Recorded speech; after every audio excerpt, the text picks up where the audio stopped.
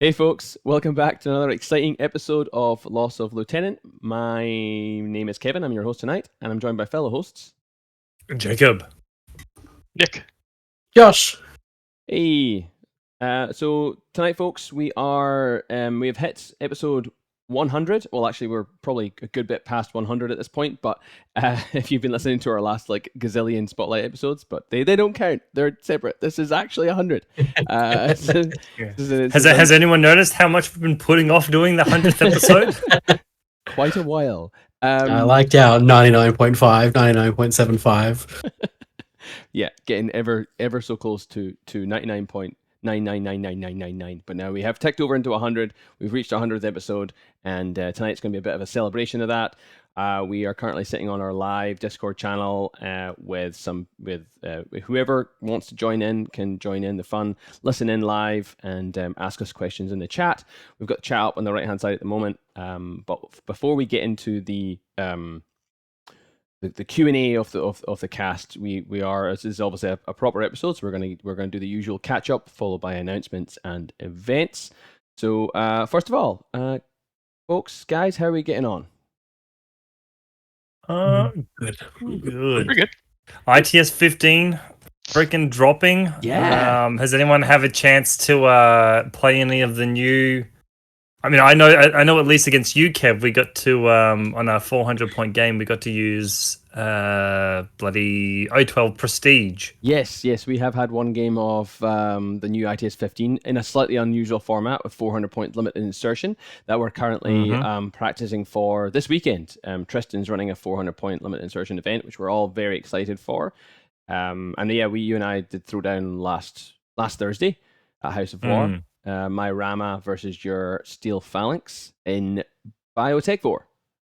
Yep. Which is one of the 3 missions of the event. And that was scary. It was a scary game. My Tech 4 is incredibly difficult at 400-point limited insertion. It is. So I found that out, I suppose, the hard way, which is if you are going first in Biotech Vor, unless, and I think Nick will talk about this soon, unless you've got a huge BTS on your models, believe it or not, first turn's probably the more conservative of the turns. Because you're just going to move out, your opponent's probably already hunkered down and hiding for the most part, and you just got to get into that middle and just sit there and try and weather the storm, because I tried to be aggressive with being Steel Phalanx, and I was just out of position for so many things. In some ways, Biotech War 400-point limited insertion gives you a little bit of an extra layer of protection, because most of your stuff is usually more than 1 wound.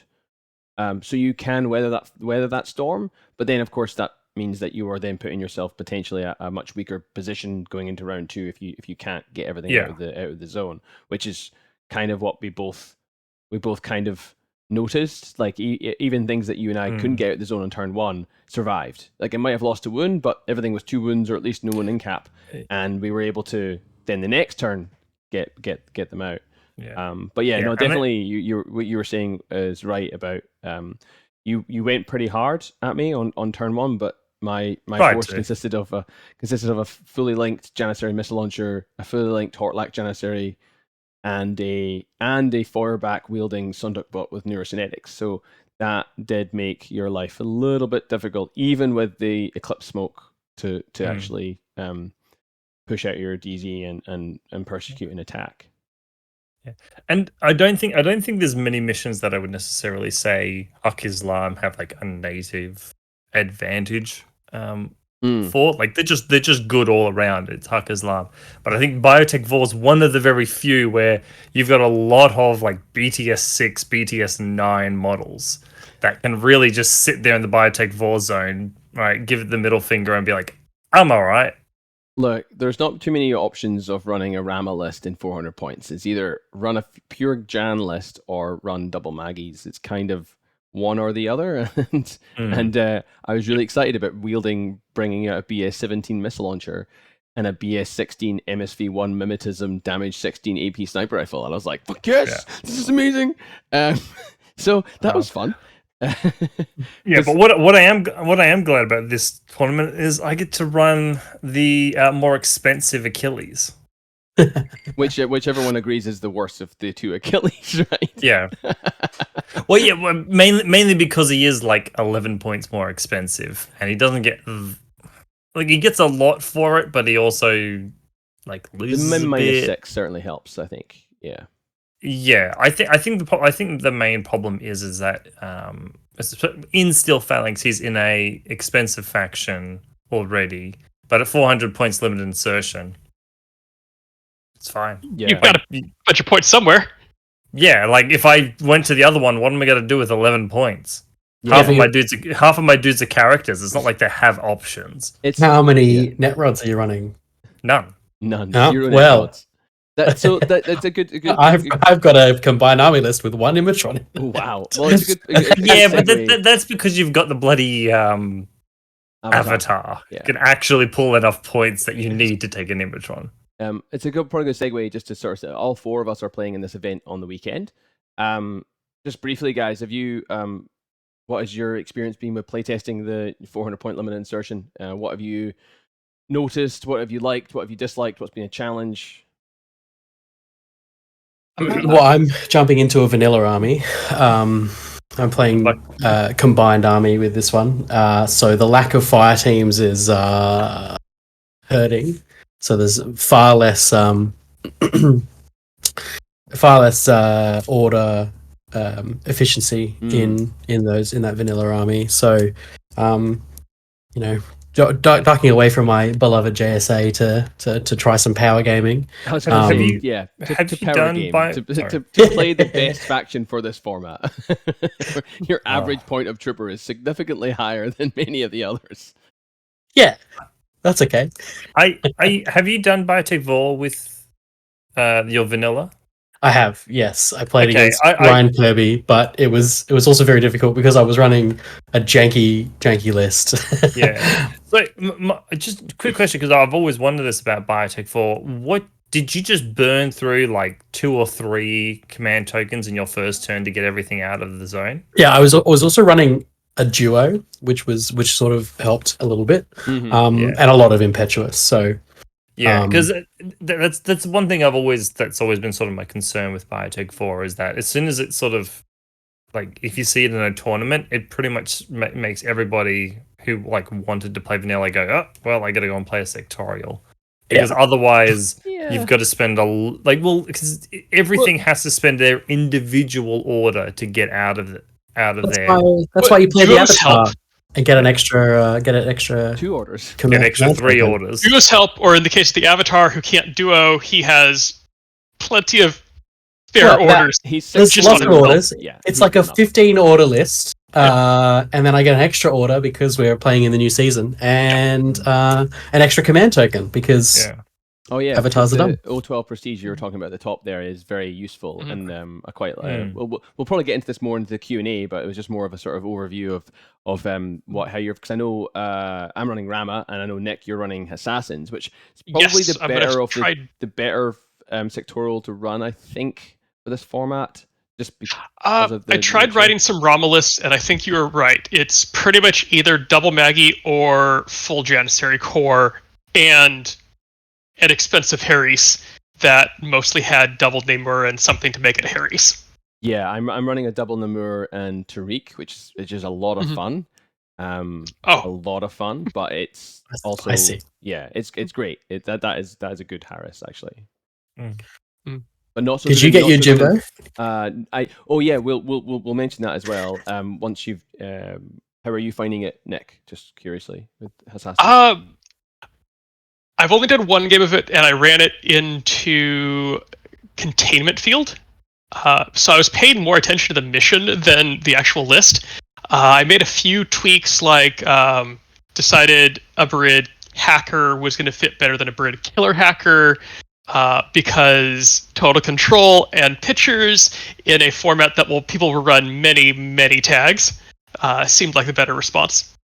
I did start to enjoy the whole Asawira Lieutenant Fizz 14 thing, because he managed to stand up every time that he killed me. So I'm looking forward to trying that in a tournament and having my dice sabotage me as soon as I try it. No, it does sound pretty good. Like a full core ASOIAF team that's like, it's quick, it's good BS, AP Spitfires, AP rifles. They're all good in CC. They got good BTS too. Giant BTS. They're just like a big fuck you to a lot of armies, which is really interesting. And also, there's nothing like you can't be like, oh, I'll just melee the shooty link because they're martial arts too. Or bloody hard to kill. They are. I mean, the main thing is you just try and punch through their armor because they're pretty low on armor, at least compared to their BTS. Armor 4. Armor 4. Armor 4. No, I know. Like I said, compared to their BTS, they're still up there as far as armor. Yeah, barrel does not. They don't so how did we get on? Oh, sorry, what were you saying, Jacob? Oh, just quickly before we move on to like talking, I suppose, about that, I just wanted to go over my game I had with Kyle. Oh yes. Oh, we wanted to briefly mention Mercs before we moved on to that. Oh yeah, sorry. Yes, go. I'll mention that in a second. In addition to the format that Tristan's running, it's also going to be this is also a charity event that we're running on Saturday. So it's 400 points limited insertion with the Soldiers of Fortune extra. But in years gone by that we've done this like almost every year, and we've always had Soldiers of Fortune added. And what ends up happening is everybody just has like 9 orders plus McMurrow, or 9 orders plus Jimbo or Saito or whatever. So this year, Tristan decided to make it an auction, and you bid on the mercs you wanted, and all proceeds went to charity. I'm not actually sure what charity we're using. Kids Undercover. Kids Undercover. It's like kids facing homeless, right? Yeah, it's a homeless charity. And is it Australia wide or Melbourne? It's an Australian charity. I don't know if it's specifically to a city. Yeah, so that's really cool. I think the rules based on it were if it's a character, it's a $10 minimum buy-in, and if it's a non-character, it's a $5 minimum buy-in to something like that. And yeah, some of the bids went pretty high. I think McMurrow went for a fair bit. Nauf went for a fair bit. There were some late. I think one of them hit 60. Yeah, there was. I think it might be Nauf. Maybe was it? There was some. I think it was Nauf who hit 60. Yeah, there was some late. Hector definitely bid. Yeah, Hector definitely bid 50 on Nauf. I don't know whether 60 came through. I only know that because I was trying to get Nauf and it didn't happen. So does anyone here? Did anyone here actually get one of the mercenaries? Oh yeah, baby. I got heaps. What did you get, Josh? I got Drew's. Because why? Because I wanted an X-Visor picture with BS12 in combined. I thought that would be fun. I suppose that's not the worst thing. I know. What? Okay, yep. I got Motorized Bounty Hunters. I bid for because I didn't realize that combined already had Motorized Bounty Hunters. Some people bid like $1 on something just to give the money to charity. They're probably not going to use them. I put $10 on Shoto Carano, and then someone mentioned that Liang Kai was right there, so I put $10 on Liang Kai as well. And then Tristan mistakenly put Fiddler up as a merc, and then realized his mistake too late after people already bid money on Fiddler, and so he's letting me run Fiddler. Which I'm so dark about, but whatever. We're gonna rock up. It's gonna be the Avatar and 9 mercs, and we're just gonna be like, "What the fuck?" With this list? Avatar, Drews, Fiddler. That's all you need in a list. Yeah. In a combined army list, that's all you need. You are limited this to is just all my points of mercs anyway, though. This is all my. Oh no, Tristan revoked that because we're paying for them. Oh, I did not read that part. Oh well. Yeah, you can put whatever you like in. All the things that I have septorized are coming out in this. I was about to say, are you? Yeah, it's Josh is running. Like his army's just called the future. It's just what's going to end up happening is the Avatar with everybody at his side. Liang Kai is an expensive Taker creature, but he's a good Taker creature. Good one, yeah. Who got McMurrow in the end? I believe Peter, who spent $40. Yeah, he just fucking swooped in at like 2 minutes to midnight and was like bang, bang, bang. And I was like, you dick. He went McMurray, Ada Swanson, Trip Hammer, Cube Jaeger for some reason, and Libertos. Trip Hammer. One of the missions is firefight, so I guess you can argue a Cube Jaeger is not. Actually, no, it's terrible because it's a specialist, so don't do that. I didn't get. I got Hannibal. Hannibal was one of the picks I definitely wanted to get because I wanted a Strategos lieutenant. It was great. And I got Yojimbo. That's cool because I missed out on McMurrow, and I got Laxmi, or was it Valyria? No, Laxmi. I think I got. You got Laxmi. Yeah, and then the rest of them I didn't. I wanted to get Senior Massacre, but Val sniped that. You got Emily. You got Emily as well. Oh, I got Emily. Yeah. Because I wanted to because my Elder Chain of Command option in Rama is 32 points and she's 31, so it's like I'll just save myself a point and get Emily. Even though, sorry, those out there who bid on her, I'm probably not going to use her. Well, you put $15, so you might have had some other bids on it. Yeah. I think in the end, I think it was like $60 or something like that. I ended up donating in total. I think we had what was it? Maybe a total of over $300. I think. Total. The total was put up in the thing, but hard time focusing on you as well. By the way, Josh. It's struggling. Yeah, we had about we got over $700 in there because $15 of our tournament money goes into. Yeah, that's right. Goes into it as well. Yeah, so that's really cool. That's if I can make sure this, I might have to turn my lights off. Nick, did you get any good mercs? I did not. I didn't see any that I felt I really needed in Assassins that weren't already available in Assassins. Okay. Yeah. Oh yeah, sure. McMurrow, you've got for days. You've got all the shit you need. That's a good point. And then what about you, Jacob? Did you say you picked up any? No, I was thinking of the only one I could think of for Steel Phalanx was Laxmi. But I was Pandora. She's kind of pretty good anyway, right? It was mainly because she's the only merc with a killer hacking device plus, which would give me access to all of the hacking device plus. Sorry, don't know why I said who's got a hacking device plus as well. Sure. Yeah. But yeah, I was thinking of that because then I'd have access to all the site blocking options. But yeah, make use of that white noise that you didn't make use of with your Bakunin list. Speaking of which, need to. He didn't have any embassy. Speaking of which, we will move on because we'll have to get into the main part of the show soon. But in exciting news, Jacob, we'll get to that point now. Yes. So, God, I don't know if you remember, Kev, but months ago we got the Whip 12 guys reached out to us to invite us to have a game on the Dice Abides tabletop throwdown. I said yes. Spent a bunch of time trying to figure out a time with Kyle. I can reveal now that he probably messaged me 2 months before I realized he had actually done it because he's not my friend on Discord and it was just randomly sitting there. Oh yes. But luckily he was a good sport. Luckily he was a good sport about it.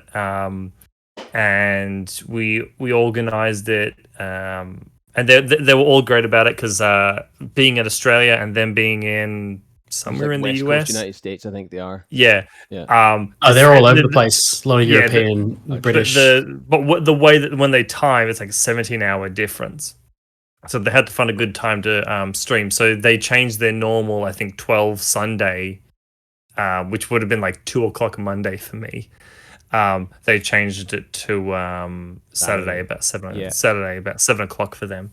So that was great. So yeah, I got to play Kyle from the Whip 12 podcast. It was a game, standard 300-point game of Bakunin versus FOCO, so Foreign Company, playing the new scenario B-Pong or Beer Pong. Or I think it was on the cast. It's Beacon Pong might be a good one. Might be like more accurate, which I was like, oh, that makes sense because you're moving a beacon like a ping pong ball. Aha. Yeah, that's true. I think my great experiment that I had with seeing whether nuns could prove themselves against prove themselves against Riot Girls. It continues with the spamming of Mimetism -6 just being awful, and they can never be hit, and they're incredible shots. So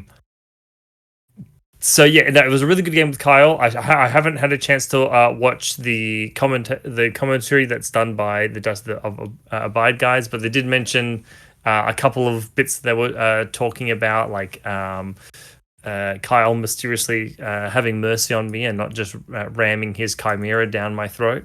Yeah, I was listening to it live on my Sunday afternoon while I was making some a Sunday roast, and it was it was good to listen to. Normally watching games online is super boring, but it was good having their commentary. It was really their commentary was really good. Yeah. But I can kind of understand why he maybe held back his orders from just like focusing entirely on the chimera. I did like the one part of the list I really like is that he had a Bolt, Spitfire, and a Harris, and that thing, if I had gone second, that Bolt would have torn me to shreds. Because it was a Bolt, right, Spitfire, and Senior Massacre. Yeah, but like just having the marksmanship with 5 dice to throw at you is going to just obliterate almost anything it looks at. But yeah, I can understand why he was a bit more cautious with the Chimera. Given that going first in B-Pong is, like a lot of the things that score at the end of game or the end of round, difficult, especially because in B-Pong you have to push the objective that you need to control closer to your opponent, which makes it harder to defend because they get, I suppose, order efficiency by you just by the very fact that you're closer to them. So I can understand why he was like, I'm just going to push it forwards, try and hold this thing, and spend a lot of his orders doing that instead of trying to run a Chimera down my throat. But had I known what FOCO was, I didn't, when he mentioned it, I didn't look it up or anything. I would have also, and it's a good learning experience, been a lot braver with my Moira Sniper and HMG. So I didn't realize that pretty much once you put everything down and only had one thing in reserve, I could be pretty safe that he didn't have any of the MSV that's in his list because he put most of it down already. Yeah, no, it's a cool. It was good. It's good fun to watch. I used to watch a few of those games during lockdown, but I haven't watched them recently. But it was good, and the guys who do it, Chainsaw and terrible with names. Pseudonym. Yeah, they're really great. They have a really good rapport, and they crack jokes, and they're like, "What the fuck is this guy doing?" Like during the game, and it's like, good. And they're like, I see what they're doing. Yeah, it's good. It's good. I'll have to listen back to it. I'll have to watch what they say and get rationally angry at them, criticize. Well, it's good for very easy to see plays from outside the game. Yeah, but no, it was coming from a player. It was a lot of fun. Kyle was really great to play. But we want to know. It was we want to know the result though. Like we don't care. Oh yeah, so we don't know how it went. Like, did you win? I can. All right, I'll spit the two numbers at you. Yeah, so I did. Lost of the Lieutenant did come out as the premiere podcast with an 8-3 victory. 8-3 victory. Okay, well done. Was it a major victory? Yeah, major victory. I mean, it was a major victory because it was an 8-3 victory. Yeah, it was good. Yeah. But I think, as they said, the battle was won, but the war has just begun. So I think there'll be some more throwing down. I've had other hosts say that they'd be down, so maybe we'll have some sort of round robin score going. Maybe we'll have our own little ITS ladder just for podcasts. It sounds good. All right. And we'll move on to our events and announcements. If that's okay with you guys. You know what you want to talk about? No. Yeah, cool. All right. So a reminder, folks, that we have 2 challenges on at the moment. We have our September challenge, which is exactly the same as our August challenge, which is to play a game of Infinity using the new Reinforcements Extra. There's lots of chatter online about how Reinforcements is shit and it's not good, and but I imagine not many people have actually played it that many times. I've only played one game, and I don't know if I like it or not yet. So for this month, for the rest of the month of September, we want you to write in your battle reports or in your analysis of playing with reinforcements to us at lossoflieutenant@gmail.com. And a random winner will be picked at the end of this month to win a blister of their choice from Toy Soldier Imports. Quickly, guys, on the cast, have you played many reinforcements? Also, anyone listening in the chat, can you give me a thumbs up or thumbs down if you like reinforcements? I haven't touched it yet. Okay. I'm just concentrating on having some fun with 400 points limited insertion. Yeah, you're right. We're a bit like in between. I've been practicing for the tournament, and I think after that we've got a fair gap in local tournaments that try to get some reinforcements in. Yeah, definitely afterwards for sure.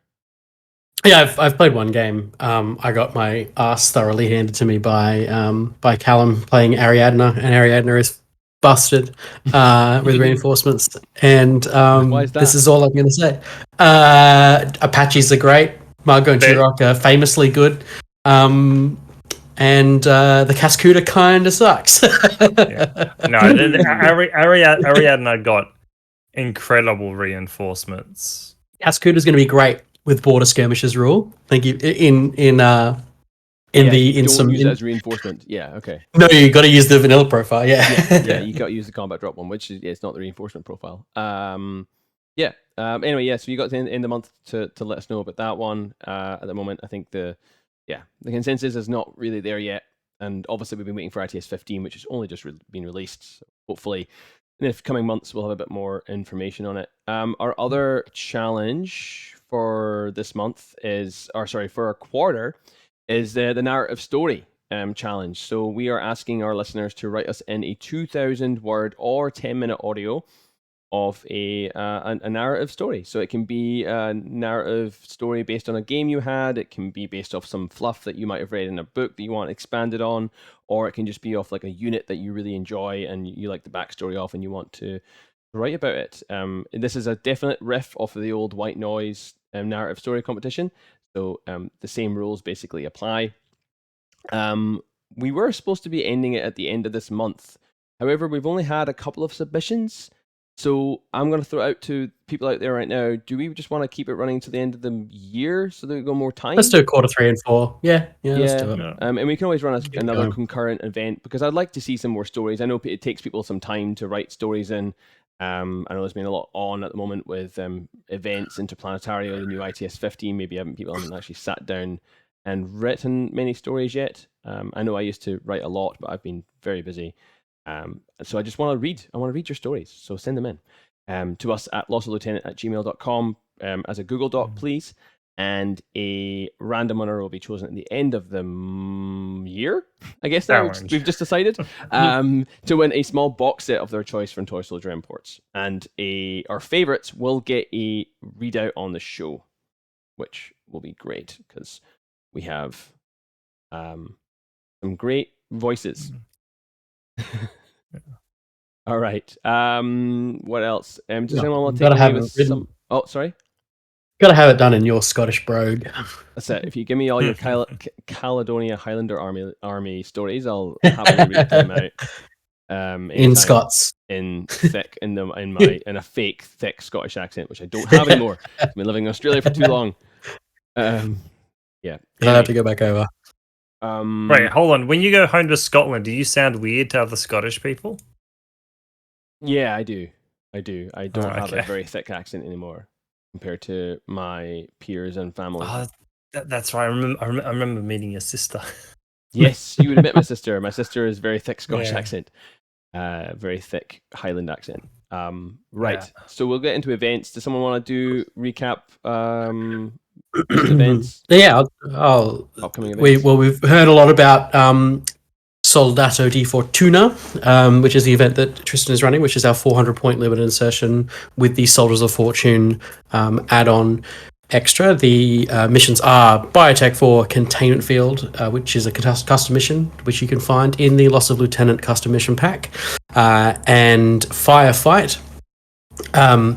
It's on this Saturday at House of War, and it's $20. I think we've got 20 players signed up now, and we've talked a little about the auction for the Soldiers of Fortune. So I won't go into anything more about that, but would like to say that we did raise $700 for charity, Kids Undercover, which will be in the show notes and the description. For anyone else who would like to donate, it's for children who are experiencing homelessness in Victoria and South Australia. Right. Some other things, the City crew, congratulations to the City Infinity scene on they had a successful launch for their regular game days at Combat Company. The next one is on Saturday the 7th of October, so a little while away. Still at Combat Company, they've got a Facebook event for any details. Yeah, we'll shout them out in the show notes, the Facebook page. Do they have a Discord as well, or just a Facebook? I that is something I do not know the answer to. I'm sure that they have a City Infinity Discord. There used to be an old Facebook page as well, but I think they've revamped it. Yeah. I don't see either the Sydney crew in the chat at the moment, so maybe they'll join later on. Either. Yeah. All two of them. Just the two of them. The two of them that we know best. No, the three of them. No, we know three of them. Four of them. I think we know a few. Anyway, we know a bunch of them. They're all great guys. Okay, so that's the announcements and events out of the way. We will get into the Q&A from our listeners. We were supposed to have Ryan from Brutal Cities. I was like, Ryan from Brutal Cities on at 8 o'clock, which is about 15 minutes time. So we might be slightly delayed, but we're never we're never an on-time podcast anyway. We'll just make it work. So we'll do the Q&A from Facebook that we got. So first of all, we had a bunch of questions on the Facebook, a bunch, all of them from the one person.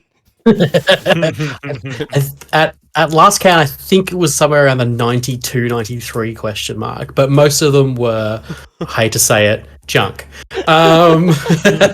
Jamie, you know who you are, you fuckwit. Oh, so many questions. Oh, they're all the same, and from the one person. But we appreciate the engagement. That's only helping our numbers. So who wants to take it away with the first question? The first question from Jamie was, I had the enviable job of sifting through them to find the diamonds in the rough. So the first question from Jamie was that we did all actually answer was, what is the best way to get into your opponent's head and make them squirm? And anyone who's seen photos from BCB, my answer was clearly it is to wear a tracksuit made from anime faces. I will not be taking further questions. You don't have to take further questions, but that's a very modest answer, having been the person who saw you in that tracksuit. The worst thing about I'm gonna mirror that and say, just dress up like a Russian gopnik and wear Adidas tracksuits. You should definitely do the dance as well, like in between. Like when you roll well, you should just do a little Cossack dance, like a Cossack dance. Yeah. Just an anime dance. Just no, you should, every time you roll a crit, you should be like, ooh, like admittedly roll your when I went eyes in the up back of your head, just to like really fucking creep people out. That would make my opponent squirm. Yeah, admittedly, I was considering when I went to Anzac, taking water in a vodka bottle and just sculling that constantly. That's good. Nice, I like it. But it was on a base I didn't want to get in trouble for it.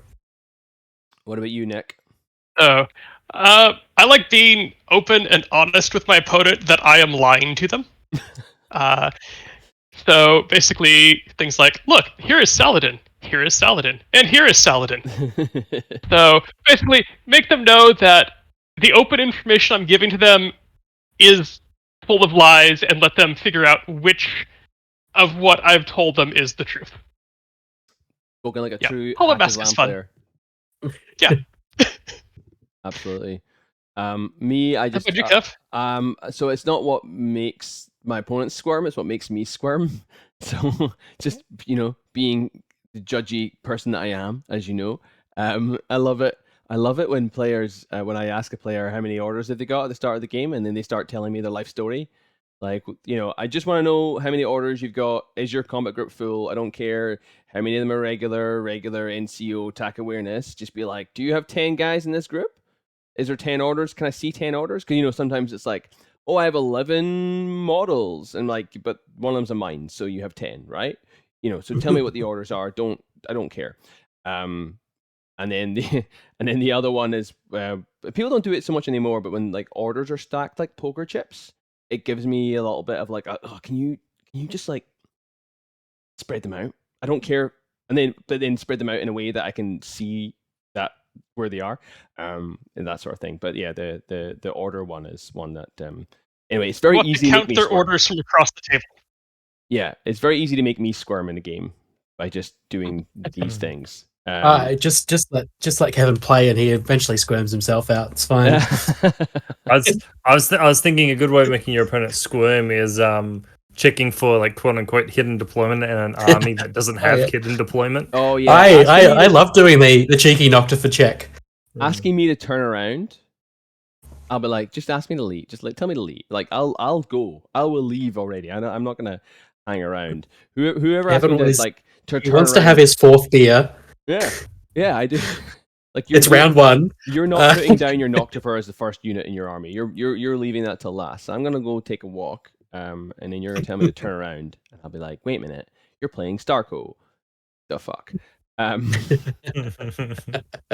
So that's that. That was. And the other question from Jamie that was good, semi-good, was if you ran into a random person on the street and you had to convert them to infinity, what would your pickup line be? We'll also you only need a dozen and a half models to play, I swear. That's all you need. 18 models, maybe 20 or 25 until you get another faction. Then my pile of shame is bigger than 20 models. Like, yeah, it's cheaper than 40k if you live in Australia. I think that's a good point. That's like I don't know if that rings true in the US or Europe. I know in the UK, Games Workshop used to be considerably cheaper. Not cheaper, but it was cheaper than living in Australia.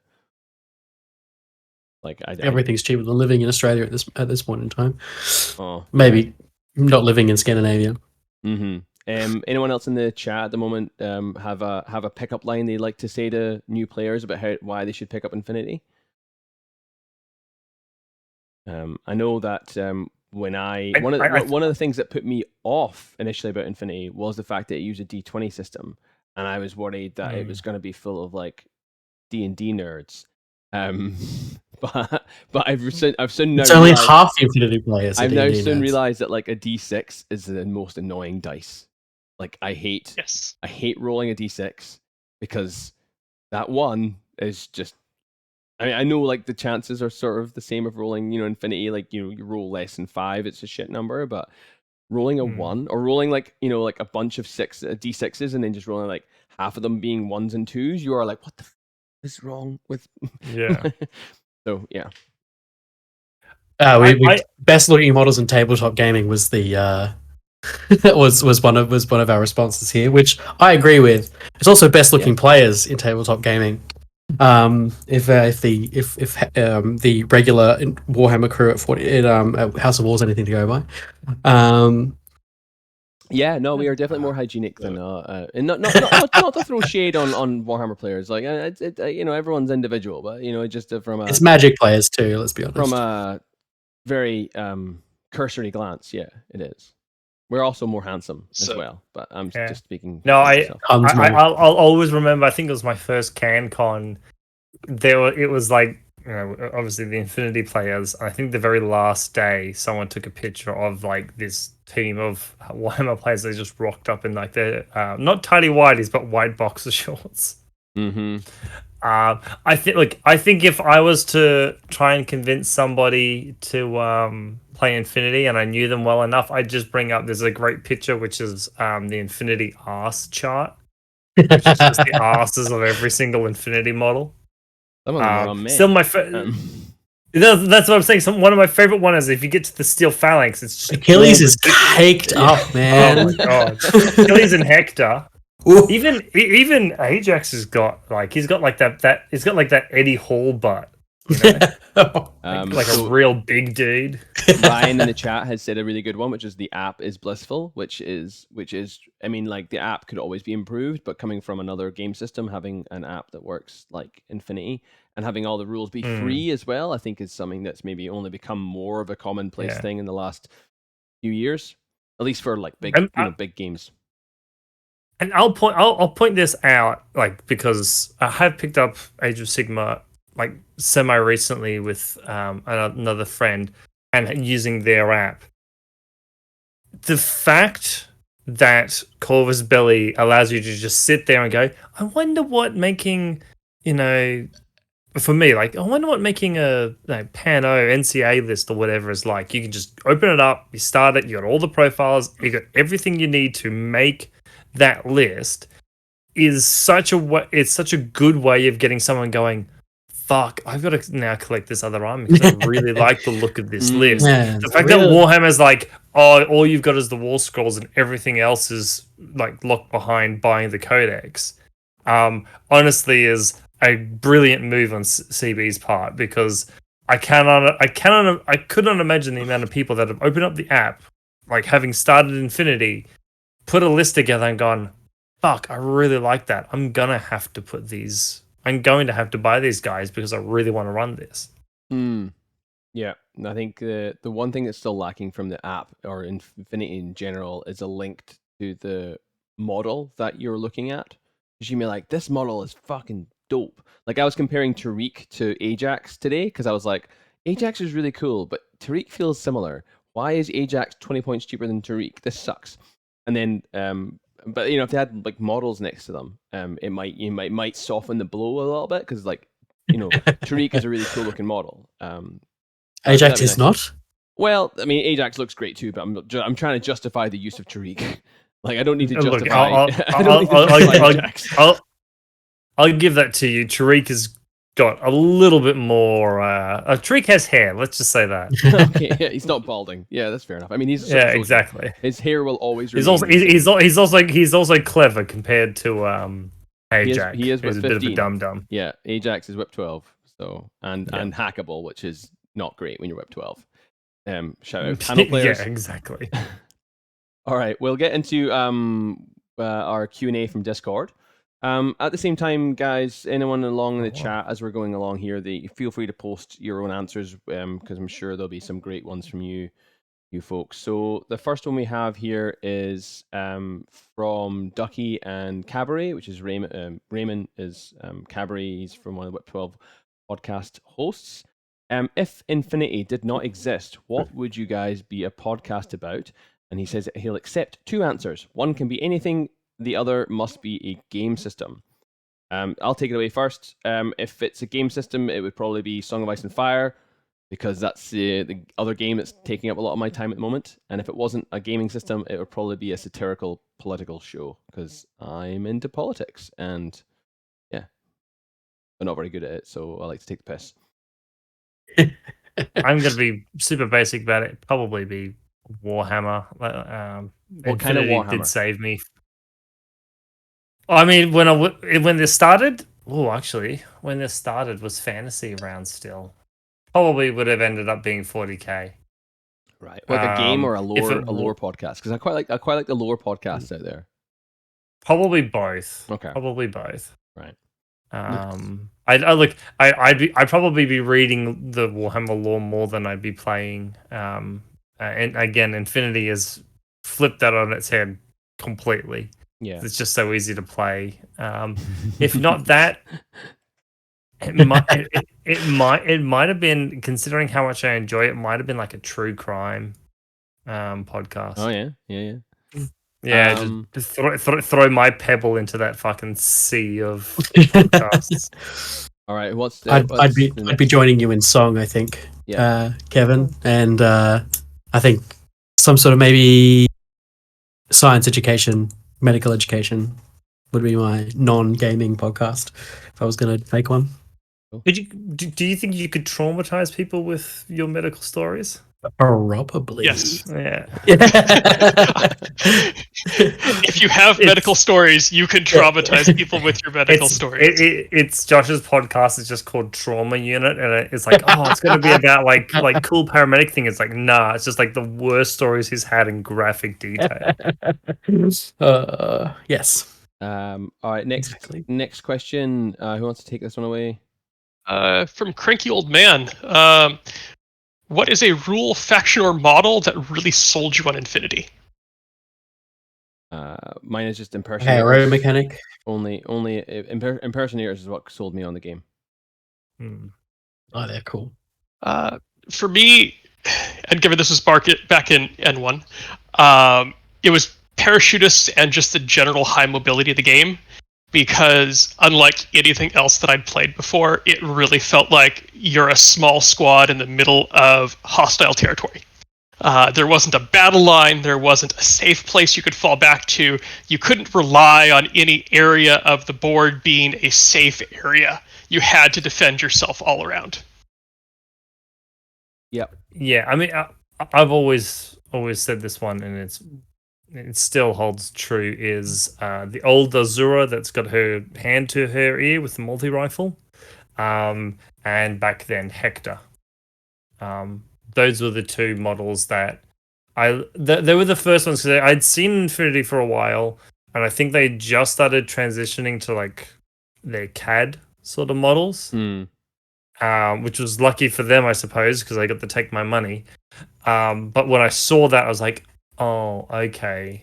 Like the Steel Phalanx guys look really awesome. So I started with that, and then after that it was just it was over. Like you get in there, you see how good the rest of the models are. But the first two were that Azura and Hector.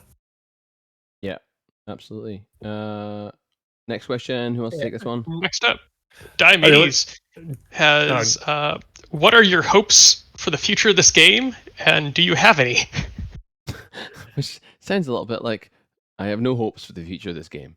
This game will continue in perpetuity without me, and whatever. No, I really hope Warcrow takes off. I think I'm really positive, optimistic, and hopeful about Warcrow. I think it will be a great new universe, and I like the look of the game. So I hope CB succeeds with it. It'd be also really good for CB to have a second mainline game. Yeah, if I mean, hopefully, it doesn't split the community. You know, that's always one of the problems. But fantasy is going through a bit of a. I feel like it's like more. Hopefully, it will be a way for them to recruit a larger community rather than split the community. Yeah. Onto what you were saying, Kevin, and this is sort of an aside, but when because it's taking just like going through Netflix and stuff like that, you can find so many more period pieces than you can sci-fi. Sci-fi is such a fucking hard thing. It seems that it's becoming more and more niche, while it's like fantasy, Witcher, all that sort of thing, and therefore Warcrow, as I think sort of a bit was resonating a lot more with people at the moment. I find it's more relatable and approachable than sci-fi. Sci-fi can be quite high level intellectual, whereas you're like orcs, elves, humans, dwarves. I've seen Lord of the Rings. I know what this is about. I think, and to get to, I suppose, potentially a more serious note, it's also the idea of like the Infinity universe is, I don't know, like half dystopian, not quite. I think fantasy gives people a little bit more escapism than sci-fi does right now, because we're sort of approaching the point where like half of those movies are becoming real. They're starting to become a bit real. You know, we're talking about the fall of the United States, and we're like, oh, we're watching it happen in real time. Exactly. Right. This will be the plot of the, unfortunately, documentary. I would like to see them jump into a little bit further into some other forms of media. I think I've really enjoyed their comic books, and I think it would be really great to see them sort of continue that. Maybe not necessarily going into the like the Warhammer path of 1 million books or whatever, but to do the more comics, I think it's got great potential for like a game RPG sort of thing if they ever get the capital or whatever to do that. And even to do, animated like series on it. I think. I mean, I personally like. I always loved the arts. I love the dossiers. If I could honestly, I've got one of the art books. If I could have like some of the dossiers blown up, I'd love them because the art's great. And I really like Altered Carbon. I think that sort of story was great. So like an infinity twist on that would be like awesome. Hell, just you could have individual series alone just on Bakunin ships. That's 3 already. As an aside, I feel like I waited my entire like young adult life for Warhammer to get into the mainstream that they start producing, good games. Animated series and things like that, and now I'm at this age where I actually fucking find it kind of cringy, like bad. Like it's not. All it needed was some hot guy to be a nerd and advocate for it, and suddenly it's exploded. Bloody Henry Cavill. Damn him! It's not even that. It's like I've realized just actually kind of how sort of shit the Warhammer universe is when you put it on the big screen. Like in the books, it's fine, but I'm sick to death of hearing everybody who is in the Warhammer 40k universe have the same goddamn accent. I know it's probably because like they're racist and like everyone's like one homogenous, and that's how they speak High Gothic. When I read like what High Gothic was, it didn't mean they all had to be like sound like the Queen, which really takes me out of it. Everyone sounds the same, and I'm sick of like brother. Like that's just it just makes me like believe the universe less or hate the universe more. So it'd be nice to have like Infinity, which is a bit more cosmopolitan, multicultural, individualism as opposed to the 40k single sort of race, I guess, as it were. Yeah, I think especially with like Warhammer, it's like you've got your like you've got your your Space Marines, you've got the I'm trying to think of the phrase for it, but you've got your poster boys.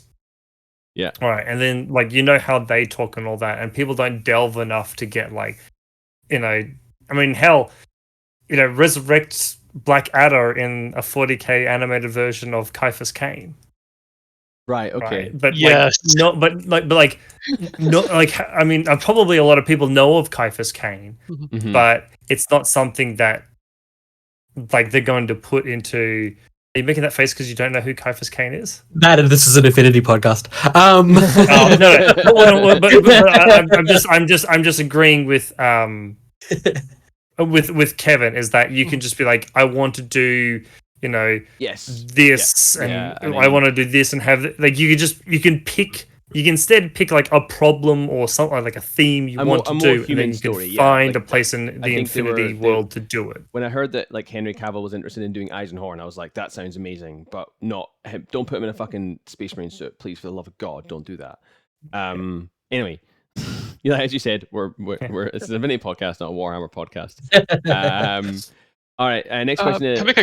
Sorry. Actually, before suggested, we're almost at 10 after 8. Yeah. Should we jump over, get Ryan in, and talk to him, and then as we have extra time or at the end, go back to the Q&A? Yeah, we could just ask some questions. We can use them as basis for the questions for Ryan as well. Great idea. Ryan, if you're around in the cast, do you want to jump on? There he is. Oh, there he is. I'll unmute him. Or can I unmute him? Has he joined the chat? He's there. He should be able. He's a guest. He should be able to unmute him. I didn't realize he was muted. Mute. Technical difficulties. Can you unmute yourself, Ryan?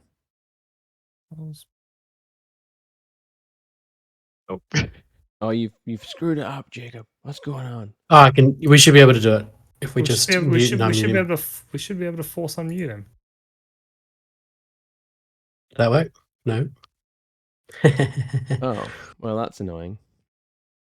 Anyway, I guess I did. I guess I did. Hold on, I'll fix it. My bad. That's okay. It's totally on me. Right, so we have Ryan from Brutal Cities on the show, and once we figure out how to unmute him, we're going to talk to him tonight about Do you want to rejoin, Ryan? And his journey with that company. You'll need to unjoin and rejoin. Yeah. Okay, he's left, and we'll be back. He's looking a little bit like Tom Cardy. Oh yeah, the mustache is growing on me. It's really good. Yeah, I'm liking it. I'm liking what he's doing with that mustache. There you go. Hello? Yeah. Hello. Hey. Oh. There he is. How's the sound? Yeah, good. You are Cool. good. Guys. You're coming through loud and clear, and you have joined Craig. Okay, so yeah, welcome to the podcast, Ryan. We talk about you all the time, but we've never actually been on, so welcome. Hey, shucks. Pleasure to be here, yeah. Keep up the great work. You too. So we have some questions for you tonight, which we have sent you in advance. So we're just going to get stuck into them, if that's okay. Yeah. And then if anyone in the chat has some questions as well, they can also ask. Yeah. Just quickly, can you just give us the elevator pitch of Brutal Cities, and what you do? Like why pick Brutal Cities, kind of? No, well, just what you do, just in case no one actually knows who we're talking to. Sure, yeah. So I run Brutal Cities as my full-time work. I was in architecture before that, but I literally Infinity got me into this because a friend introduced me, Fergus introduced me 2016. And it was really appealing to me compared to say 40k, because that's terrain wise that's mostly ruins. But Infinity had such a dense kind of urbanism, I guess, on the tables, and the architecture and designs and things were a bit more relatable. So I was thinking, I want to see more brutalism, obviously, in this world, and I think other people might like to as well. And it turns out that's true. So I make the kits myself, pack them, design them, ship them, all that, from a workshop in Sydney. So yeah, it's made in Australia, all MDF, and I've been using some plastic recently too, some fade light. That's been something quite fun, and allows me to do different shapes, I guess, rather than just One of our listeners has a question about that. How did you come up with a name for Fade Light? And also, our listeners are asking, is the mic that you're using currently the one connected to your headset, or is it another one? It's this. Okay, that's is it a bit quiet? Okay, no, you're fine. A little bit, because people will see the mic pointing to the sky, thinking that's the one that's. But you're using the one that's out of shot. Okay, that's fine. Yeah. How did the name Fade Light come about? How did it come about?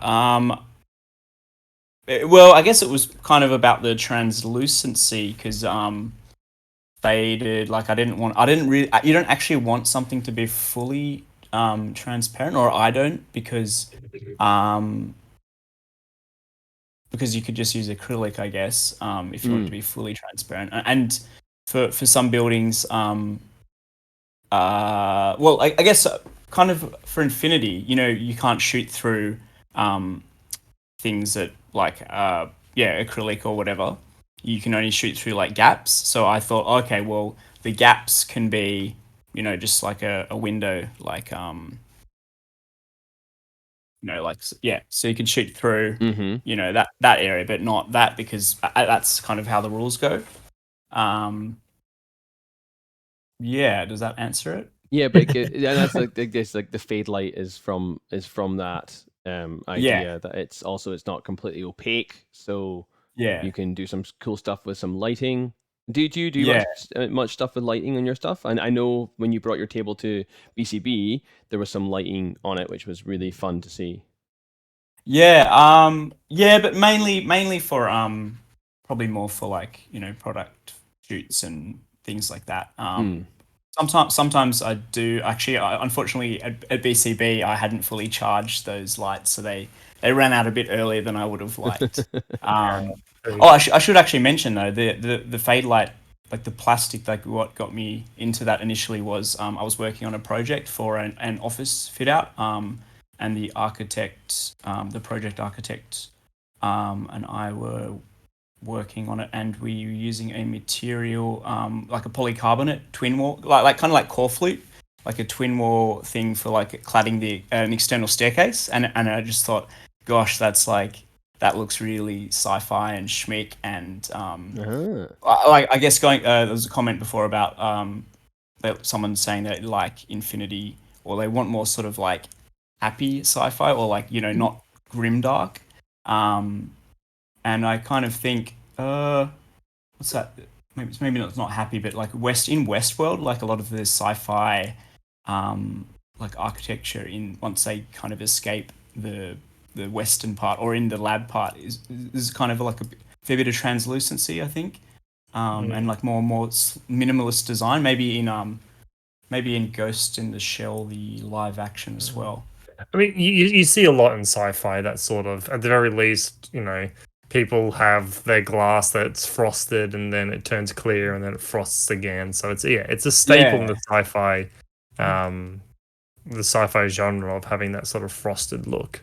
Yeah, I'd say so. Yeah. What so you mentioned before, like you're obviously an architect by trade, and you were a wargamer beforehand, or you weren't a wargamer beforehand?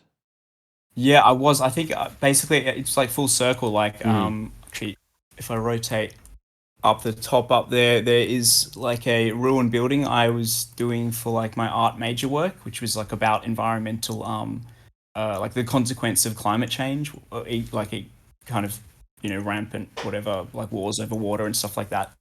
But it was actually also just like Warhammer terrain. And I was like, hey, I actually like making this. I'll do architecture, and then I did architecture, and that's fine. But then actually, I like this more.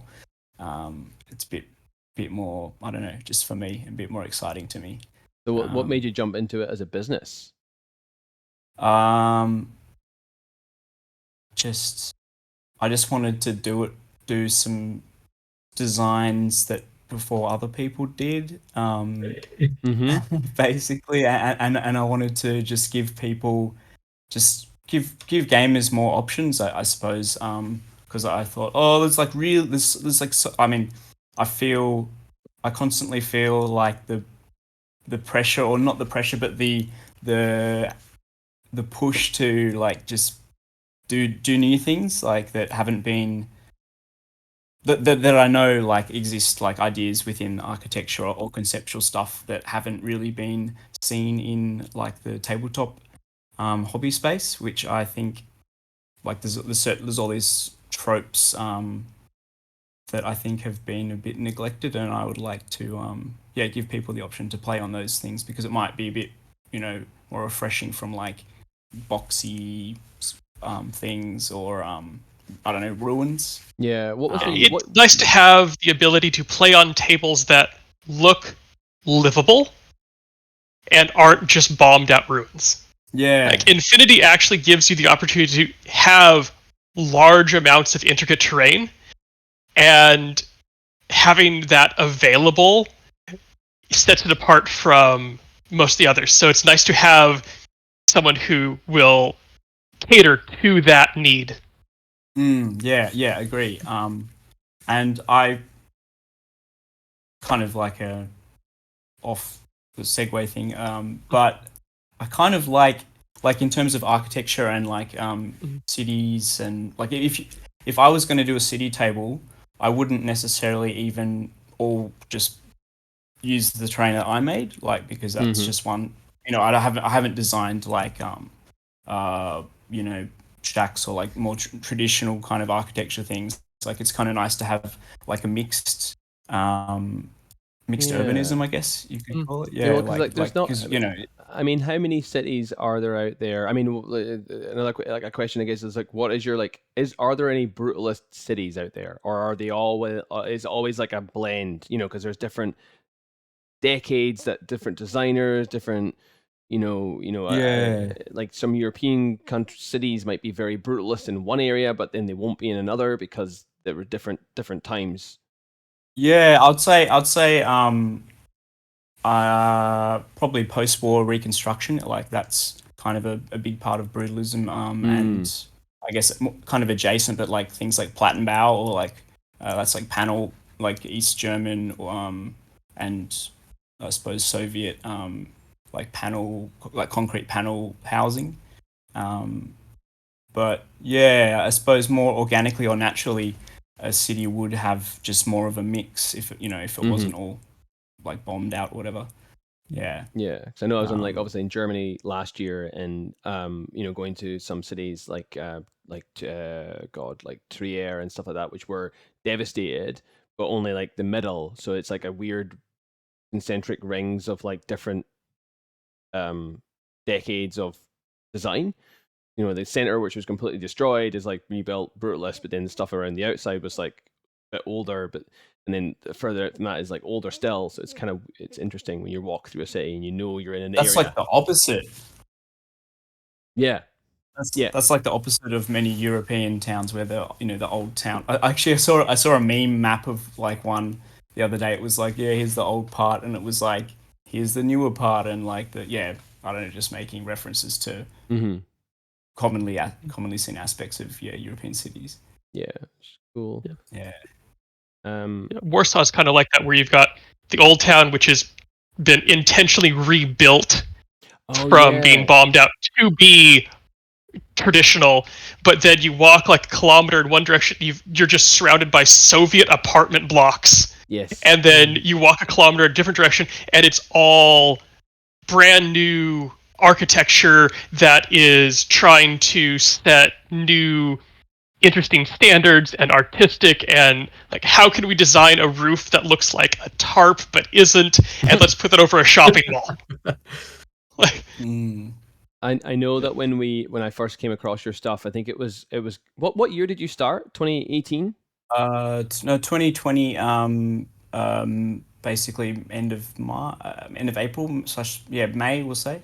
Yeah. 2020. Yeah, 2020. Yeah. Wow, shit. Yeah, it's a good time to start a business. But I do remember. I think it might have been CanCon. I thought it was 2019, but it must have been 2020. I guess I remember Julian came home with one of your pieces. I think. That was the Institute. Yes. Yeah, that was like a pre-production. That's right. version. It was like the first one you made. Yeah, that's right. and I painted the very that first one. Yeah. That was a prize that I gave for the. Yeah, that was CanCon, wasn't it? Yeah, that was CanCon. Yeah. And he came home with that, and I remember he was making a table with it, and I loved it because it was so big and so different to everything else that anyone else had ever built. And yet at the time he was like, oh yeah, this guy, he's like designing terrain that you can actually put your fucking hand into, and like Julian's got like big meat hands, and he was like, great, I can move the miniatures around in here without having to like break it. And I thought that was really interesting and really cool. And I think at the time I remember like my only concern was you got like Knights and Dice stuff, which is like tiny by comparison to yours. And I was like, oh, how is that going to fit on a table? But there's such a wealth of different terrain out there that you can just combine them all together to make a really interesting and cool table. So I remember at the time going, this is really exciting. This is really cool, like design, and not something. It's a terrain design for gamers as well. I thought it was thinking about gamers in it. Yeah, I actually like hid a bunch of my units at BCB the other month on that building, and it plays. I'm happy with how it plays. It works well, like because the external staircase is so wide, you can put S5 or you know, I think up to S5 comfortably. Yeah, maybe S6 even.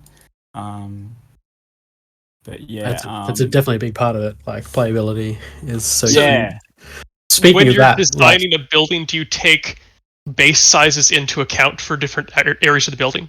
Absolutely, yeah. And actually, you know what?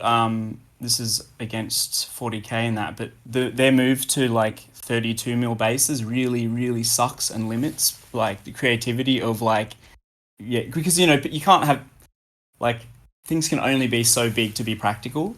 Yeah. Like in terms of shipping and that. Right. Like a popular design I have, the cabbage palms. Like that's really optimized. That I basically wouldn't be able to make that product for 32 mil, just because it couldn't fit on the balcony. And it would, In all honesty, if you take a look at like 40k and Age of Sigma, their trains are mostly sort of like set pieces, almost to the point of being like warmer hordes, where it's more of like a spot. They're pieces of terrain you play around, rather than Infinity Brutal Cities are pieces of terrain you play in and with. I mean, the what's it called? The Metropolis Plaza Tower. Like I have because it has like the internal wall layout, and 25 mil bases can fit in there. But it wouldn't work with 32 mil. Which is it's kind of a shame. Like the whole going to 30. What's Shatterpoint? That's like 40, well, they're big bases too. Mil? Yeah, I've noticed their bases are huge. Yeah, there's kind of like a general scale creep, which is I guess interesting because I don't know, people that'd be a bit will annoying as a designer because obviously you don't just make terrain for Infinity. Like, what's the feedback been from other game systems like 40k, Shatterpoint, Legion, those sorts of things that you sell to? Yeah, I think I need basically. I think I was sharing on a group the Trapper by the Trapper Genesis ones. The that's these ones, but they were like, oh yeah, like that's looks great, but it's for 40k it's not really suitable because it's all ruins still. You know, you see all those WTC or whatever ITC L-shaped ruins, everything's L-shaped and like I've been kind of wrapped my head around like how to do that in a way that's not gothic, because I don't think like MDF suits gothic like architecture to do it justice, like the intricacy of that. It would all end up just being sort of like broke. It would look like broken pieces of MDF. Yeah, instead of what they have as like broken pillars. Yeah, exactly. Yeah. So I've thought up one idea, but I won't talk much about that because I haven't done it yet to prove it that it will be different.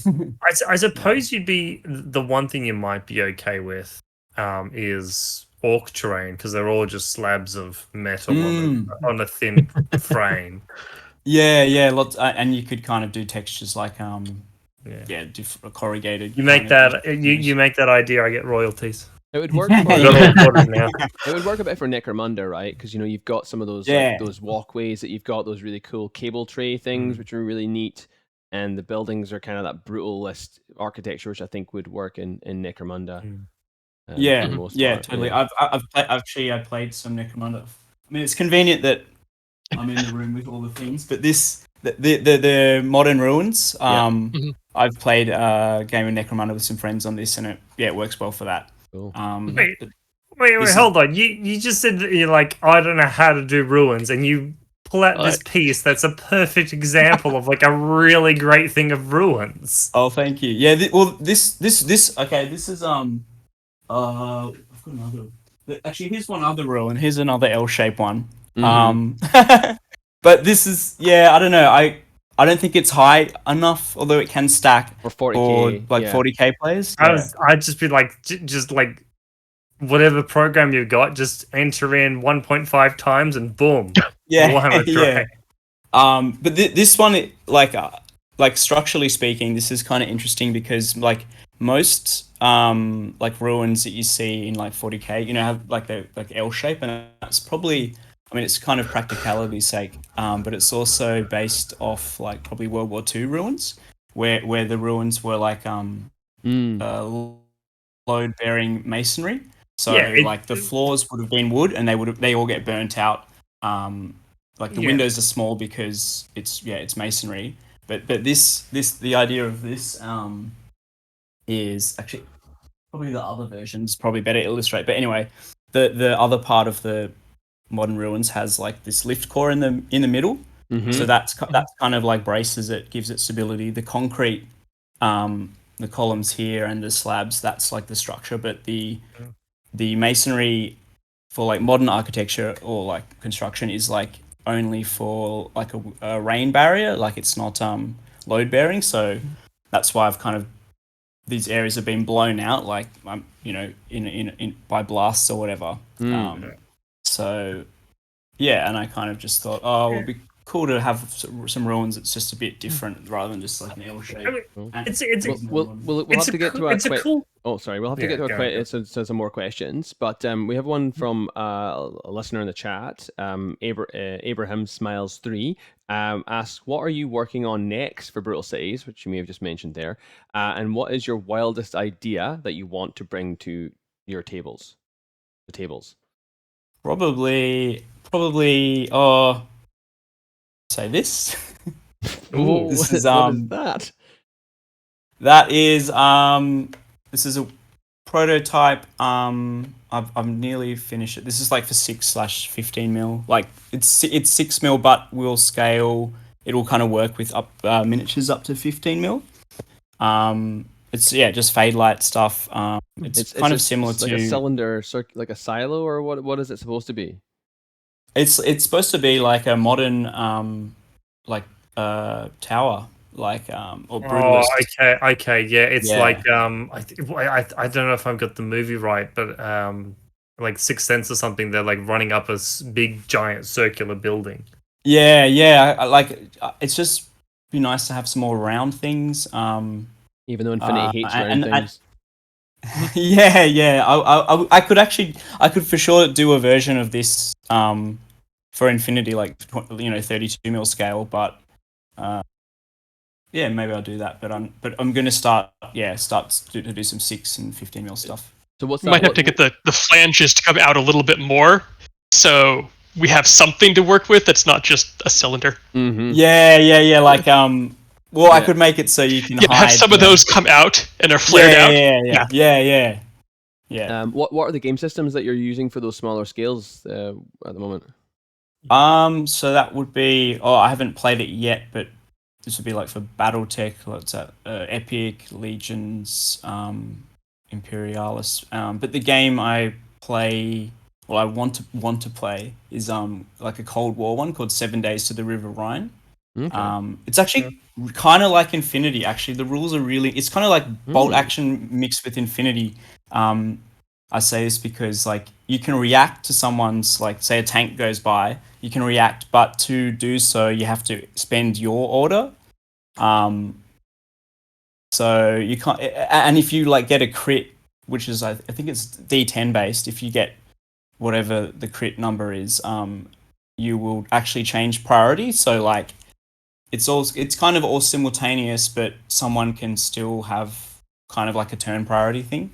Yeah, but it's quite a streamlined game and really, really good. But I haven't. I just tried Googling it, but my company's blocks games from my laptop, so I can't actually look it up, which is a pain in the ass. But 7 Days to the River Rhine. All right, yeah. Well, I'll maybe chuck it up in the show notes if anyone can get a link to it. What else we got? Next question. What has been the most enjoyable terrain piece to design? Enjoyable, interesting. I don't know. That is I'm not sure. Maybe was there anything that you just like designed and you're like, fuck yeah, this is exact, like this will be great. Like, did you just? Oh yeah, probably the tower. Yeah, the Metropolis Plaza Tower, like that. That actually, I was kind of just doing a big tower. I just wanted to do a big tower, and then I realized, hey, this is like basically objective room size. I'll just like cantilever it, or rather like step in so that it's an objective room. That's the huge one that you can like stack like really high. yeah. And that one, talking your comment, Nick, about flanges, that one is kind of designed so that it's over there. Actually, I can kind of see in the middle there. Yeah, that one there. Yeah, like that has you can basically get total cover for 25 mil bases perpendicular along those columns. Oh yeah, the things that come out.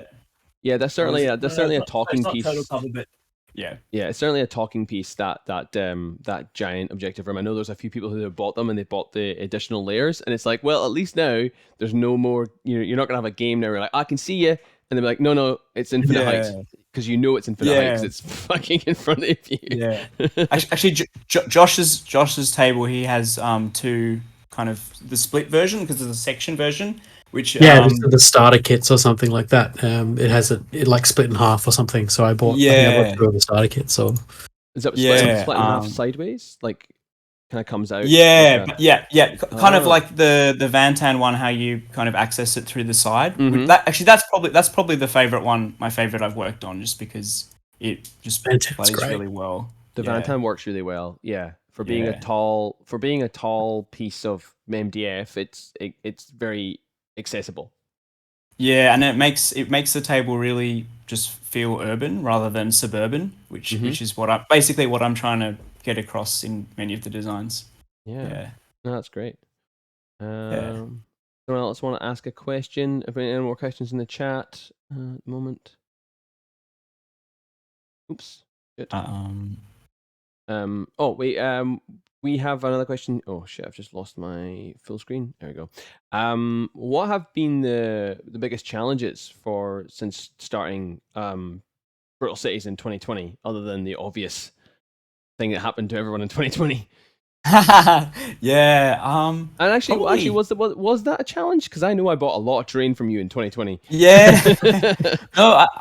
I think I spoke to maybe Viv, and he was saying, like, this was a while ago, and he was saying that like their like direct sales went up during COVID, but I think he lost a lot of like all the like the what's it called, like retailers and all that. Yeah. So I suppose but so like I had a lot of like sales when I launched, which was good. But the hardest thing probably is just like shipping costs keep going up. And I've just been, it's like I need to work out a better way to get it overseas. For in Australia, it's still fine.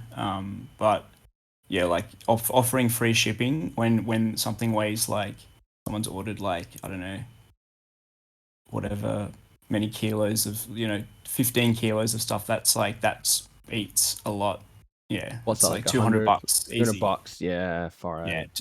Yeah. So that's probably the hardest thing, shipping. And you get quite good sales internationally. And I know I've seen a lot of Brutal City stuff out there on the Infinity Global community.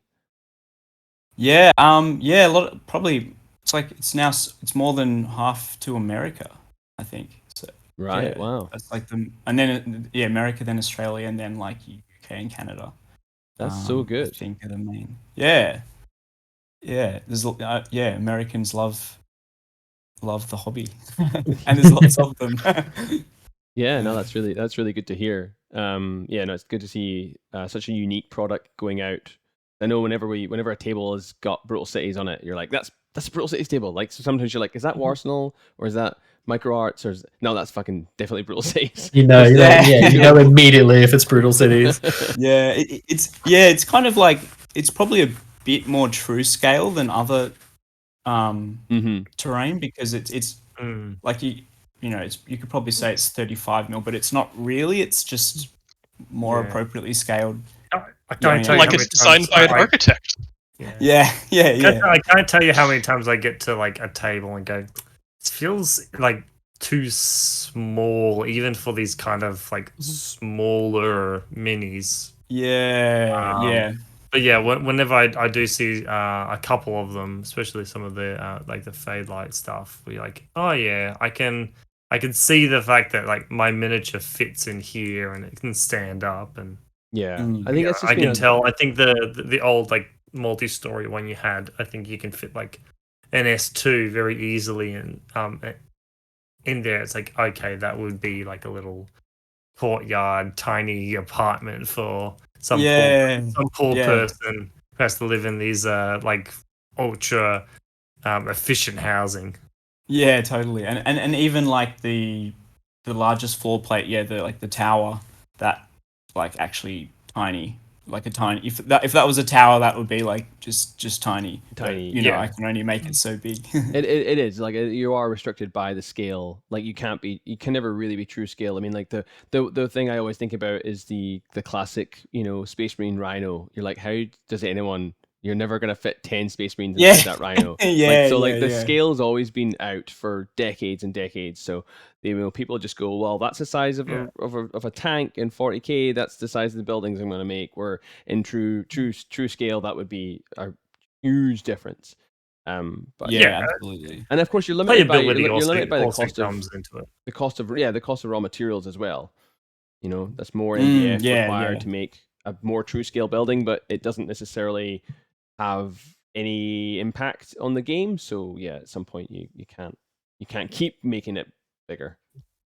That's right. And I've been like, I want to get a new laser to make things faster, but I'm not like, if I go, I could either get like cheap Chinese ones that break a lot, or get a really good one which costs like a lot. And I'm like, I'm still thinking, but I'm leaning towards another Trotec, because it's so much less hassle, basically. And is that where's the like that made in laser? Austria? Austria, right? Okay. Yeah, made in Austria. So I think most, not all, but most of the larger company, like Knights of Dice, they've got them. Miniature Scenery. Who else? I think Arsenal, but I'm not. Yeah, and a whole bunch of other ones use these because they're just really reliable. But so mine's been pretty good, but I just need it to be bigger or faster. So one other comment about scale, which I thought was relevant. Like with like the scale, like the door size and ceiling heights of residential architecture is obviously different from public scale stuff too. So I suppose that's one other thing to consider with with your terrain. Like if you had a tower with 2,700 high or 2,400 ceiling, like it would just be really horrible and feel weird to be in. Mm-hmm. Like an office or whatever. So I think I try to scale some things, some types of buildings to be a bit public scale or whatever compared to residential scale. Right, okay, yeah, I get what you mean. Yeah, I'm ridiculously high ceilings for no reason. Yeah, like, so this is another. This is like a. I guess these look really cool. I want to play a smaller game, miniature game, just so I could use these. Yeah.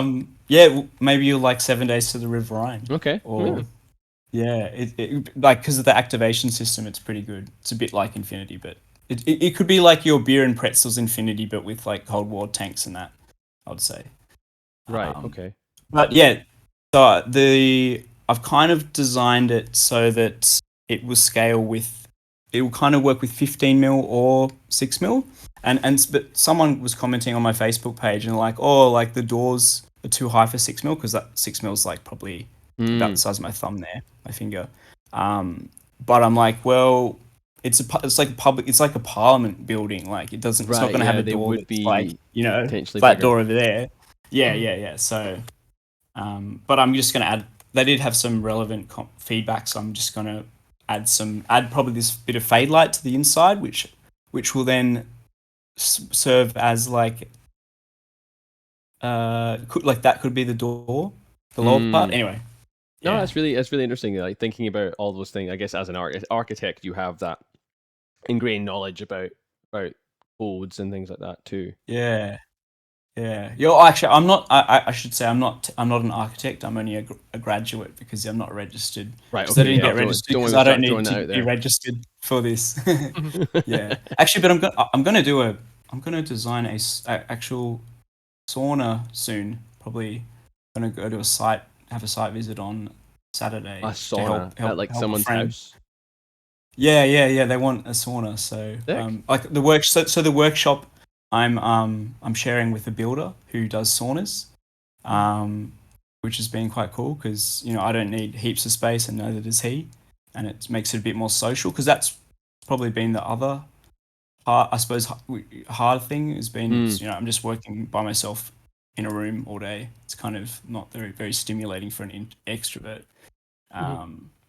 But that's been cool. So yeah. No, I saw your post the other week, and I definitely hear from you. The loneliness of being a sole operator. Yeah, that's probably the hardest part for sure. Well, I mean, you've got this community this here. Is fun though. This is social. Yeah. Yeah. It's online, but it's not in the meat space, but it's pretty close to it. Yeah, totally. And then you've got a crew in Sydney as well that will hopefully be growing, and get to hang out with them more and talk more about this Infinity and terrain making.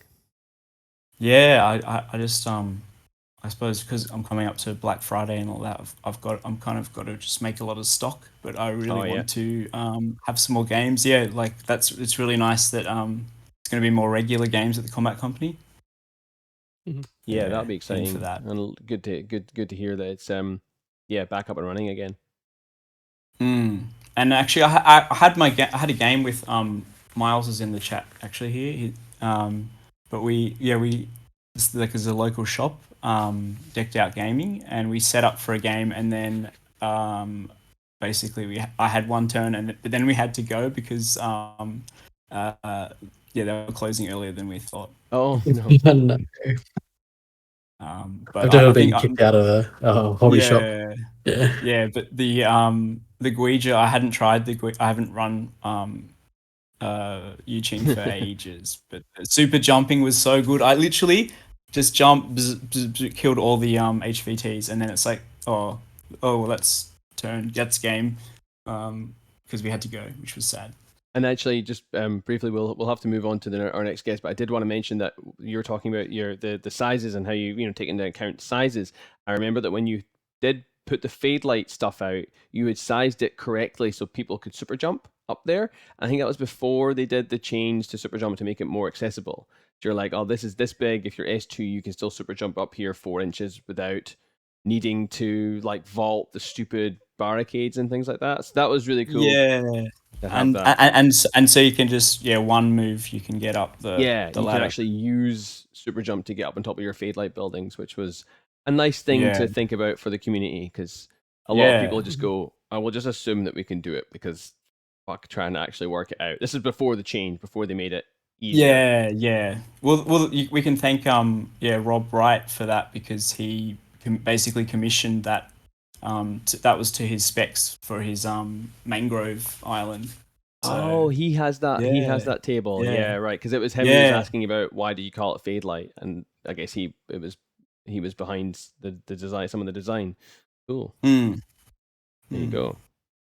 Well, we'll have to move on to our next guest, Ryan. But thank you so much for coming on and having a chat with us. Feel free to hang about in the chat, post comments and stuff like that. And if we get some time to get through some other listener questions, we'd love to have you back on for a chat at the end.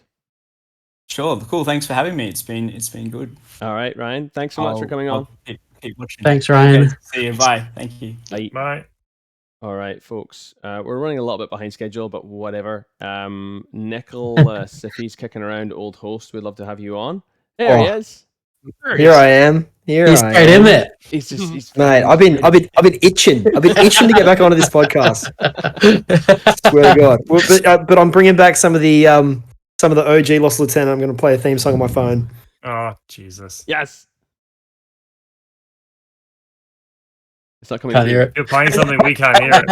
Oh, it's not fucking activating. Oh, classic. Classic OG Lost Lieutenant. Technical difficulties. Technical difficulties. No, I'm so so you can all be in on the joke. I was trying to play the Game of Thrones theme song because Song of Ice and Fire is basically my main game now. So which is one of the main reasons I wanted to come back on, was so that I could start spruiking the best game around. I'm real glad I got control of the Discord server here. Yeah. Poodle. We definitely for everyone who wants to try something out that's loads of fun. Jump on the Song of Ice and Fire bandwagon. it's the place to be. I'm pretty sure we were having a chat about like Lost of Lieutenant content, and then Nick was like, I have some content ideas. They're not related. Where's Graham? Oh wait, which pick? Where do I see it? Oh, I think somebody needs to mute Ryan. Oh, What I did. He's a disembodied voice is still there. Yeah. So thanks, Nick, for coming on. Mate, we held episode 1 around my kitchen table at my old apartment in Hawthorne. How could I miss out on episode 100? For sure, and I think it was almost. Is that where we this had the time- first one? It would be at Yep. this time. What 4, 5 years? How many years ago was it? Must have been 5 years ago. It was I think it was 2018, Yeah. and it was around September that we started. Yeah, so it's be about this time. I don't know. So not only is it episode 100, it's also 5 years, which makes me feel like a little bit like, oh shit, we've only done 100 episodes in 5 years. Not the best. All I know is my Spotify keeps defaulting to episode 1 every time I try and play play Lost of Lieutenant, and then I just keep hearing Nick's voice. I'm like, oh, I don't want to hear this. Fix that, mate. Fix that. Fix that. Back then, I think it was an idea that started at CanCon and probably took us 9 months to actually bother to get started. I feel like it happened really quickly. It was just one day like, hey, do you want to start a podcast? And like people were just there and they're like, yeah, sure. And then we did. Yeah. Yeah. Bought a mic and paid Podbean some money to host, and yeah, it was it all happened pretty quick. I think once it started, whenever that was, I forget now. But yeah, it's been about that long. So yeah, good to see you again. I know we've been hanging out in real meet time, playing. Yeah, and look, I say that Song of Ice and Fire is my main game now. I've not stepped away from Infinity at all. I'm still. I was still involved. I played in the. We had the Slow Grow League a few months ago. I played in that and had a great time. I TO'd BCB with you and Kev and Pete. So I'm still around. Still love the game, but I kind of only have hobby time to dedicate to a single game at a time, and so I'm not focusing on Infinity right now. Well, do we want to give us an elevator pitch about A Song of Ice and Fire? I know this is an Infinity podcast, but this is also, absolutely. This is your half an hour to talk about whatever the fuck you want. So yeah, if you want to talk that's about it. Yeah. This may be an Infinity podcast, but it's primarily not a Warhammer 40k podcast. So talk about Song as much as you like. Easy. I can absolutely do that. So I've made a few sort of key points as to what it is that I really enjoy about Song of Ice and Fire, and I'm sure, Josh, you played this, and so do you, Kev. So I'm sure you'll agree with a lot of these points. Last time I played it, I got thoroughly destroyed by you, and I've been turned off it. But I've just done a binge watch of Game of Thrones, so I'm ready to get right into it. I've actually also just started watching the House of the Dragon as well, which is fantastic, considering how poorly received the end of Game of Thrones was. For them to come back with this show, which is sort of really revitalizing that. Game of Thrones ended when Oberyn Martell died. I don't know what you're talking about. Stops there. But this kind of leans on my first point, is that it lives in a universe that has insanely rich lore, right? There is the book series, but not just the books. You've got this hugely popular TV show, now another spin-off TV show, a few other TV shows in the works as well. But then also George R.R. Martin has, not finishing his key book series, has put together all these other pieces of material, like there's the World of Ice and Fire, which is like almost an in-universe written encyclopedia about the world.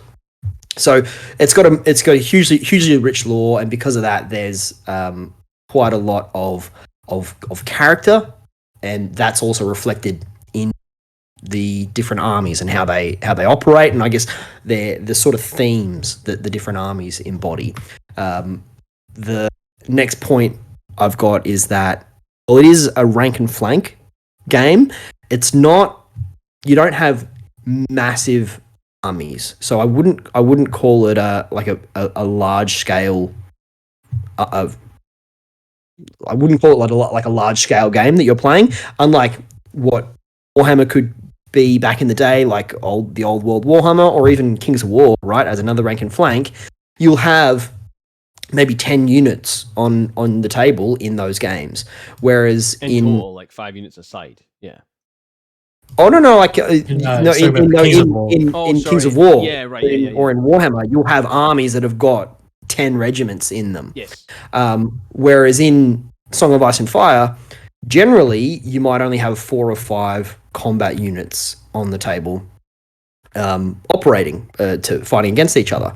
So while it scratches that rank and flank itch, it's the scale is, in my opinion, more manageable to get out and actually play and do that in a reasonable time frame.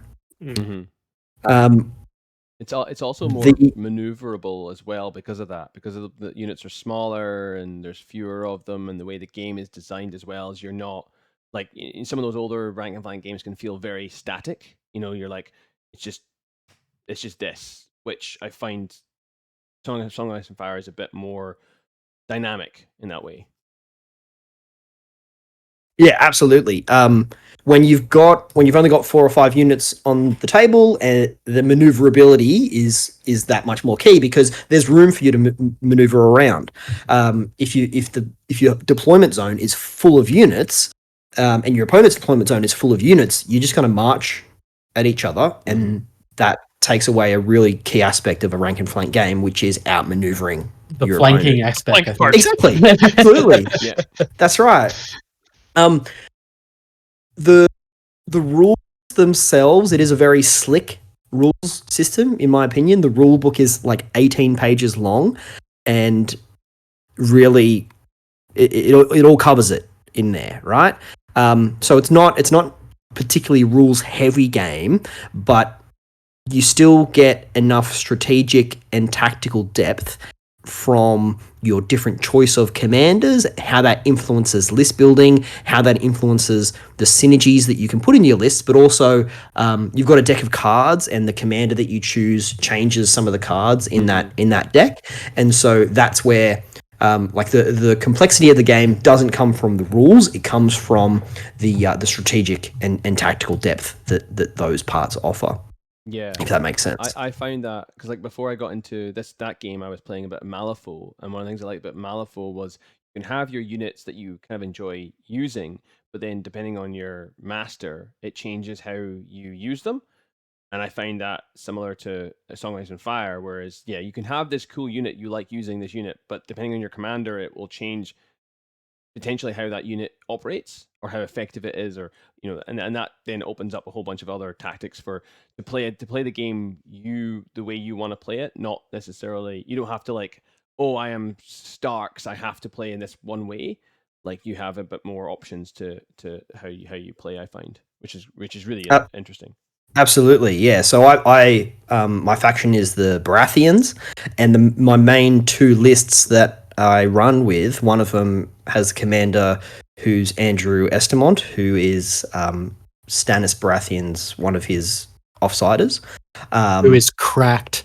And and like he's a really offensive unit, and he also synergizes really well with one of the units that I take, and I put him in that unit, and he fucking makes them destroy shit. But also he's got cards that when you charge, for example, you roll a d6 and you add that number to your movement, and that's how far you charge. He's got a card that makes that roll an automatic 6. Yeah. So I'm like, that means that I can play that army very offensively. Whereas my other main commander is Stannis, and the one thing that what you'll find with the game as well, that there's different characters that have the same character might have different profiles that you can take.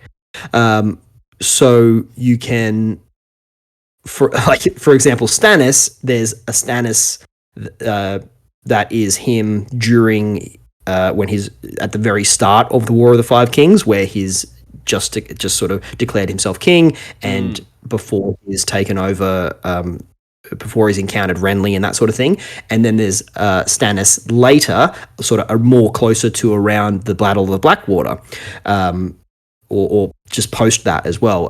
Stannis called the One True King Stannis. Yeah. That's the one that I run, and he works a lot around causing panic and the Relore, like the Lord of Light, the fire units. He brings a lot of that to the table. But then there's another Stannis as well, which is Stannis King at the Wall. Because later on, when Stannis goes up to the wall, he and his enormous cavalry force rout all of the wildlings that are laying siege to the wall. And so Stannis King at the Wall can give buffs to cavalry units and has an emphasis around that. So that's how different commanders can influence how you build your army, because they do different buffs and that sort of thing. So I find that really, really interesting about the game. But also the fact that, like, you can, when you've got the same character but different versions of them, you can sort of pinpoint within the story what this is referencing to, which sort of leads to my first point about living within this rich lore. As someone who has not read the books, I do find myself kind of going like, I'll you'll talk about your Estamont, and I'll be like, who's that guy? Was he in this TV series? If he's not, I don't know who he is. Andrew Estamont was not in the TV show. Andrew Estamont in the books. So in the TV show, you've got Robert Baratheon had a heap of bastards, right? And then Cersei or someone has them all ordered to be killed. So one of them is Gendry, who's the blacksmith, and there's another one who lives at Storm's End, Edric Storm.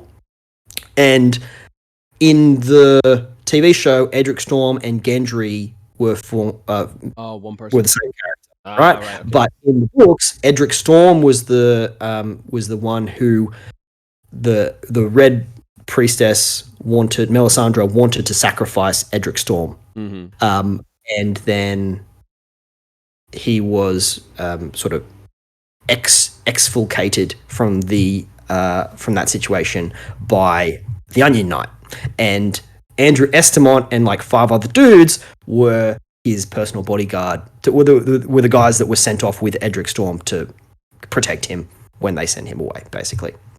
So anyway, that's who he is. I think that the lore side of things is something that I think keeps coming up and again. It's something I'm very passionate about as well. I'm a massive fan of the lore, as you can probably tell. Well, I can just talk about this shit. Great, especially when you compare it to Infinity, which often gets kind of like a bit poo-pooed, I think, because of its lore. Like, its lore is great, but it just doesn't have the same depth and flavor and stuff. Like we talked about earlier, it'd be nice to have more manga, more novels, more stuff that like you can read beyond the page and keep going with the same story. Admittedly, I think even the Game of Thrones Infinity is relatively young. It's only like what, like. You can still build a universe that people care about, and I think Infinity is just unfortunately not a universe that many people do care about. Like, they don't, I just recently reread Outrage, and I was like, this is good, but it's still very superficial. Like, I want to know more about the hexahedron. I want to know more about the inner machinations of, like, I don't know a lot of the relationships, I guess, that happen in Infinity, because it's never talked about. Whereas in Game of Thrones, like, you're talking about bastards and families and that sort of thing, and you know more about why somebody hates somebody. You don't really know in Infinity why they hate each other, other than, good versus humans versus aliens. That's kind of it. Eugene bad. Pano also bad. What was that? Yeah, and also, Pano. I think I mean, CB is trying to do that. They've had a couple of novels come out. I mean, the mangas are great, but when you are dealing with a manga, you are in one of the inherent parts of it, particularly where they're not traditional mangas, in that they don't have volume after volume that's being produced. It's a one-off sort of book. Is that they're very short.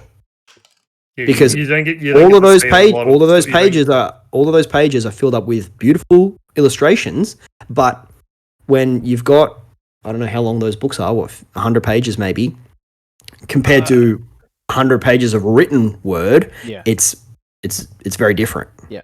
Yeah, they don't get to tell a lot of story in a comic. You sort of get to, so that, like, we know plenty. Essentially, we know now plenty about pretty much now from that's about it. Yeah. Yeah. Maybe Emily, but like even then, like not really. Yeah, like a hell of a lot. It's pretty much just now, really.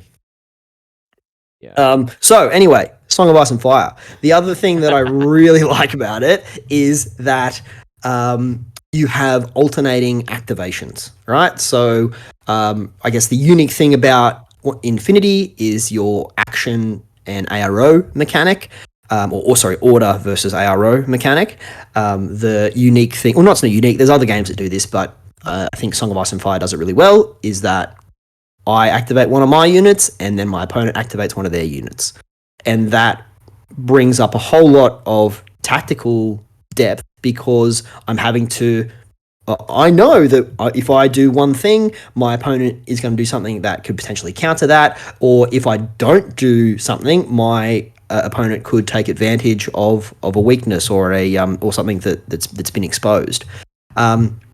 The other thing that couples really well with, and this is something that I've never seen in any other game, and correct me if I'm wrong, but I'm sure that there may be another game that does this sort of thing, but something that Song of Ice and Fire does that I've never seen before is the combat unit versus non-combat unit dynamic. So in your army, like we said before, you might have 4 or 5 combat units, right? On top of that, you might have 2 or 3 non-combat units. Non-combat units do not exist on the battlefield. They exist off the table on their own little board, the tactics board. And when you do your activation, you can choose to activate one of your combat units or one of your non-combat units. And the non-combat units can take a space on the tactics board that can heal, that can cause panic tests, that can give a unit an extra attack or an extra move. There's 5 things. I've missed one of them. And that's supposed to be like the Song of Ice and Fire, like political subterfuge. That's right. It's like the machinations of the court, or the actual Game of Thrones. Exactly. But that also means that when you've got such a rich lore background environment that you're dealing with, you've got all these characters that have no place on a battlefield, right? There's no reason why Cersei Lannister would step foot on a battlefield. But she can still take part in the game and be an important part of your army as one of your non-combat units. Yeah, I think that's a really interesting mechanic of the game as well.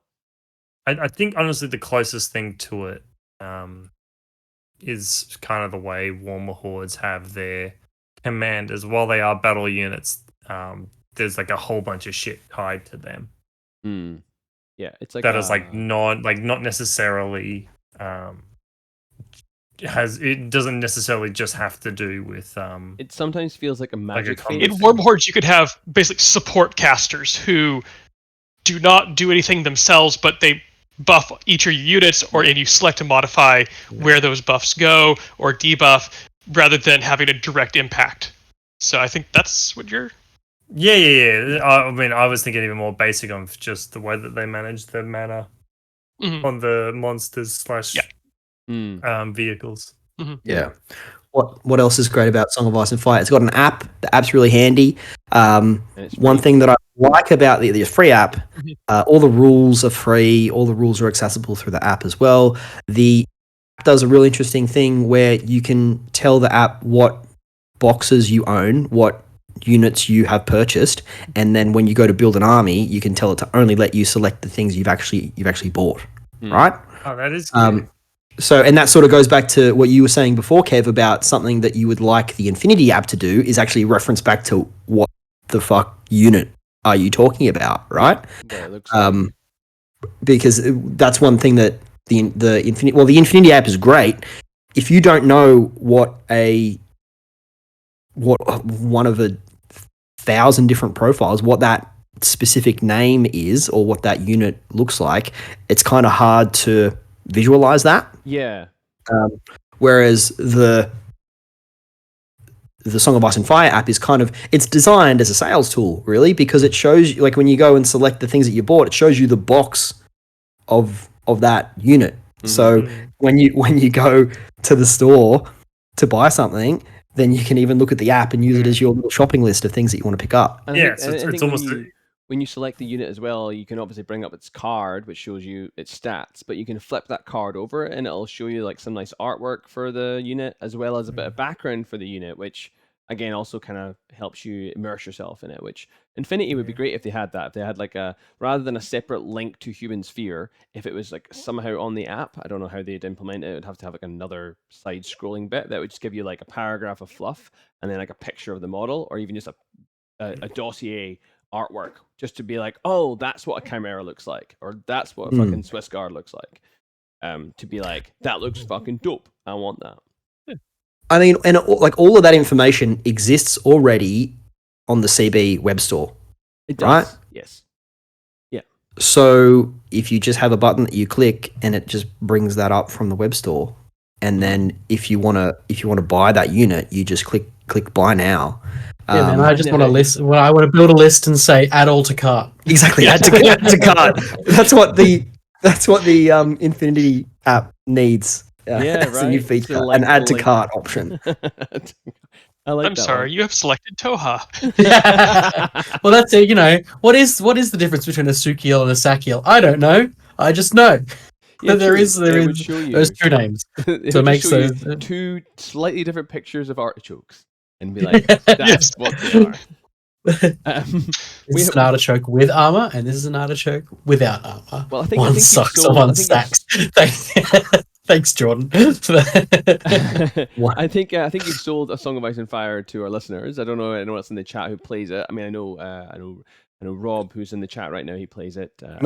Rob's coming on as a special guest later on, and so that's going to be the next half an hour of talking about Song of Ice and Fire again. So I think we're going to hold his feet to the fire to talk about Infinity. I think we are. We do have a couple of non Song of Ice and Fire questions for you, Nick. If you're happy. I don't want to hear them. Is he going to humor us? It's not specifically not Ice and Fire, but it's not specifically Infinity. Okay. Yeah. Okay. Nick, bring him on. Who wants to ask the first question? I'll do it. So Diomedes asks, also as a fellow Dadfinity player, can Nick give me tips on how to carve out more Infinity time and how to convince the missus to let me out to go out more? How to carve out more Infinity time and how to convince the missus to let you out more. So, I'll tell you. Let me open a window into what my marriage looks like, and this is changing from Song of Ice and Fire podcast to Relationship Advice podcast. So, I am able to get out one night a week to game, and that's been I've been going to Axes and Ales on Tuesday nights. Has been my night.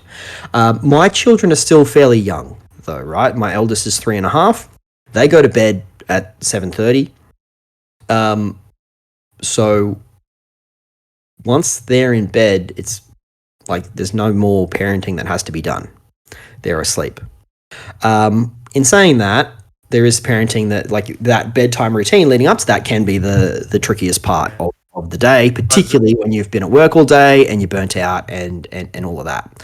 I was about to say, with how young they are, I can imagine like before they go to bed, it's still pretty much all hands on deck. Oh, it's like, well, yeah, and they're like they're tired, but they fight it every night, right? So the other thing that we do in our relationship is I do all of the cooking at home. So I can get out I can get out of the house at 6:30 at night, as long as everyone has been fed. Because that means that if I'm still doing that core part of what we've agreed on what our responsibilities are within that relationship, it means I'm not putting any additional load onto my wife that she's not prepared for, that she's not mentally ready to be able to tackle, right?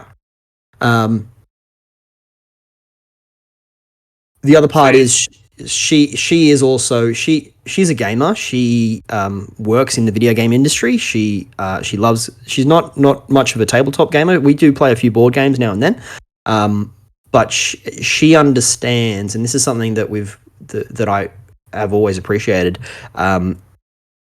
is that my gaming is my thing, right? If it's like I don't play golf. I'm not out for half a day on the weekend every week to do that. But what I do is play miniature war games, and by sort of having that understanding that this is what I want to do, this is how I want to spend my downtime, we've been able to work that into our relationship and into that dynamic. If I wasn't married and didn't have children, I would be gaming a lot more. I'd probably be gaming on Tuesday nights, Thursday nights, and probably on the weekend as well. But that's okay. I think one thing you have to, when you decide to have a family, you are deciding to make sacrifices. And I still get out and I still get to do my gaming. I still get to hang out with you amazing people. And yeah, I think the second part of the question was how do I convince my wife to allow me more time gaming. I don't think it's a fair question in that if you're trying to convince your wife to let you do something, you're already on the back foot, right? Rather than trying to convince my wife to let me do something, I'm gonna. How do I put this? I'm doing this anyway.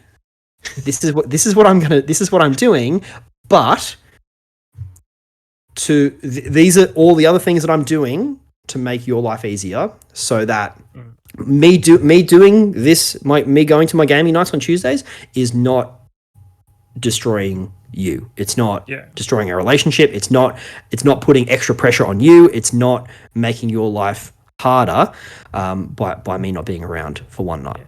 Yeah. So you're essentially doing the work beforehand, so it doesn't feel like, or it isn't really in reality. You going out to play your tabletop game isn't like a selfish thing. You're like, I've gotten everything done. You should be fine, right? Everything's settled, right? I'm gonna go to my gaming thing. You can sort of, I guess, leave with a clean conscience, knowing that everything that you need to get sorted is sorted, so you're not just leaving a mess behind you.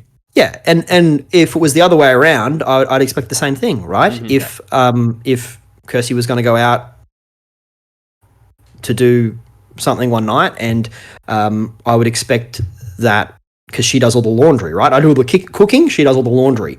I would expect that when I am taking the girls to bed, that they've got pajamas ready to go not ready to go, but in the drawer, sort of thing. Yeah. So I think it is a lot about kind of respect. Like, I've had exes in the past who don't acknowledge that this is my hobby. Like, they think that is just a phase, a thing that's not important to them, so therefore why is it important to me? So it's all about finding that person who you said, obviously, Kurt, your wife is a gamer, right? So she has an understanding and appreciation of the hobby, and therefore it's not you're not having to convince anybody. You're just saying this is a hobby I have, and I'm going to do it, and they respect that, and then vice versa. You respect what their hobby is, and you need time apart. So I don't think there's ever a case of, obviously, with I don't have family, I don't have wife and kids, but I have a long-term partner that we both have lives outside of our own relationship. So I think if you're trying to convince somebody, then there's a problem with the relationship. Absolutely. And so I'll tell you an anecdote about our the first date that I had with Kirsty. We met at a bar, and she walked into the room, and I was like, this person is how is this person real and how is this person coming to meet me for a drink, basically. But we hit it off instantly and talking about video games, talking about pop culture, all that sort of thing. At the end of the day, I invited her back to my place to look at my miniatures. So she came over for a little bit to have a look at my miniature collection, not any other not any other miniature. If I remember correctly, having heard this, didn't you invite her or something along the lines to come and see your toys? No, I specifically said miniatures. Okay. They're different. They're not the same thing. Yeah, they're not toys. These are a miniature collection. I think from what you said, it's the same sort of way I feel. Is that it's less about convincing like your significant other to let you out. It's more about you convincing yourself that you've done enough that you're not causing quote unquote harm by going out and doing your hobby. Yeah, it's there's no like in an honest relationship. It's about really convincing yourself that you're not doing something wrong, I suppose. Yeah, it's just being an open and honest relationship. I know it's hard when you have a quote unquote weird hobby, right? I'm into metal music, so sometimes trying to convince my partner to come into a metal concert, but she's like, I don't give a fuck. Like, go enjoy yourself. I like do it. I'm like, sweet, right? Whereas some of them are like, oh, I wish you didn't listen to that music. I wish we could go see something else. I'm like, well, that's not cool. Don't make me feel bad about my choices. No, the correct approach to that is you go do your thing, and let's also find another concert we can go to together. We do something together. It's not instead of, it's on top of. It's together, exactly. It can also be a case, like, I'm with you, Kev, in liking metal music. But my partner has tickets to Taylor Swift, and she could not drag me to that concert for any amount of money. Yeah, you're not. And so sometimes it's just about being like, just go do your thing. Right? Like I just don't have any interest in. I don't have any interest in that sort of thing. I'll talk to you about it and all that sort of thing and interact with you. I'm not just going to ignore it, but like you can just have a thing that's your thing. Yeah. For sure. All right, we're running a little bit over time here. We're supposed to get Rob on about 20 minutes ago, but I'm sure he's still hanging around in the chat. Nick, did you have anything else you wanted to mention before we say cheerio? Not really. It's a pleasure to come back on. Maybe I will come back on regularly if Infinity woos me back into a more permanent time slot. But we'll see. Or if this podcast takes its natural course, it becomes a Sacrifice of Firewood. Oh yeah, that's the other thing. Called Loss of Lieutenant. Called Loss of Commander. I don't know what to call it. Yeah. The Red Wedding. Yeah. But no, absolute pleasure to see you guys still chugging on. And here's to 100 more. Absolutely. Yeah, be the number one Infinity podcast in the world. All right. Just because of the stamina. Thanks for coming on, Nick. Oh, he's gone. Okay. We are up to our third guest, Mr. Cantrell. If he's kicking around, he can jump on the chat and say hello. I am going to nip real quickly to the loo because I am busted. But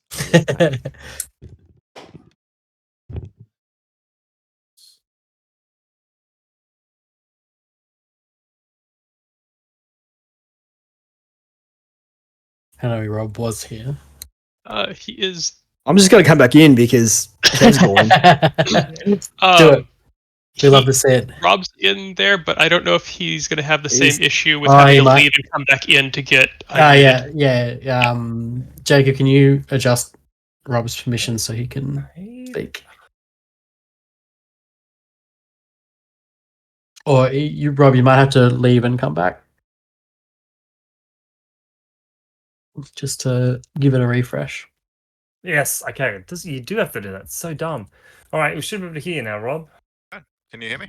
Yes, we can. Yeah, there we go. All right, Rob, welcome to the Red Wedding Chat, Song of Ice and Fire podcast. No. Song of Ice and Fire / Infinity podcast. Rob, I understand you have some opinions on the latest update. Why don't you talk to me about the what you think of the changes, particularly around the Gold Swordsman? Oh, God. Swordsman. Yeah, thank you, Nick, for that opportunity to talk about that fucking abortion of balance. All right, give us the 1 minute elevator pitch about why it's so awful. No. This is not a 1 minute elevator pitch. Look, let me talk to you. No, it's gonna have to be. Okay. Does anyone when Nick and I both understand, so it's okay. Yeah. So first things first, the most recent balance patch Song of Ice and Fire, they do about every 8 months. It was really good, like 95%. Nerfed the shit out of my faction, but really good balance patch. But like I got all the way through it, and on like the last page is just this horrific apocalypse committed to paper, where there's a unit called Golden Company Swordsmen. They are a relatively elite neutral unit. What does neutral mean? It's like mercenaries. It's like mercenaries. So neutrals in Song of Ice and Fire are every single player basically can take neutrals. Like in War Machine, where you had your mercenaries. If you overtune a mercenary unit, guess what happens to the meta? The meta just becomes that mercenary unit. In War Machine, you had that thing where it's like, hey, I hope you like Gorman DeWolf because he's in every fucking list. The Gold Company is the one that like the Bank of Bravos have. Yeah, I think so. They've got like war elephants, and there's I don't know. They're an elite sellsword. Yeah, they're like they're knights banished from their countries or something. But yeah, anyway, and just it's like someone at Cool Mini or Not pulled a thing out of a hat that said you were allowed to make one really bad fuck up this balance patch, and that was it. And they're just horrifically overtuned. They just roll loads and loads of dice and are hugely difficult to kill and are dangerous to everything in the game, and every single faction can take them. They cost 7 points. It's 40 points Song of Ice and Fire, and they perform at about a 9.5 point level, which means that every single player takes one of these units. It's all you can take is one. But it means that every single list in Song of Ice and Fire right now in a competitive meta, you start by putting in a unit of Golden Company Swordsmen. Then you pick the faction that you're playing. Then you pick the commander. And it's just like... The Golden Company commander is quite good as well, right? There isn't a Golden Company commander yet. I think there's no. The officer, the unit attachment. He's cool, yep, but you don't take him in Golden Company because you take whatever the most powerful commander you have that force multiplies Golden Company is. Yeah. Like Night's Watch. Night's Watch are a wonderfully designed faction where their whole thing is about over the course of the game they'll attach resources to their units, and they'll make those units stronger over the course of the game. And you can't do that to neutral units. You attach your cards to Night's Watch units. Every Night's Watch list still starts with Golden Company Swordsmen because the performance differential is just so high. And it happens that Night's Watch have got the best commander in the game for force multiplying Golden Company Swordsmen. Your average unit like an elite unit will roll 7 dice with like one ability. Like 7 dice with Sundering, that's a good attack. Cotter Pike in Golden Company Swordsman can roll 20 dice with rerolls, Sundering, and precision in a turn. Yeah, like, so I had a game 2 weeks ago, and it was against Night's Watch, and like I turned up, and the guy's like, "Oh, I never play. Let's just do a real casual." And he took the fucking Golden Company, Cotter Pike. He had like everything in there stacked, and I'm like, "What the fuck is going on?" So yeah, but Kev's back, so we can hand the reins back over to the Infinity players. Yeah, I got one last thing to say about that actually, because it canned rant time. There have been more broken things in Song of Ice and Fire, particularly when 2021 was released. But they were like 3 different things that came together that I know that maybe the developers got some feedback on, but they conceived of as working a certain way, and the players used them differently. And when those 3 things came together, it was egregiously broken to the point where it was just outright banned in tournaments. Was that Night's Watch as well? Yeah, Othel Yarwick and crossbows with a watch captain. Yes. Yeah. But the thing is that was 3 things that the developers didn't think would work the way that they did. this is just one unit. It's just one unit that every faction can take. Why is it so powerful? How did you fuck that up? They had too much stock, and needed to clear it. It reads as a we need to sell 100 boxes of these kind of 1,000 boxes of these kind of thing. Some GW balance happening at maybe we barely got to see the Golden Company at the end of Game of Thrones season, so maybe this is them making up for it or something. I really liked the previous model version of them, but they were just a good elite generic neutral unit. Anyway, thank you for listening to my thank you baiting me into that. I'm glad you got that off your chest. Zornik, it's fine. So, Rob, welcome to Lost Lieutenant, our 100th episode. Pleasure to be here. Oh, I'm glad. Sorry for this delay, but we're not the most time. No. Well, people. I've been sitting in the chat playing Baldur's Gate 3, listening to you guys talk. An Infinity the Game podcast. TM. He's just coming in and out of the chat, just like throwing these grenades. Thanks, Rob. Yeah. So anyway, we've got some questions that we want to fire at you. A few of them from our listeners, a few of them from ourselves. Obviously, for those of you who don't know who you are, do you want to give yourself a quick introduction? Sure. My name's Rob Cantrell. I'm an Infinity and other wargames player based in Canberra, Australia. I've got a YouTube channel that goes by Robert Shepherd. You can find Infinity, Song of Ice and Fire, and Conquest Battle reports there, although Infinity is the main thing that I cover. And I've been fortunate enough to play in quite a lot of Australia's biggest events, although I've never made it down to Burn City Brawl. I would like to one day. But play in and at various different times even win some of Australia's largest events. So I am something of a competitive player, although I don't tend to think of myself that way. But certainly Very got a lot of thoughts about the game rattling around in my head that people seem to be willing to listen to from time to time. Yeah, and there are some very good points that you have. Some very good videos actually for all types of players, new and veteran players alike, which is been largely well received. When did you start that video series, by the way? So when you say video series or video channel? Oh, video channel, I guess. The YouTube So channel. I accidentally YouTube as a hobby back when during the Rona when we were all playing online. Mm-hmm. You'll remember the White Noise, the Infinity the Game podcast, now defunct and having been outlasted by Loss of Lieutenant. It did an online TTS tournament, and I was playing in it, but the White Noise guys were like, "Oh, hey, is there any chance that you could record and put on YouTube the finals?" And because I'm an idiot, I said yes.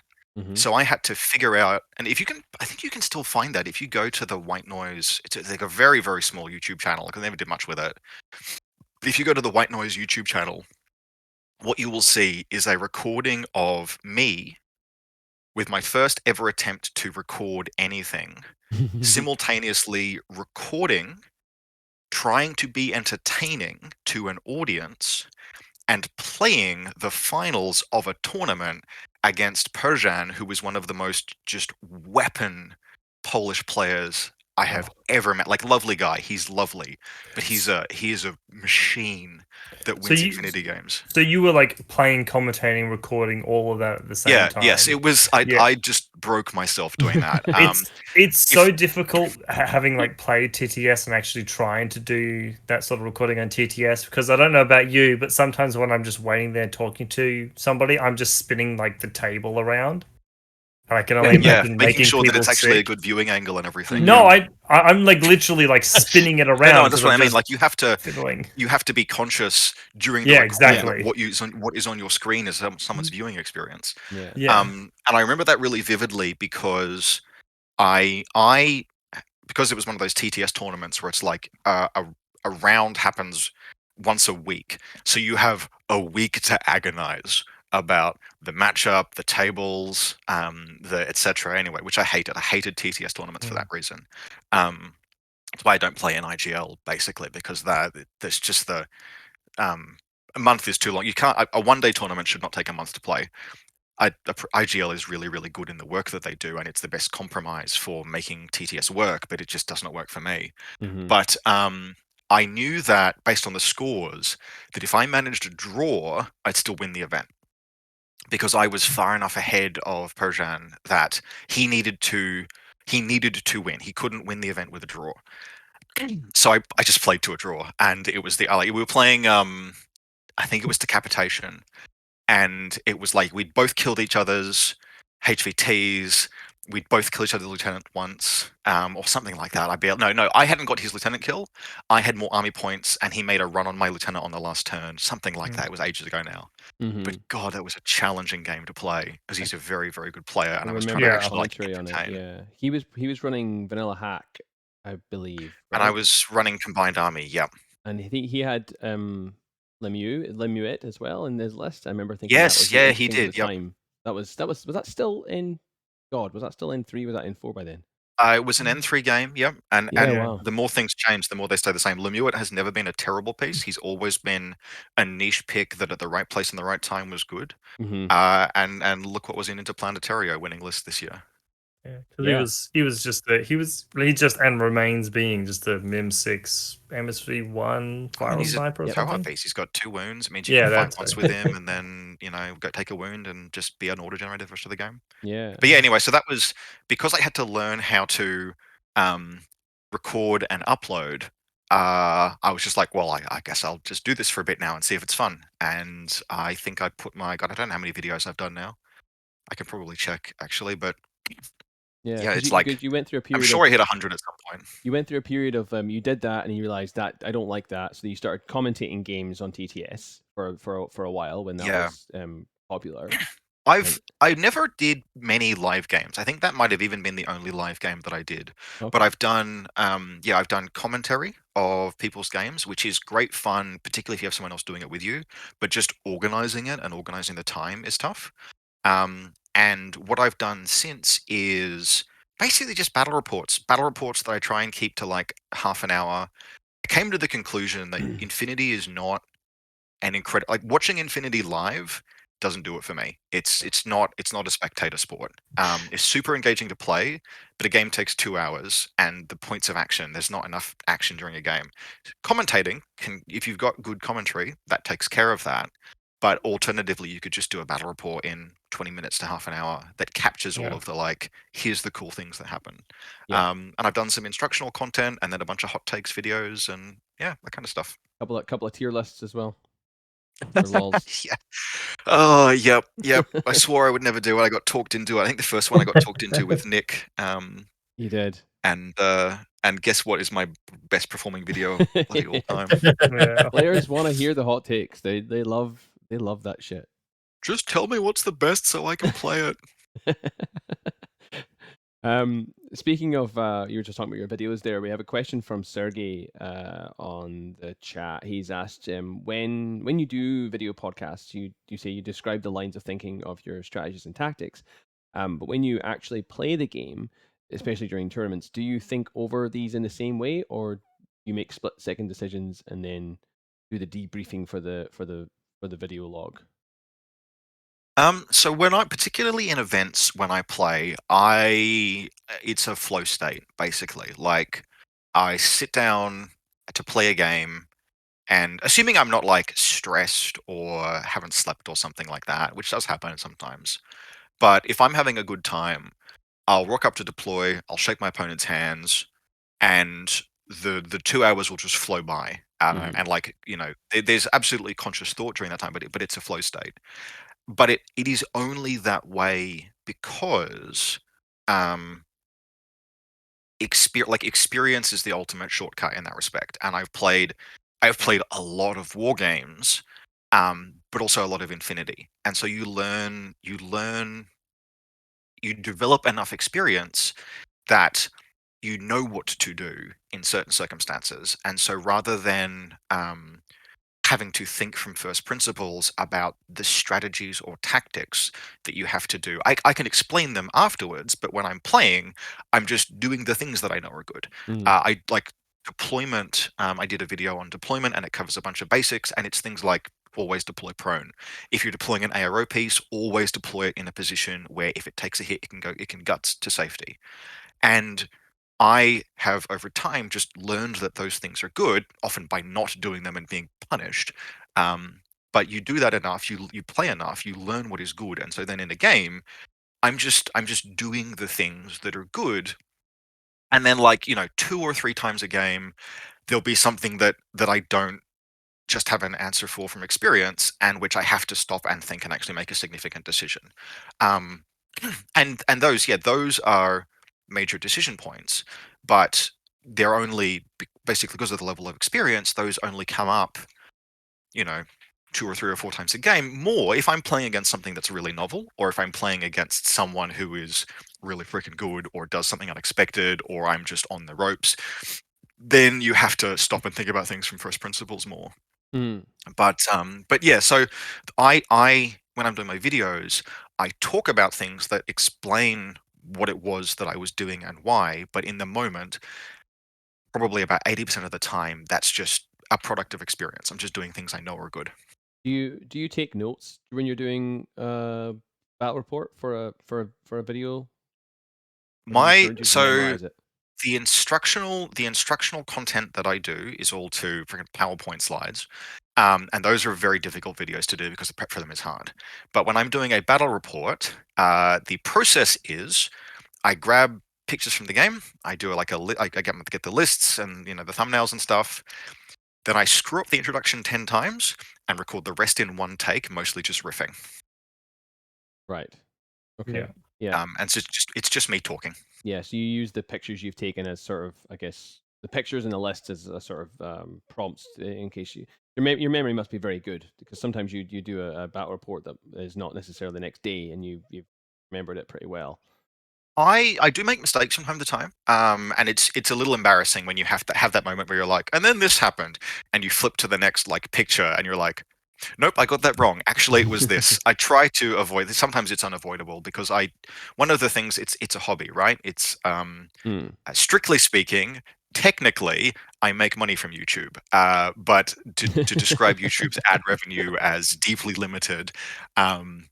So for practical purposes, it's just a hobby, and so it has to be easy and fun.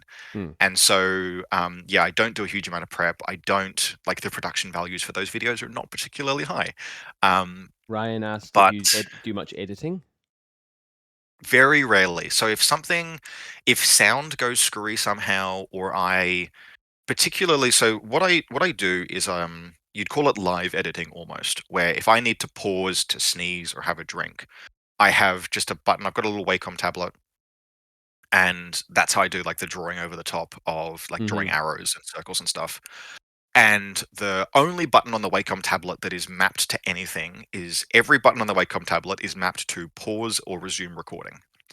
So if I need to if I need to sneeze or cough or take a drink, I just pause the recording, take a drink, and then resume the recording. And that is a hell of a lot easier than doing all of those things live and editing out sneezes and stuff.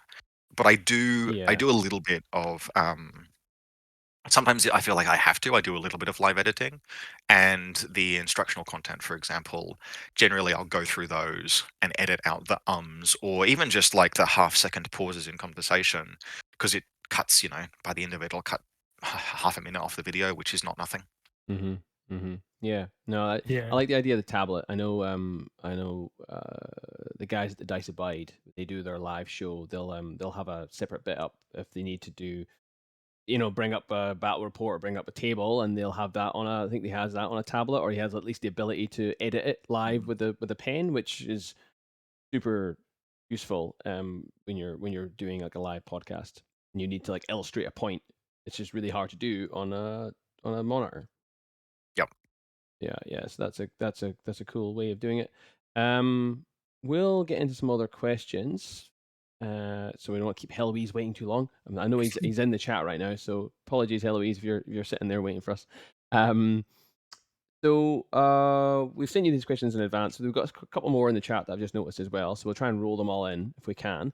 First of all, how have you been finding reinforcements? We know that you've been doing a few videos on them. What's your thoughts now after a few games? Oh god, why did you have to ask this one after a Corvus Belli staff member had entered the chat? He's been here for a while, to be honest. He's been listening to you for the entire conversation. So that's okay because we don't have any cool mini people Or in the chat. So non-people. you can, no, that's you okay. can. I can rip on it. They fucked up. They know what they did. Coolmenio not deserves what I was yelling at them about. So, I have very mixed opinions on reinforcements, and that's not. I'm not like lukewarm on it. I have things about it that I like and things about it that I don't. I think it's got some of the most interesting potential, even like after a lot of games with it now, even with so I played a little bit based on the videos that came out where Carlos said certain things that I should have known better than to believe his lies. And in full defense, like every one of those videos began with these are work in progress rules, etc., etc. But so I played it with the like 50-point reinforcement threshold and stuff like that, filling in the gaps. And those games were really interesting. And then the main rules came out, and there's the 100-point threshold. And what that actually means is my experiences with reinforcements could be duplicated by just playing a 225-point game. And what I realized in retrospect, after having played a bunch of games and looking at the lists I was playing, is that the lists I was playing were 225-point lists with 10 troops usually in a main group, and like two troopers in a second combat group that just served to like flip into and reinforce the main group. That was the most common list archetype. And I realized that what had happened is that I had inadvertently been tricked into playing Infinity like how Infinity was when I was learning it in N3 in a super like small local meta with everyone just kind of having figured out the game from first principles, where that was what people played back then, was that they played like you had your 10 combat group, and like you could take a second combat group, but you've spent all of your points on like 30-point intruders and 30-point mobile brigada with shotguns because etc. And so you didn't really have points in N3 before, like degenerates like me figured out what you could do with 3 combat group Yuching and stuff. And so reinforcements like inadvertently tricked me into playing Infinity like Infinity was for me like 5 years ago. And that's cool, but also I could have just duplicated that by playing a 225.4.5 SWC game, because the actual reinforcements themselves just consistently, they arrive after the game is resolved. Once you figure out how to, like, both players have an incentive to manipulate how their opponent's reinforcements arrive, and if you can do math in your head and casualty count, it's just another kind. It's like counting retreat.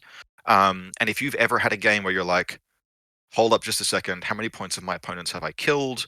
Oh, it's 72 points. I gotta like, or whatever, whatever the relevant. I think my opponent's got 78 points left. Reinforcements duplicates that. And if you know how to do that, you do it.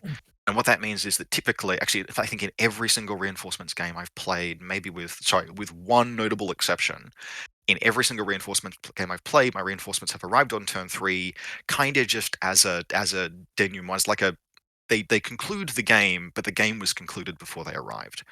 And so they almost act as like a slap in the face. So you get this big no, that's that absolutely down. absolutely not how I put it. But they haven't actually materially contributed to my games. Like they turn up, and so how I'm building my lists with them now is that my plan for reinforcements is that they will arrive and they'll secure one objective. They'll do one thing in the scenario, and as I plan for them more to do that, and I play scenarios where reinforcements can do that, where it's like they're going to turn up and they're going to seize one quadrant. They're going to turn up and they're going to press one button.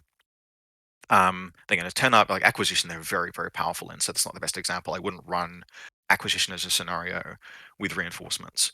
But that's helping me focus focus my expectations for them, and that's been a bit more enjoyable to just be like, they're just going to do this one thing, and if it turns out that something different happens this time and they arrive on turn 2, they'll do something else. They'll have a larger role, but they're having a pretty small role in the game. But it does mean that the games definitely are taking through their 3-turn games, which itself is like a very significant difference from what you might call like an Alpha Strike meta. But I don't actually think, like, what reinforcements doesn't stop you from doing is it doesn't stop you from attempting to cripple your opponent's ability to win the game over the first couple of turns. It's just that how you do that is different. Different, yeah. The pieces that you take away, like a nomad player, if I use a Assassin for Day and I just I scalpel out the Vertigo Zond on the first turn, that's just as effective. Like, that's how you take away someone's capabilities to win the game without just killing 200 points worth of stuff. So, like, I have a lot of thoughts about it. I think it's a really cool variant. The thing that I really, really, really want to see more than anything is a way to play reinforcements where it's not just reinforcements as a mandatory list type in a tournament. I really want to see a way to play where reinforcements are an optional thing, where either you have an event where it's you can play reinforcements or non-reinforcements, and those are broadly balanced against each other. I suspect scenario would make one or the other more powerful, but like where that's a choice. Because if that exists, then it means that I can turn up to my local game store on like a Monday or a Thursday evening with either kind of list and say, I've got a list, do you want a game? Not, I've got a reinforcement list. Oh, you've got a 300-point list. We're not allowed to play. Yeah, and it's not always it's not a simple case of like, oh, I'll just quickly change the list. It requires a lot of thought to change a 300-point list into a they're totally different. You can't just rebuild a two. You can't just rebuild a. Considering half of the reinforcements, you can't just place into your actual. My lists on my phone now are all divided into like in the titles, reinforcements or non-reinforcements. Yeah, and it is a bit of a shame, I think, because there's a lot of exciting profiles that are locked behind reinforcements, and I'm not saying that CB should have had them released into Army because obviously they want to promote the new mode, right? So if you want to play with these new units, you got to play with this new mode. So we need it to be tested. But at the same time, I don't feel like I'm getting much use out of these new units because if they're not coming down to turn 3, they kind of just go, well, I'll kill a couple of things, push a button, and then that's game. I haven't gotten around to playing with Yuching reinforcements yet. I've been doing other factions first, but I really want to play with the Daobekai. I think they're called the Cyber team. Yuching reinforcements. Look, I want to play with them. I mean, the Huckabees are incredible. Yeah, when Josh and I were covering it, I think the two factions that we really loved their reinforcements was Ariadna and Yujing. The Yujings, I think they've got a 4 team that they can drop. That's just incredible. Speaking of that, you've obviously had more experience than I thought anyone would at this point for reinforcements. Do you have like a top 3 favorite reinforcement profiles or armies? Favorite profiles? Oh, okay. Someone's just asked about NA2 reinforcements. NA2 diggers are I like NA2 reinforcements a lot. They're not uber powerful, but they're enjoyable once you convince yourself not to try and take an anaconda. Yeah, I agree. It's funny on first pass, NA2 reinforcements looked incredibly disappointing, but I think they can actually make some pretty effective teams. And the challenge is they work if you've got enough troop slots, and like in I play Dashat company who have access to the +2 comlink from Ghoul Arms, which means you can actually take like Digger, Miranda Ashcroft, and then either Sforza or like you can take 5 troops and still have an army, and they're really cool there. Like Yuching are full of cool reinforcement profiles. Otherwise, in Hackislam, and I won't go on about everything, but the Azrael, the shotgun Azrael, is a thing of like dark and terrible beauty. Just landing that on something, and just like, okay, so it's you can just stand in front of a tag and be like, all right, what would you like to do? Because you're going to get hit with high damage, continuous that thing's a monster. That is a monster. We have another question in the chat here from Obiscus. He's asking, they've been finding it troubles, difficult building reinforcement lists. I think it's related to the range spending because you are like 250 and 5 and 102. Often lists will come out like slightly lower than 350 because you can't combine them together. Yes, I got 2 things. Yes, I got 2 things to say about this. So the first is it's worth noting that there's a mild incentive in reinforcements to play less than maximum points, because the way that the triggers work is your reinforcement thresholds are with points remaining, which means that if you started with fewer points, then your reinforcements might trigger earlier, to the point that if you take and I've got one video that covered this, if you take a 250 point total list, if you voluntarily play 100 points down, your reinforcements arrive on the first turn. Yeah. But the more I play with reinforcements, and as I mentioned, I'm sort of settling into the idea that they're just going to arrive on turn 3 because I am going to try not to take casualties, and my opponent is going to try and limit my casualties to below the threshold. So I've ended up coming back around to just taking as many points as I can, because I don't expect them to arrive until turn 3 anyway. So that slight motivation to play smaller points, if you find yourself doing so, the consolation prize, is not motivating. And what that means is that I basically have one reinforcement set up for like every single faction. I've tried doing different things with Hack Islam, and I have one Hack Islam reinforcement set up now. Mostly because I strongly suspect that they made it impossible, and I know that I'm almost certain they did this intentionally. They made it impossible to take 2 Bertaks and 2 Azraels in the same reinforcement pool. It's like 101 points or something. Yeah. That's an issue. I guess we're talking about, like, it's less granularity because you're 100 points and you've only got maybe half a dozen profiles to choose from. So there is just by backs, there is less to choose from. So I'm finding myself just doing the same dash at reinforcement script in every list, and then building the rest of the list differently, which I don't really like. That sort of takes away that the novelty. Yeah, so one of the great potentials of reinforcements is that it's a huge novelty injection into the game. But the fact that it's really easy to just find yourself having one reinforcement pool that you take for every list in your faction limits that novelty to nothing, but it makes it less. There's a lot less novelty than there might have been. I have no particular insight into this, but I do wonder if you look at like 300 points versus 350 reinforcements, they kind of feel close enough to on balance power level, which makes, if you can conceptualize reinforcements as being like, you take 50 points out of your main list to get 100 points of reinforcements. So you get a 2-to-1 ratio, the cost of which is that your reinforcements don't start on the table.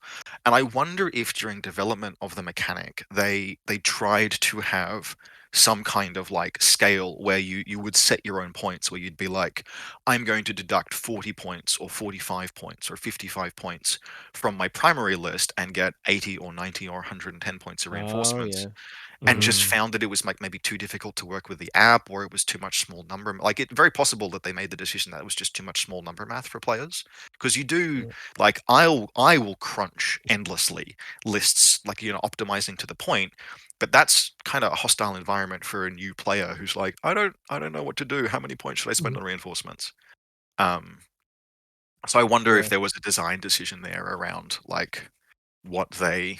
The decision to say 100 points. You spend 100 points on reinforcements, always 100 points at the 350 point level. I don't know. Yeah, I kind of like that. Yeah. Reinforcements to me feels like it's very conservative as far as what they've released. And like I said, there's a lot of little things that they could do to expand it in different directions.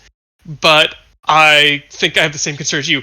Too much at one time would be overloading and may sour the release, because people would see the hurdle to understand it as too large and just continue doing the main what they've been doing Infinity game. And that's an incredibly hard needle to thread, right? Because at release, the variant has to be attractive enough to get people to play it, so that they want more. They want to like see the rules expanded. But it can't be so complex that only veteran players can feel like they can actually engage with it and like comprehend the entire thing. Which is I am not a game designer. It seems really, really hard. And the one thing that CB is really good at is very rarely is there an update where the new thing they bring out is completely dominant, nothing else beats it. However, I feel like sometimes it does catch them in the situation maybe we're finding with the reinforcements a little bit, is that they sort of underplay it. It's underplayed a little bit. It's a little bit understated, where it's not as powerful or as exciting or as easy to figure out as some people it's a like bit some people a wanted bit to. conservative. Yeah, Yeah, I mean, exactly. Which, to be honest, I think is the better approach, because like having seen other games where the new meta is just whatever the new thing is. It's much It's much more difficult to roll back power level than expand it. Yep. Look, I want the Golden Company avatar to be in Infinity, so you know. So let's bring it on. Bring it on. Anyway. Yeah. No, that's some good chat, and I think you're right. I think it will. This isn't its final form, right? Yeah. It will change, but unfortunately, people need to play it to. There are a number of people, so I know I'm not alone in wanting reinforcements versus non-reinforcements to be like some kind of a thing.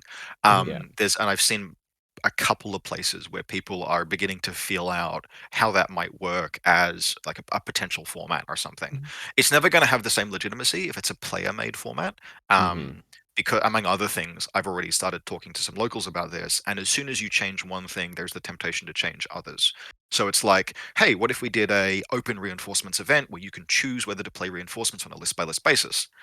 And if we're doing that, do we also change like comlinks? Because everyone's complaining about those. And as soon as you do that, you do 4 other things, and you now have a totally homebrew environment. And it's like, okay, this lacks legitimacy, and that's not necessarily the end of the world, but it means that you lose. So one of the things that is really important about the game as a broad global communal structure is that if we all play to the same sheet, we can talk to everyone else in other countries and have this global community.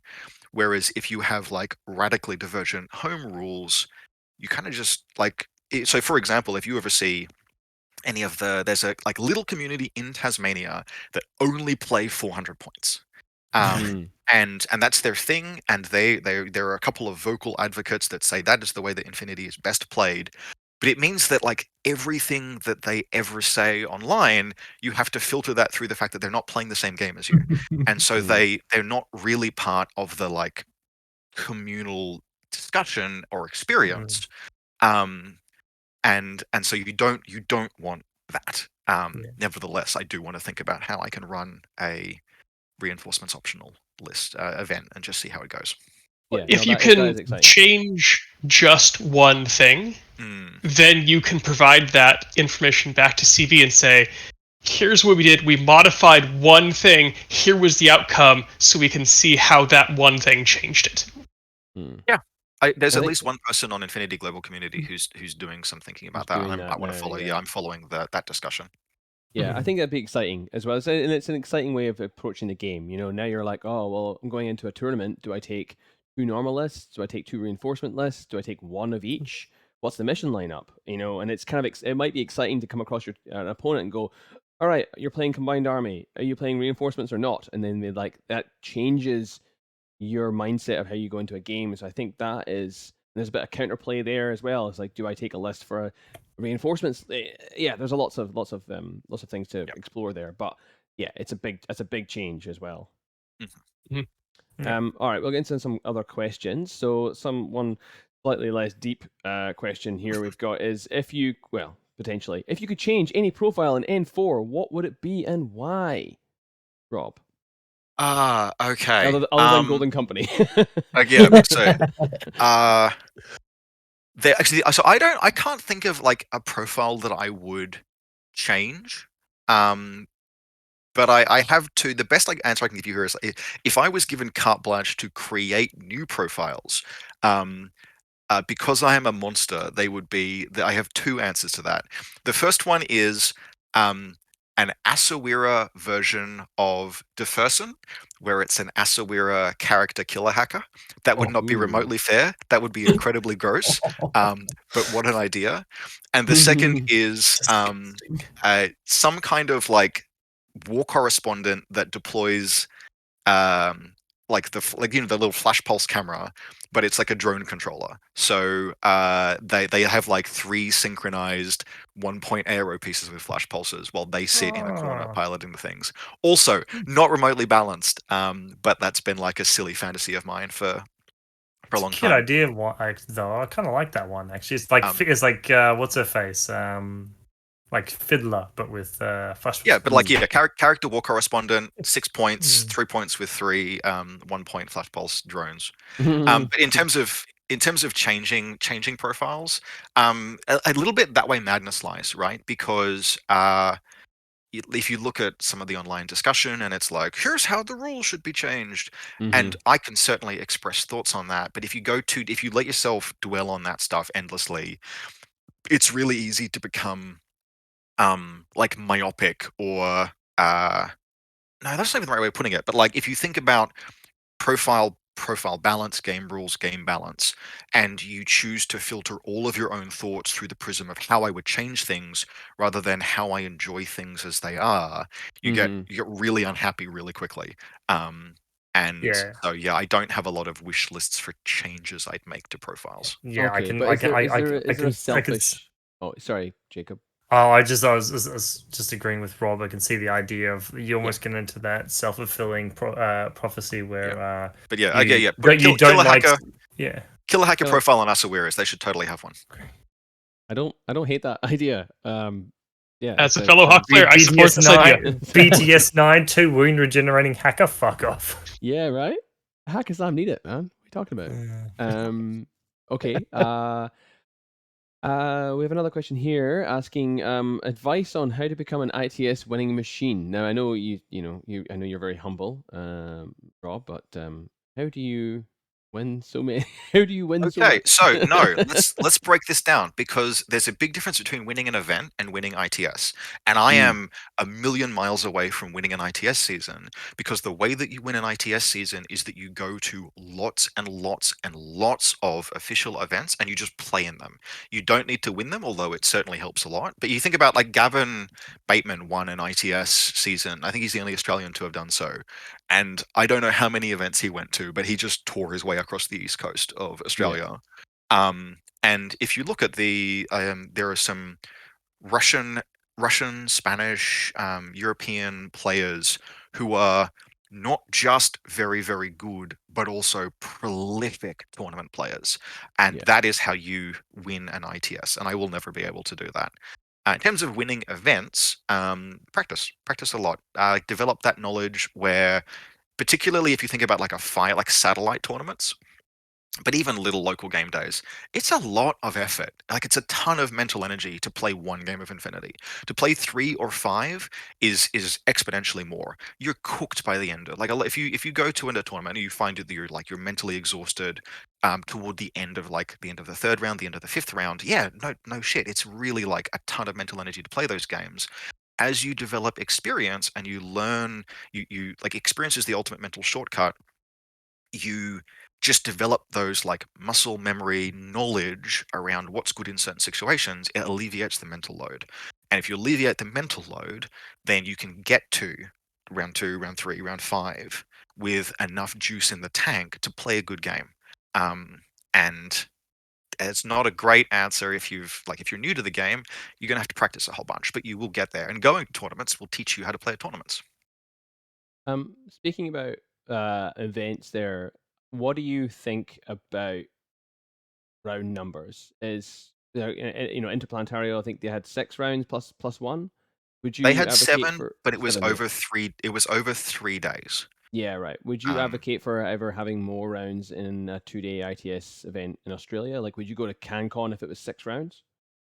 If 6 rounds over 2 days, the most rounds of a war game I have ever played in one day was 7, and fuck that. That was War Machine. War Machine players have no chill. Right.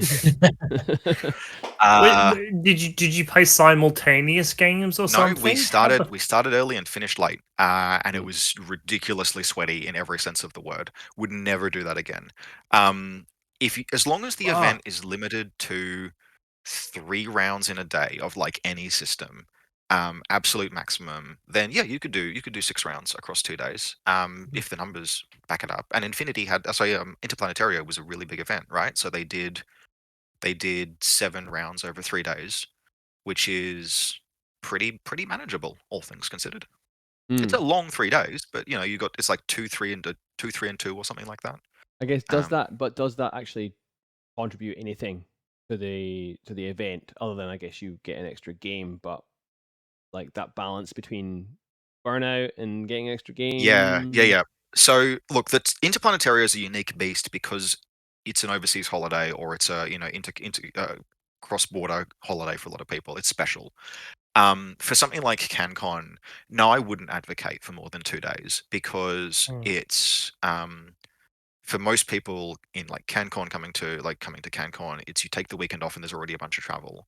And how do I express this? So I don't necessarily think that so the absolute maximum number of rounds that you ever want is enough to get a clear winner.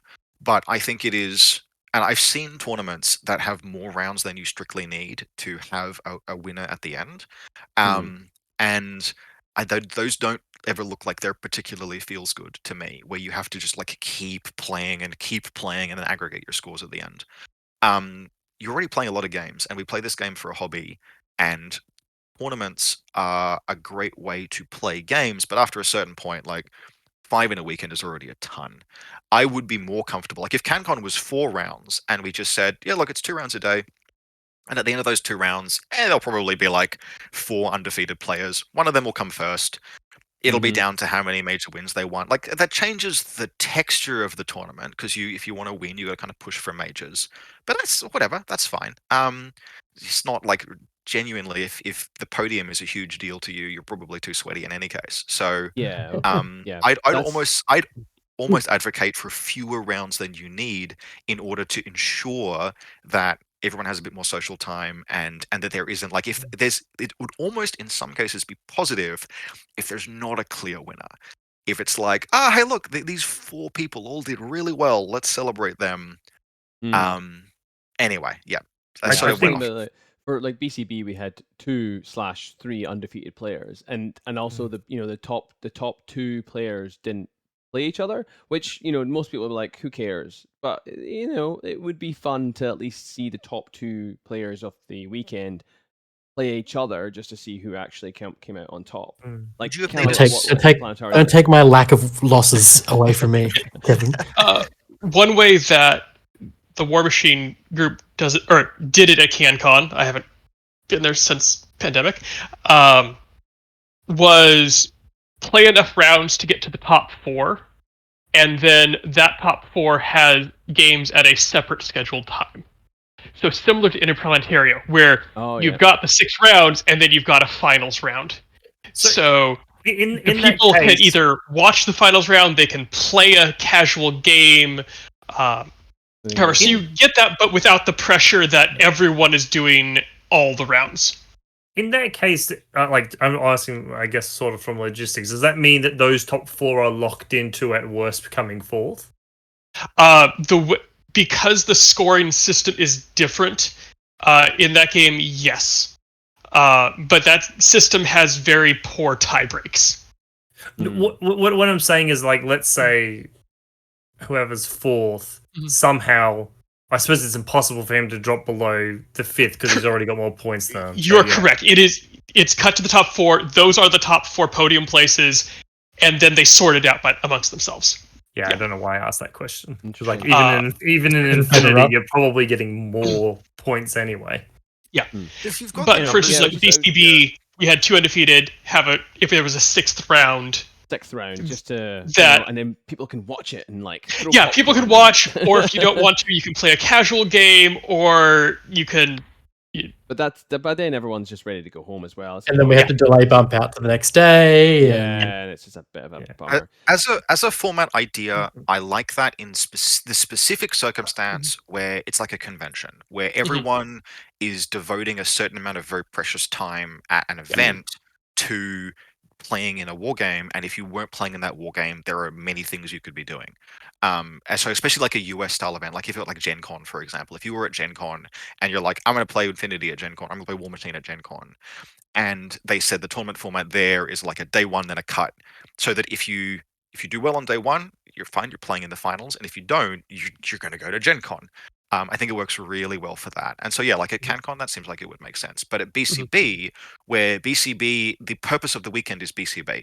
You're there to play the tournament and then hang out with people. All you'd get from the cut to top 4, for example, is that everyone would just hang out with each other for a day, which is pretty cool, but it doesn't really fit into the reason for being for the event. That could also be a good time to do a narrative event.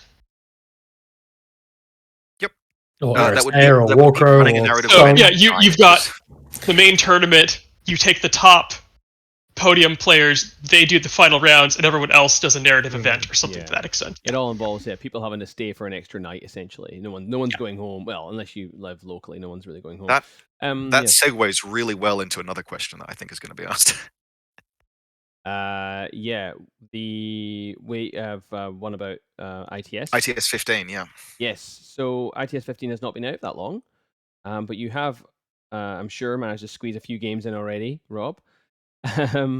What are your thoughts on it? What are your least favorite and most favorite parts of the ITS season that has been? I think this is the best season of ITS that has ever existed for narrative events in particular. And I think that for two reasons. So the first reason is that for the first time since I have been playing Infinity, the fluff, the story of Infinity now lines up with the game. So there was like, so I've been playing Infinity, I think for I can't tell time anymore. My life is divided into pre and post pandemic, but I was playing for several years pre-pandemic, and Infinity has always been a fantastic game, but if you look at the story of Infinity, since like Human Sphere, basically, it's been Paradiso every fucking time. It's been like what is happening in the Infinity universe? Humanity faces an existential threat from an overwhelming alien invasion. Oh, cool. What's the gameplay? Black Ops where you fuck with each other. And so now, finally, and I have not yet read End Song. I'm going to borrow a copy from a friend. But it hasn't arrived yet. But even just the one page of narrative in ITS 15 sets up a status quo where the game that we're all playing is now reflective of the fluff, where there's this like uneasy detente and the combined army is doing their own Black Ops alongside everyone else. And that's so good. And on top of that, the actual narrative around the QAZs and the Digester and the stuff that's happening on Paradiso means that if you want to do some wild shit from a narrative perspective, you can. It's this like carte blanche. Like I mentioned this on my channel, but if you want to make a dinosaur table, you want to make like this incredibly weird like trippy jungle terrain, you kind of do that with Paradiso, but go nuts. So yeah, the best ITS season that has ever existed for narrative. I've run one like full-on narrative event. I did it at CanCon pre-COVID, and it was incredible fun. I had such a good time with it, like running it like a D&D campaign kind of thing. But it had to be about the Paradiso front, because I wanted to have combined army players playing, and now it doesn't. Now it can be something else. So that's awesome. I just written a bit about including zombies in your game of Infinity, which is out with the realms of Infinity generally, but now with these QAZ creatures, this is something that you could definitely run as a narrative event or a Spec Ops style event. Infinity has had zombies in the fluff for ages. It's part of the background of the Paradiso. Is it? There you go. Yeah. There's a whole but it would play in really well because there's like one thing where zombies have appeared in Infinity fluff, and it's to do with the Zenshai Digester and the original attempt to settle, I think, Paradiso, and it's a really cool story around it.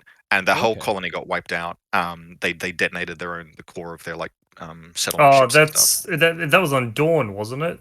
I can't remember if it was Dawn. I think it was on Dawn. I should know because this. it was the trivium that I think I was talking about this before that like got discovered And so they were like, nope, and blew up a ship. Yeah, UA and Chivian chats has summarized it, but you could, because that was all to do with the digester, you could easily, you could do that again.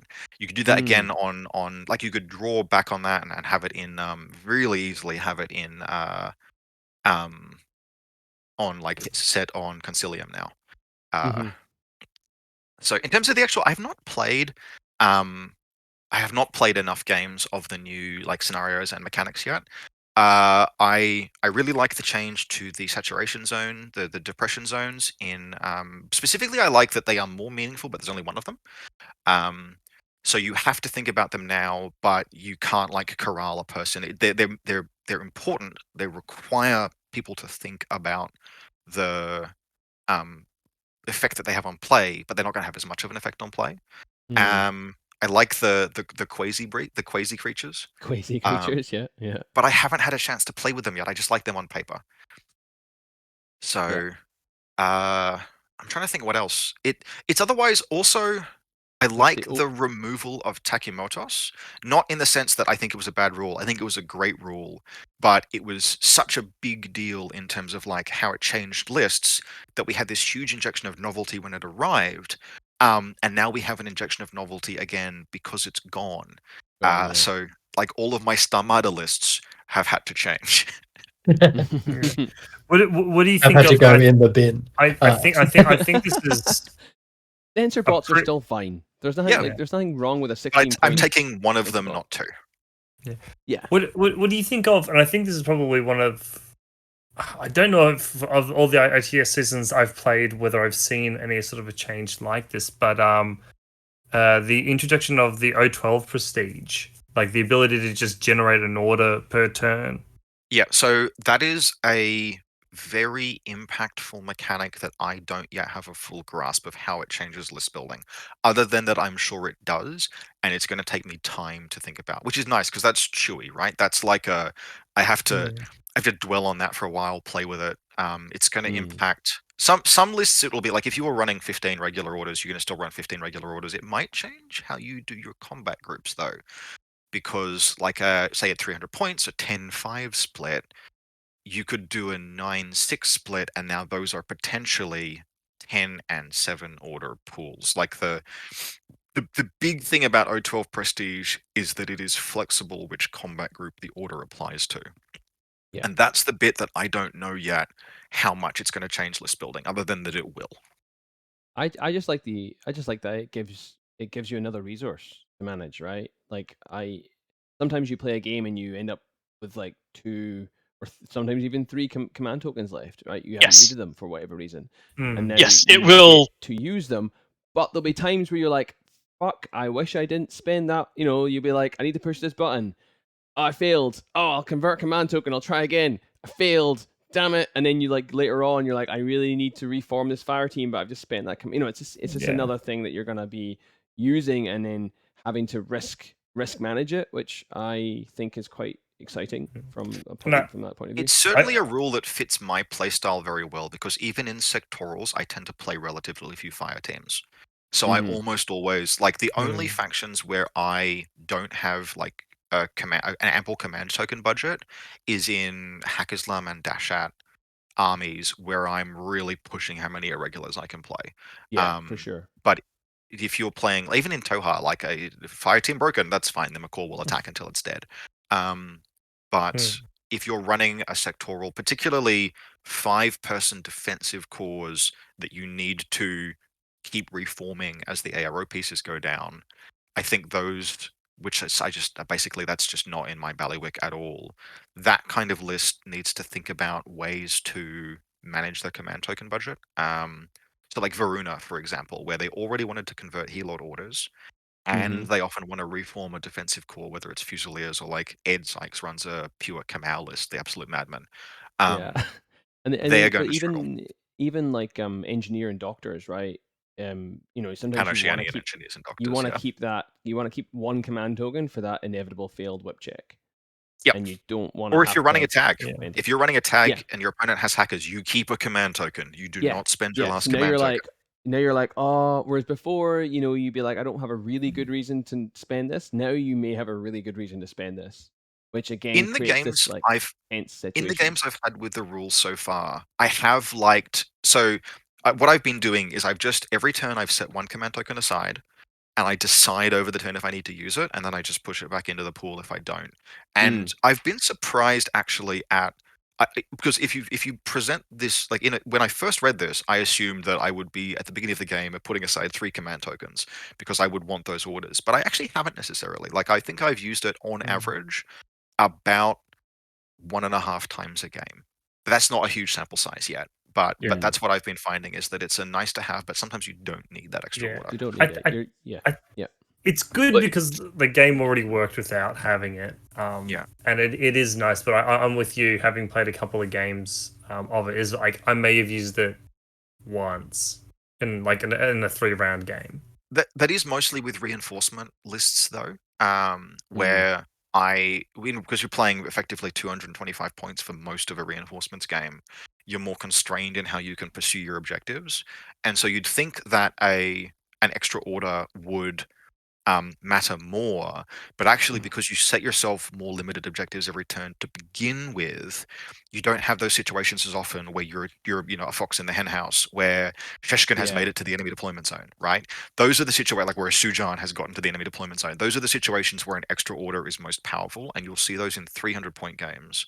But in reinforcements, it just kind of happens a little less. The pieces that I attack with in reinforcements are like Assassin for days and Speculos, and they just start there and spend 3 orders. A 4th order doesn't matter as much.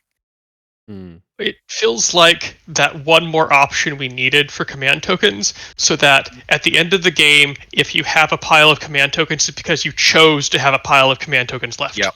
Not because you had nothing to do with them. 100% definitely agree with that. Yeah, which is good. That's great. On the ITS 15, continuing, we've got a question from Ryan. He's asking, our other Ryan in the chat, he wants to know why CB hate Ariadna so much with this new ITS release. I don't think that's a question. What? What? Specifically with the QAZ zones doing BTS damage. Yeah, that's the question everyone's wringing their hands around right now. Oh my god, Ariadna, bears, BTS 0 doesn't exist in any other faction. Forgetting the fact that many other skirmishers in the game have BTS 0. And bears are too Ariadna good, has a fair amount of terrain skills as well to help get them through the zone so they don't have to stop and spend an order in the middle. Yeah. And I didn't realize when I first did it, because I haven't played a mission with them yet, that it is only like one zone per person. So unlike before where you could really like zone out an entire corridor. I missed that part. It's only one zone per person, not 2 now. Yeah, so now you can pretty easily just avoid them. If you're Ariadna.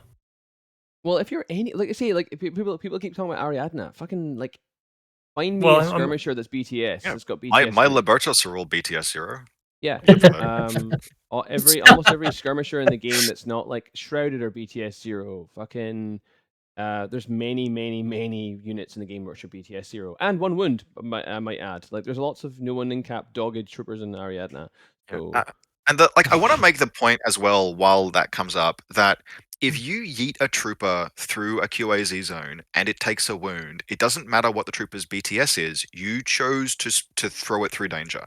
I know that there's going to be a game where I just have to run a tag through that thing, or I make the choice to run a tag through that thing, and it takes 2 wounds doing it.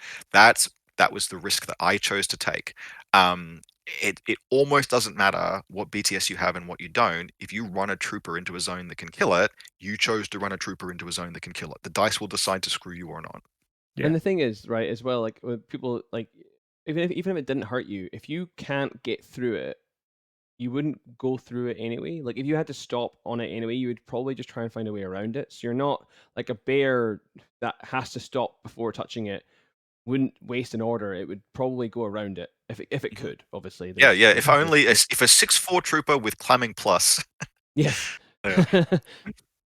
Yeah, exactly. So and then like the troopers that can go through them because they've got terrain total they'll just won't go through the middle of it now. They might just go, or like they'll skim the edges if they have to, but they probably still but you don't get the bonus to your movement if you don't start outside it anyway. So one of the things I actually like about it as a change is that the effect of the decompression zones in the previous version actually were very how do you put this, inconsistently applied. So like you'd put these zones down and they would actually just serve to accelerate some troops through them, zero G troops, etc. But now when you put a QAZ zone on the table, everyone has to respect it to some capacity. No one gets to look at that and say like, well, this obligatory terrain piece that my opponent has placed helps me rather than hindering me. So I think that's the fact that there's always some risk associated with now. There's always some downside. It's a good change. It was like the conversation we had about capture and protect, where people are like, oh, I'll just put my zone, in the old season, I'll put my zones next to my beacon, and I'm like, thank you, because now you're burst 1 and I'm terrain total, so I'll just move through it faster. Whereas now I'm like, oh yeah, okay, that you putting that there now may actually hurt me. Sounds like Namua supremacy to me. Right. BTS 6, baby. They don't care. Damage 10. Get fucked.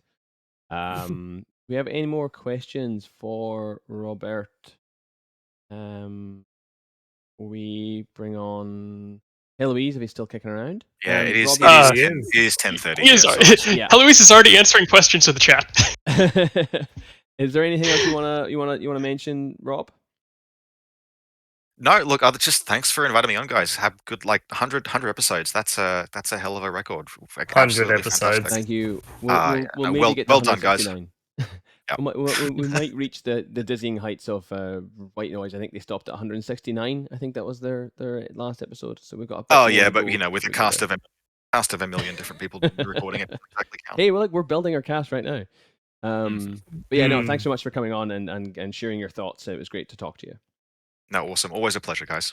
All right. Catch you, mate. Thanks, Rob. Bye. All right. Okay, folks. Sorry. We are about an hour behind schedule. I guess we just love to talk. But if HellLois is kicking around in the chat, he wants to jump on. Hold on. Before he does, I gotta fix it. Oh, you gotta making sure he can talk. He's a guest. I gotta mute him, unmute him, move his volume. HellLois, if you could just disconnect and reconnect, because that's how Discord works, apparently. Righto. Well, yeah, so we have a few questions for HellLois already, but if there's any more that you'd like to throw them in the chat, chuck them up in the chat and we'll try and get to them. We also have our listener questions, which we didn't quite get to finish, which if we have some time, we might try we can get to that later. We can get to that later. Let's not keep the man waiting. Worst case, it's another special edition episode? 100 part 2? He's guest. We're still waiting for HellLois to get on. Okay. Oh wait, hold on. Can you unmute yourself? Hey, yes, you did it. Yes, unmuted? Yes. I did it. Because it's weird. Like they have to unmute themselves. Oh, there he is. Yes. Hello. Whoa. Hello is. Thank you for your. Wait a minute. For the delay. Don't worry. The first time that you give me the schedule, I thought that it was this time, so it's perfect. Good. Yeah, there's a little bit of the time zones didn't quite make sense initially. Yeah, that's all right. It really not make sense. So. Perfect. So glad to have you on the show. How are you? What's been happening? Where are you right now? Are you in the office? No, I don't have. I am at home to have some more relax to this interview. So, Good stuff. Are you taking a well-deserved break after the last month? Interplanetaria and all that. Yeah. Not really. No, when we finish the Interplanetario, I have to go to the office to continue working. So, goodness. We can't stop the engines. No, could you, HellLois, just give a quick elevator pitch on sort of what you do for Corvus, Belli, and Infinity? Okay, I'm the organized play manager. That's my main work, but also I'm a rules developer for Infinity. So, many stuff, but small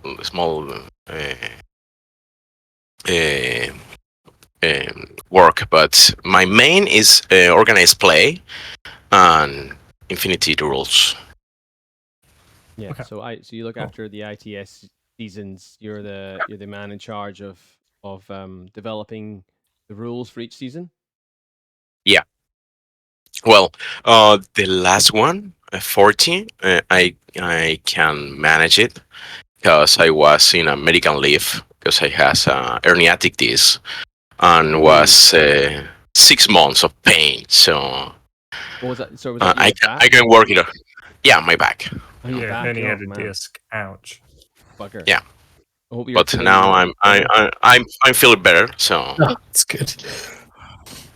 That's good to hear. Okay, well, I mean, hey, actually, when did you start with Corvus Belli, and what was your first role in the company? I believe it was in the 2017, I guess. I started previously on Corvus Belli testing only 2 or 3 hours at a week. But one day a friend called me that we need some guy to write text for the from the store. So I say, okay, why not? Are you going to pay me? Yeah, of course. So let's go.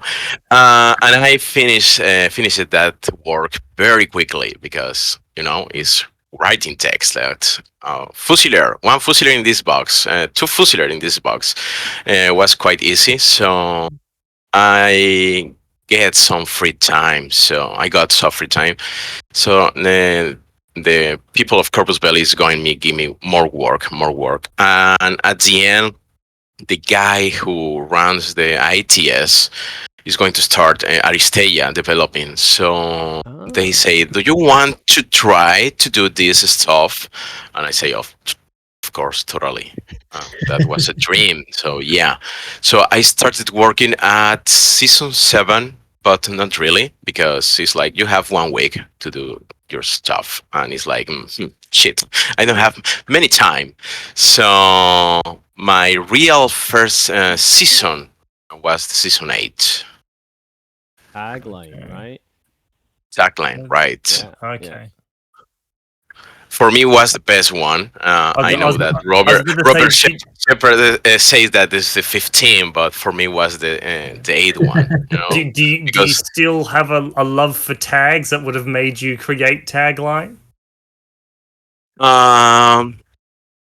It was when I started. I thought like a player, and I want to use many things that was on the shell, like tags. I don't remember. I don't know if you remember that in the past. It's like wow, tags. You don't have to play tags because they are overpowered. So forget about them.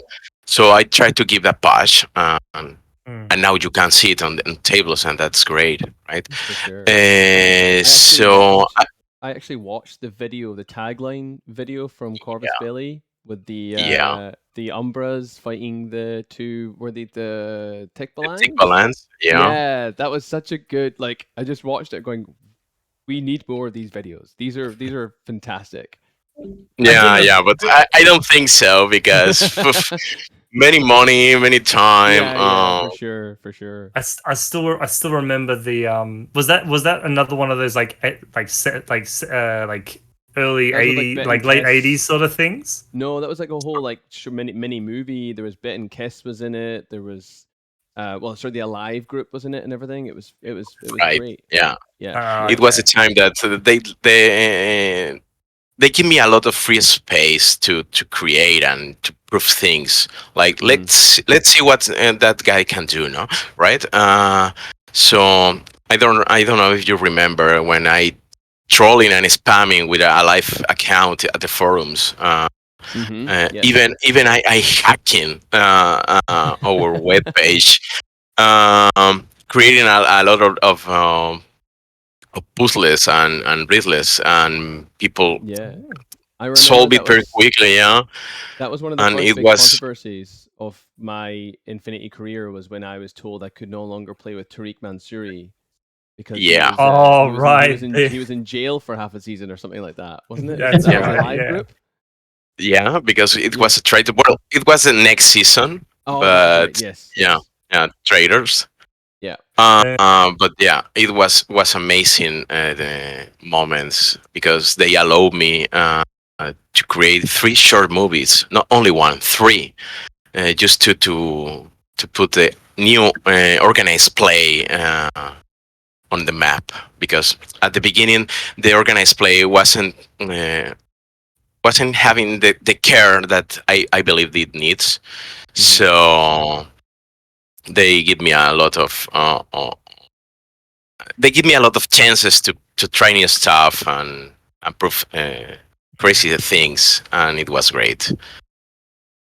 Yeah, well, I mean, whatever you did during that time, I mean, even like Infinity Casual is still pretty much just grounded in whatever you bring out for the next season. Like people who loved Takemoto, doesn't matter. They're going to move on to season 15. I don't know. I think you've upset a few people with the removal of Takemoto, HellLois. I think I'm not gonna lie. I'm not one of them. I think. Kevin famously hates rules changes in season rules changes. Hated the bike changes. Hated Takemoto's. Yeah. Maybe you just hate everything. We're the players. We always want more change, and then we don't want it. So yeah. I think it's life. I feel like it's honestly a sort of. I mean, I feel it sometimes. Luckily, I wasn't too affected by the Takemoto getting taken away. That you're like, oh, I got to go and look at all my lists, see if they're okay now. And I think it's that in the first week of a change, they're like, oh, and then it just goes away as you start playing and building lists again. Yeah, totally. But for me, it's a part of the game that try to not get comfortable that, okay, that's my main list and that's it. Because for me, creating lists is part of the game. How many of you open the army and spend time during your work, like creating and moving? I'm going to put that skid measure. No, maybe that.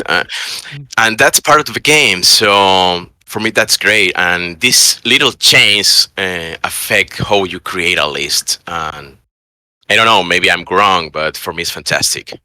It's really good to stir things up just enough to make people change their list and rethink them, rather than just having, like, here's my list, it's been awesome, I've been running it for 4 years.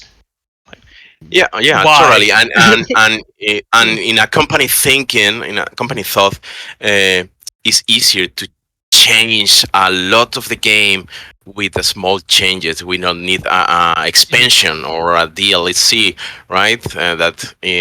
That it needs a lot of hours of work. With these little changes, like, oh, whoa, that bot's that's quite interesting, and it's a little time to try it and to make new stuff. So for me, it's really great. Speaking about the new season and talking about the little changes, obviously we were just talking about it with Rob, but we'd love to hear your thoughts on the design behind the changes, on specifically the decompression zones that are now the QAZ zones and the new quasi creatures, as we like to call them. What was the thought behind introducing them to the game? Well, I believe that there are 2 types of players: the narrative ones and the competitive ones. And ITS is only, I'm going to say, only for the competitives. But for me, that's not true. I want to try that casual gamer players to the game. For me, the background is very important. The first seasons is like, here you have some missions, play, and goodbye. And from the start of the season 8 with tagline, we put a background behind the rules, like, hey, that is going to happen and you are going to be part of the movie. Because I want to give that players, because I am a narrative player but also a competitive player. So I missed that part in the ITS. So with that background, Gutier write me the background. Okay, the fluff of the Infinity is going this way. Perfect. So we have that quantum anomalies and are dangerous. Okay, perfect. So I want you to give that feel, that danger during your games. So it's part that I create that kinds of rules, right? And of course, that rules are encapsulated in some missions. So this way, organizer can choose to avoid that rules during a tournament, or he can force to use them. So this way, I believe that all Infinity players can find his place during a tournament or a game. Yeah, no, I think we're exactly what we were just talking about before, about that bringing that narrative feel back to Infinity. As much as it, from a gameplay point of view, some people might not enjoy it or might enjoy it less, because obviously, a neutral element causing damage is not necessarily the most fun thing for players. But I think from a narrative point of view, I think we can all get behind that. And also the idea of a quantum anomaly zone, this other alien races, is also really exciting and interesting for me as a player, where we've been dealing with Toha and the various arms of Combined Army for years, and now we have potentially new aliens in the mix. The multiverse, as it were, or whatever, is interesting from a point of view of for Infinity. And it also gives you the chance to use some skills that you don't use often, like terrain skills, because we always forget to put that on our tournaments, because it's quite annoying, like that terrains reduce my movement, so we tend to forget that rules. With that, small pieces of terrain in the tournament will give you the options to take the potential of that troops that have that skills. I like that the terrain rules have been moving toward giving a buff to certain models rather than penalizing most models. Yeah. Totally. Yeah. I learned that during season 9 during traders, when I penalized some profiles like that. Maybe I have to give bonus before malus. I was going to bring it. Did you learn it from, I think, the first iteration of Rescue, where the middle of the entire table was difficult terrain? Yes. Yeah. And so medium infantry in that particular season were 2-2. That was their movement. No, there were two. Weren't they like 2-1, because you would go? Oh no! No, you had to use your second profile, and their second profile was 2, right. So there were 2-2. I do remember like moving a unit prone to avoid fire, just going 1-1-1-1. Like, this is so bad. This is the worst. Take it with calm. Yeah. You mentioned Bear, but Gutierrez, he designed, he wrote the fluff, I guess, for the new season. Do you have any influence in the writing or designing, or is it just the rules? For now, just rules, but I suggest some crazy stuff. I have to suggest many stuff. So this way, Gutierrez is going to pick one. But I have the chance to do it during season 8 in Tagline, because all the group, Alive group, Victor Messer, General Clayman, all that crazy movie in my head, and then in Azure movies, I take Gutierrez, I surprise Gutierrez with that, because nobody expected that ITS is going to work with the fluff of the Infinity. So let's say, whoa, great, perfect. Let's see what's happened.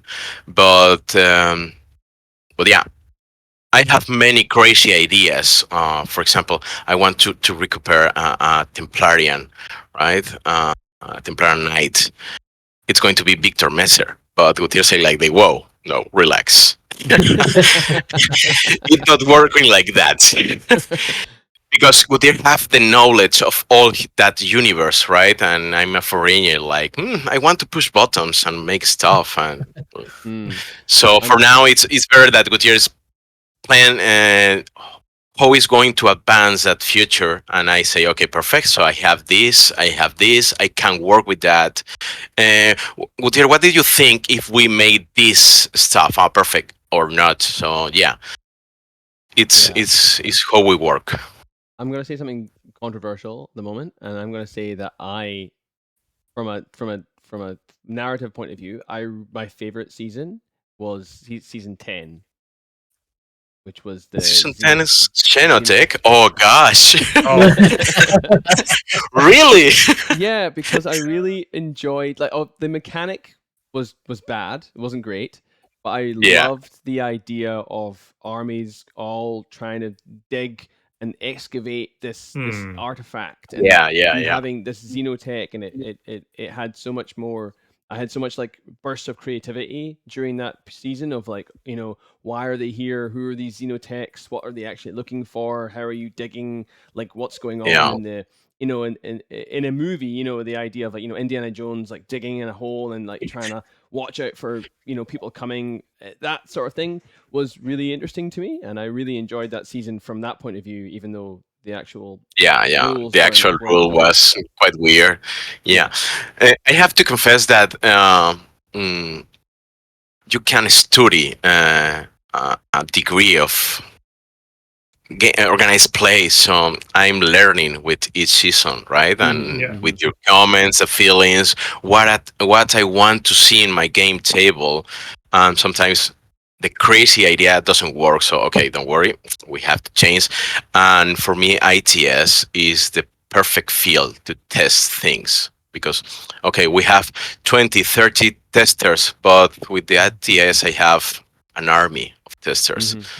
And speaking to that, is like thinking about the bike rule that's now sort of been adopted as like a base rule for bikes.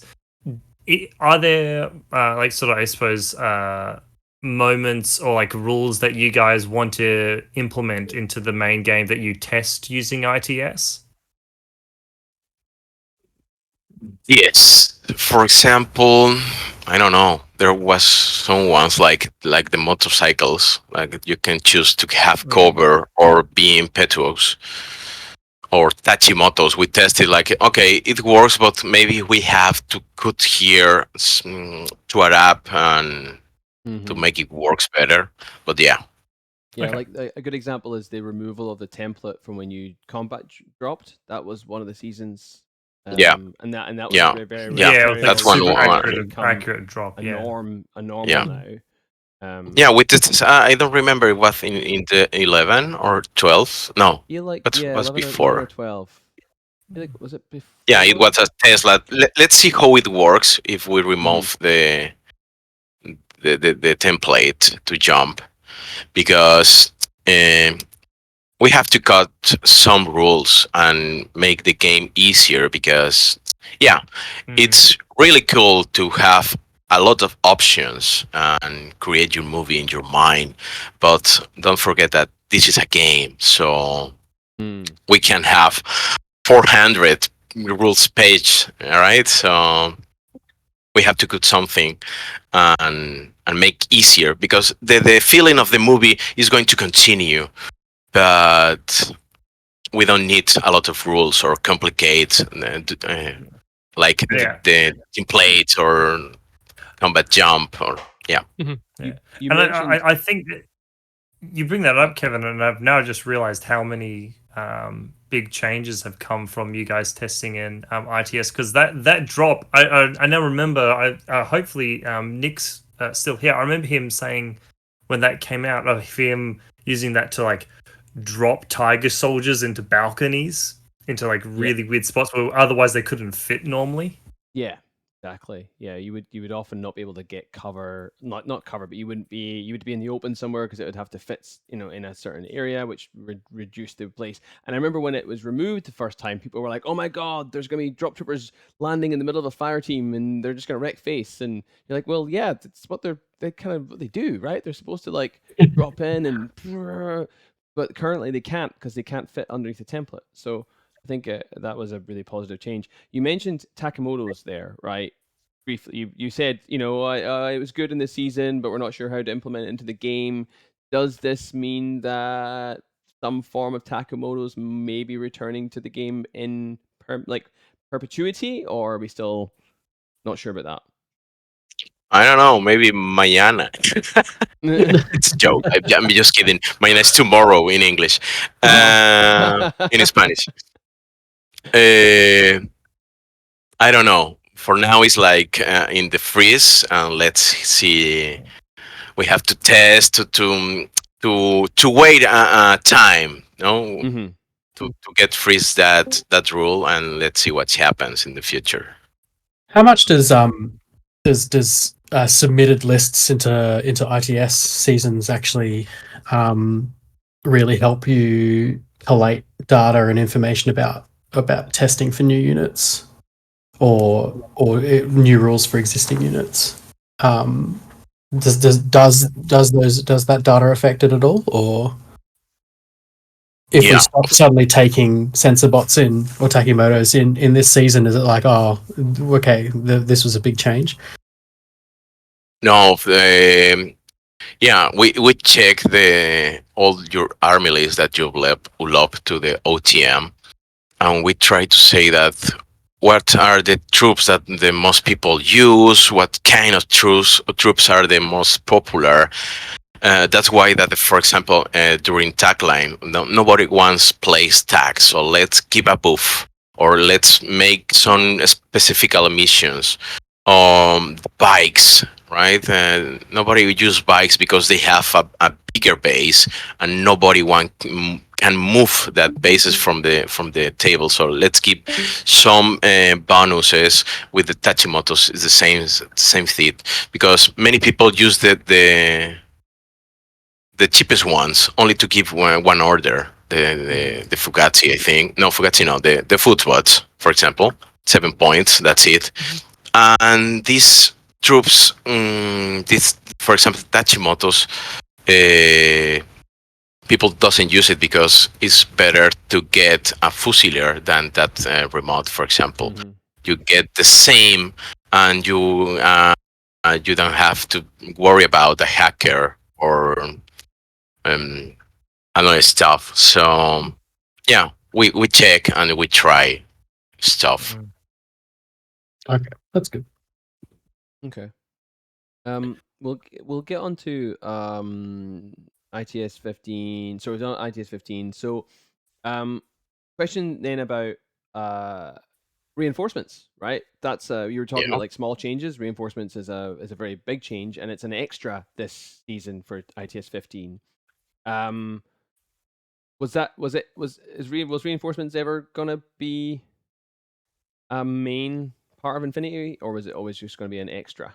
And also how much playtesting has been done on reinforcements going into ITS 15? Well, reinforcements has been many times over desk. So I don't know, maybe N2 or N3. So oh wow, yeah, and we never find that a rule that gets us happier to release them. So and now we try it a lot, we test it a lot, and we get the version that we like or we think it works. So, but now it's time that the community test it, play it, and see what think about it. And it's better to play, test it, and talk about that before. Okay, everybody can to talk about before the games or to play, no.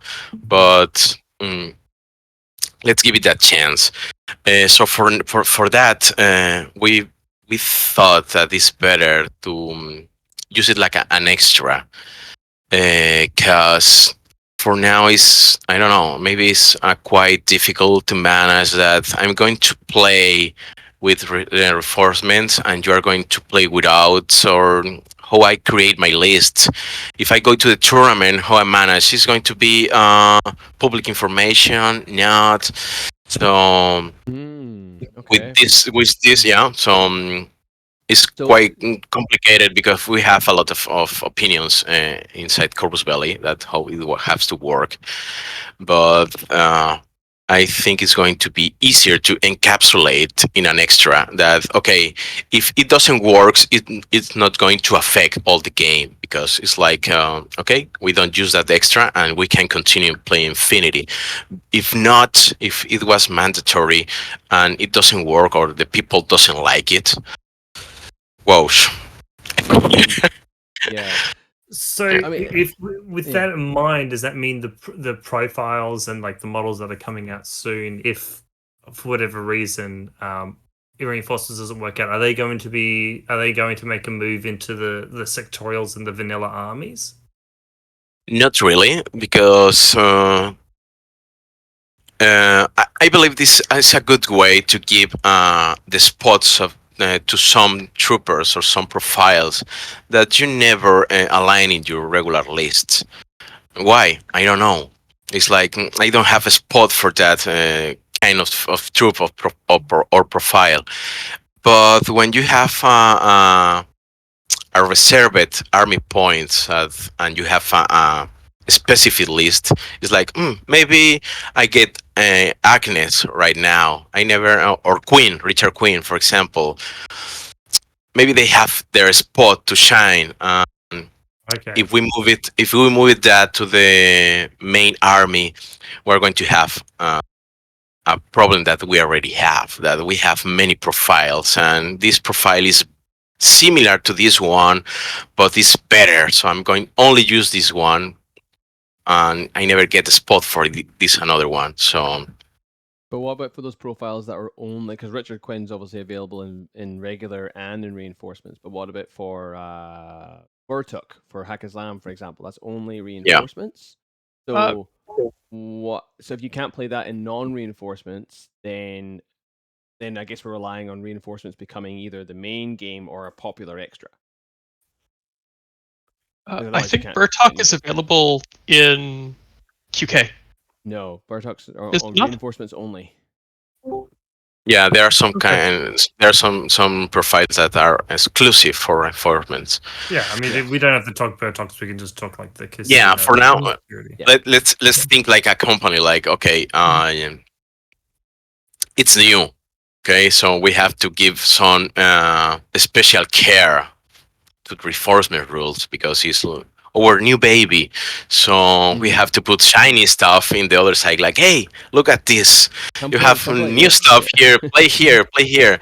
So for now, it's exclusive. Let's see what's happening in the future. I don't know. That's.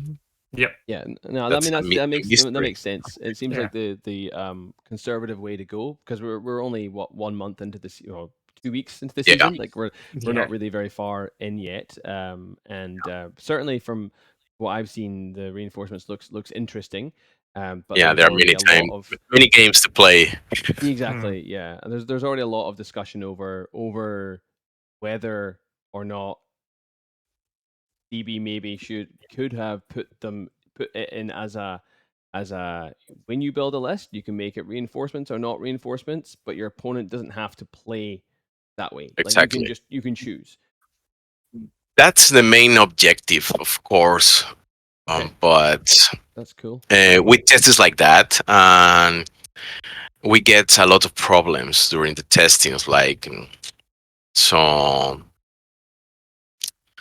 we need many games in our back to reach that point. So for now, it's better that you use it and you too to have that equilibrium, right?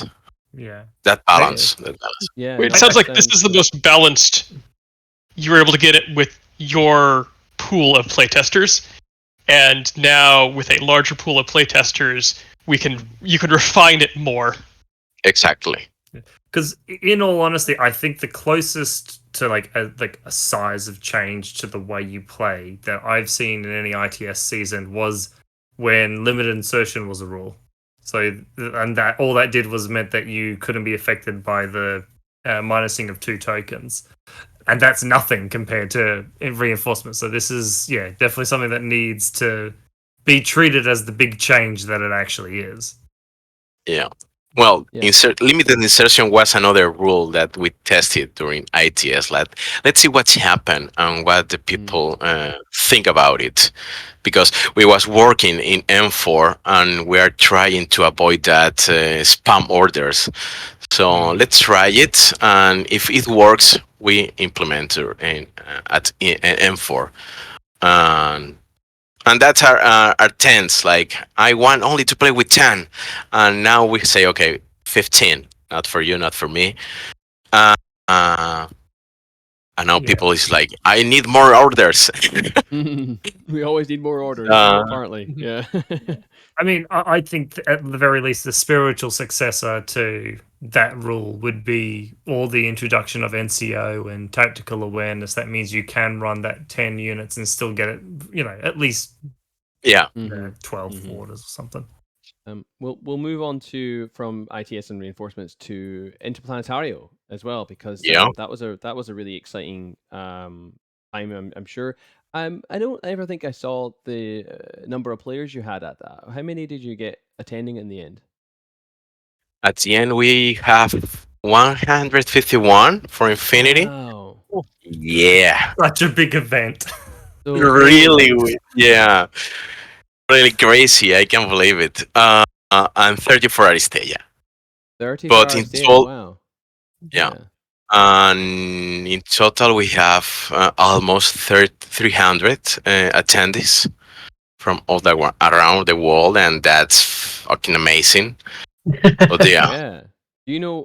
Did you do a breakdown of the countries, like how many countries and who was the most represented at the event? Well, I'm going to talk. Trying to remember. So we have from Latvia, USA, UK, France, Italy, Sweden, I think, Mexico, Venezuela, Spain, of course. I don't remember if one Australian guy this year. There was one Australian guy. Yeah, it was Ryan's brother actually. He's thinking. Okay. Germany. So yeah, we have a lot of representation. So that's great. Yeah, 151 players that's incredible. That's really great to hear. BCB's got a way to go, Kevin. yeah. Australia's we're we'll get there. I think we had like 100 a few before the pandemic. So kind of a venue issue, but yeah, Cancun was a really big event.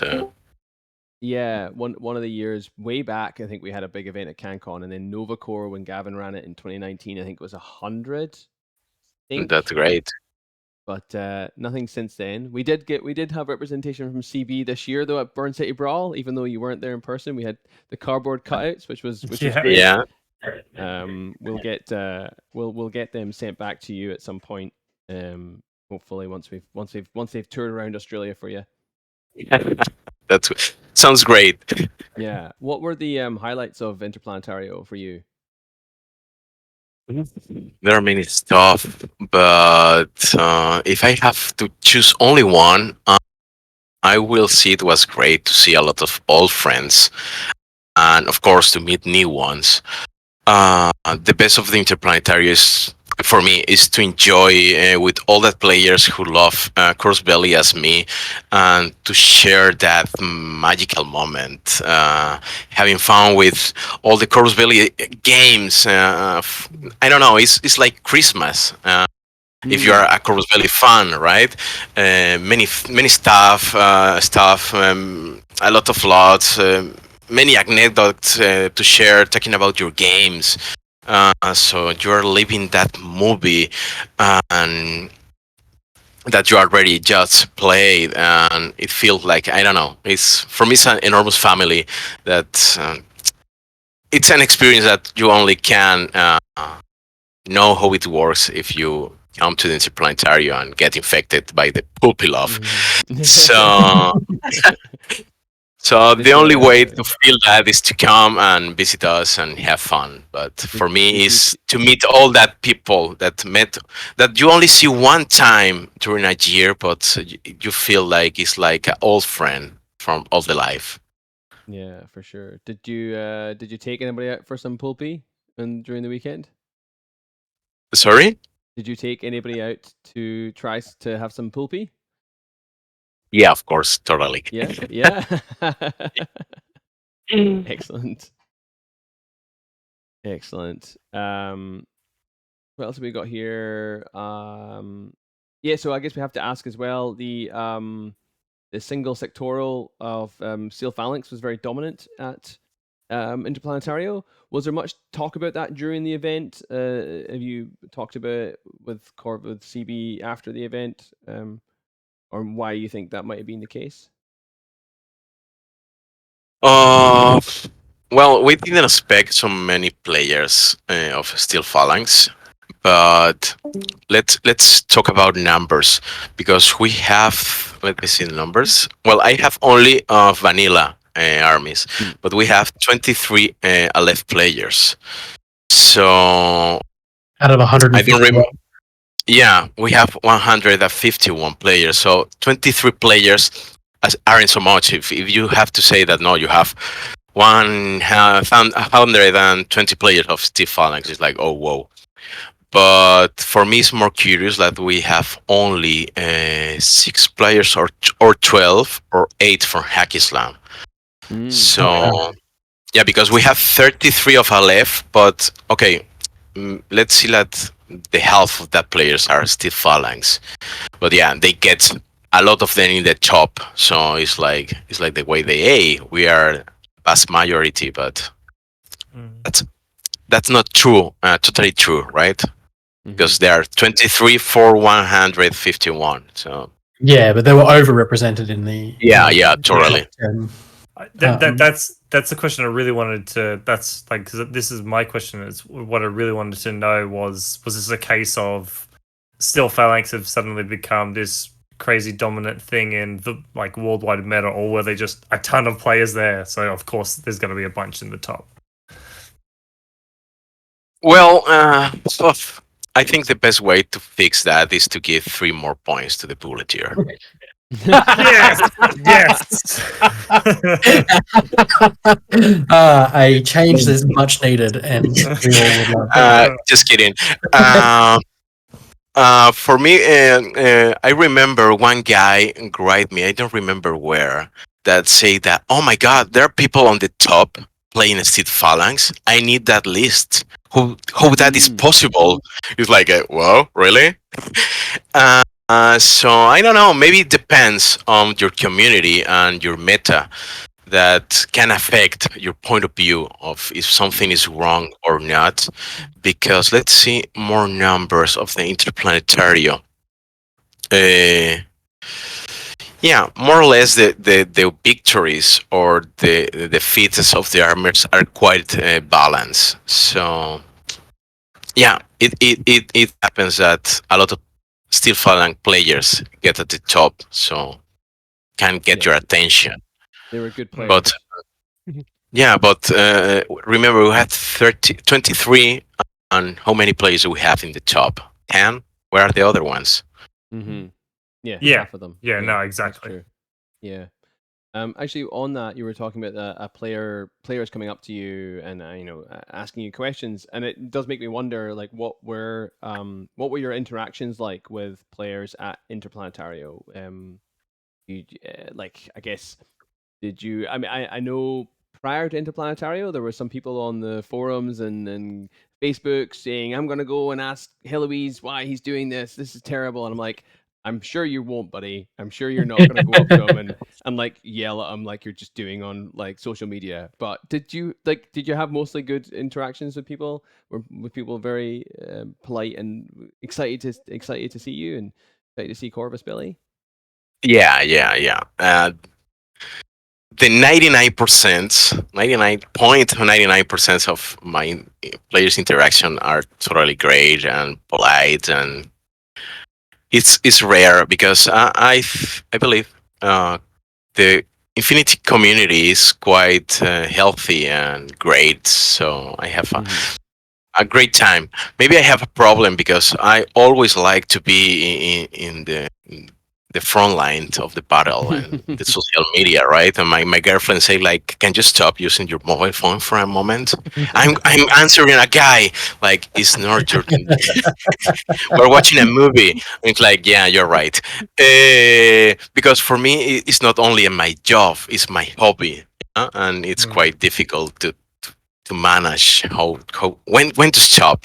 But yeah, I'm maybe 2 or 3 times I have a bad experience talking with a community player. So Wow. I'm very pleased with the results. That's good. We have a couple more questions. I don't want to keep you too much longer. I know you're working. Hopefully, so that's okay. That works, so don't worry. Okay, cool. We'll move on from Interplanetario, and we've got we've got a couple of random questions to ask. One of them is well, actually, Nick, do you want to ask this one? Yeah. Okay. So, as a Hawk player, when will we get an ITS season that has desert terrain? Sorry, can you repeat? Desert terrain. Okay. Yeah, okay. desert terrain, because we've had a lot of 0G, and we've had some mountain. I'm curious when we're going to get a desert season. Mañana. No, just kidding. Who knows? I don't know. Maybe next year. That's because we depend. I depends of the background season. So last season is like on the space and in ships, and that's wow, 0G. That's great. Now we have the quantum anomalies. Let's try new things. But who knows? Maybe next year. It's a guess. I don't know. I can't use desert terrain. Yeah. Keep the quantum anomaly going, but you have to roll a dice on a chart for what terrain feature is represented. Random terrain elements. That'll really annoy the competitors. That's a quantum anomaly. I mean, it could be anywhere. Yeah, right. But I have to say that this season you can play with desert terrain. Where in the resilience operations, but you have to get the new deck, so you have to be patient and get it. Which is out mañana, right? Mañana, right? No, but that's right. The mañana. I believe that's. I don't know if today arrives to the office or tomorrow, but yeah, it's time to deliver that new decks. Into the next question is Josh and I are certainly excited for it. We've already got our orders in. We all, I think Rob said before, it's the biggest cock tease in CB's ever done.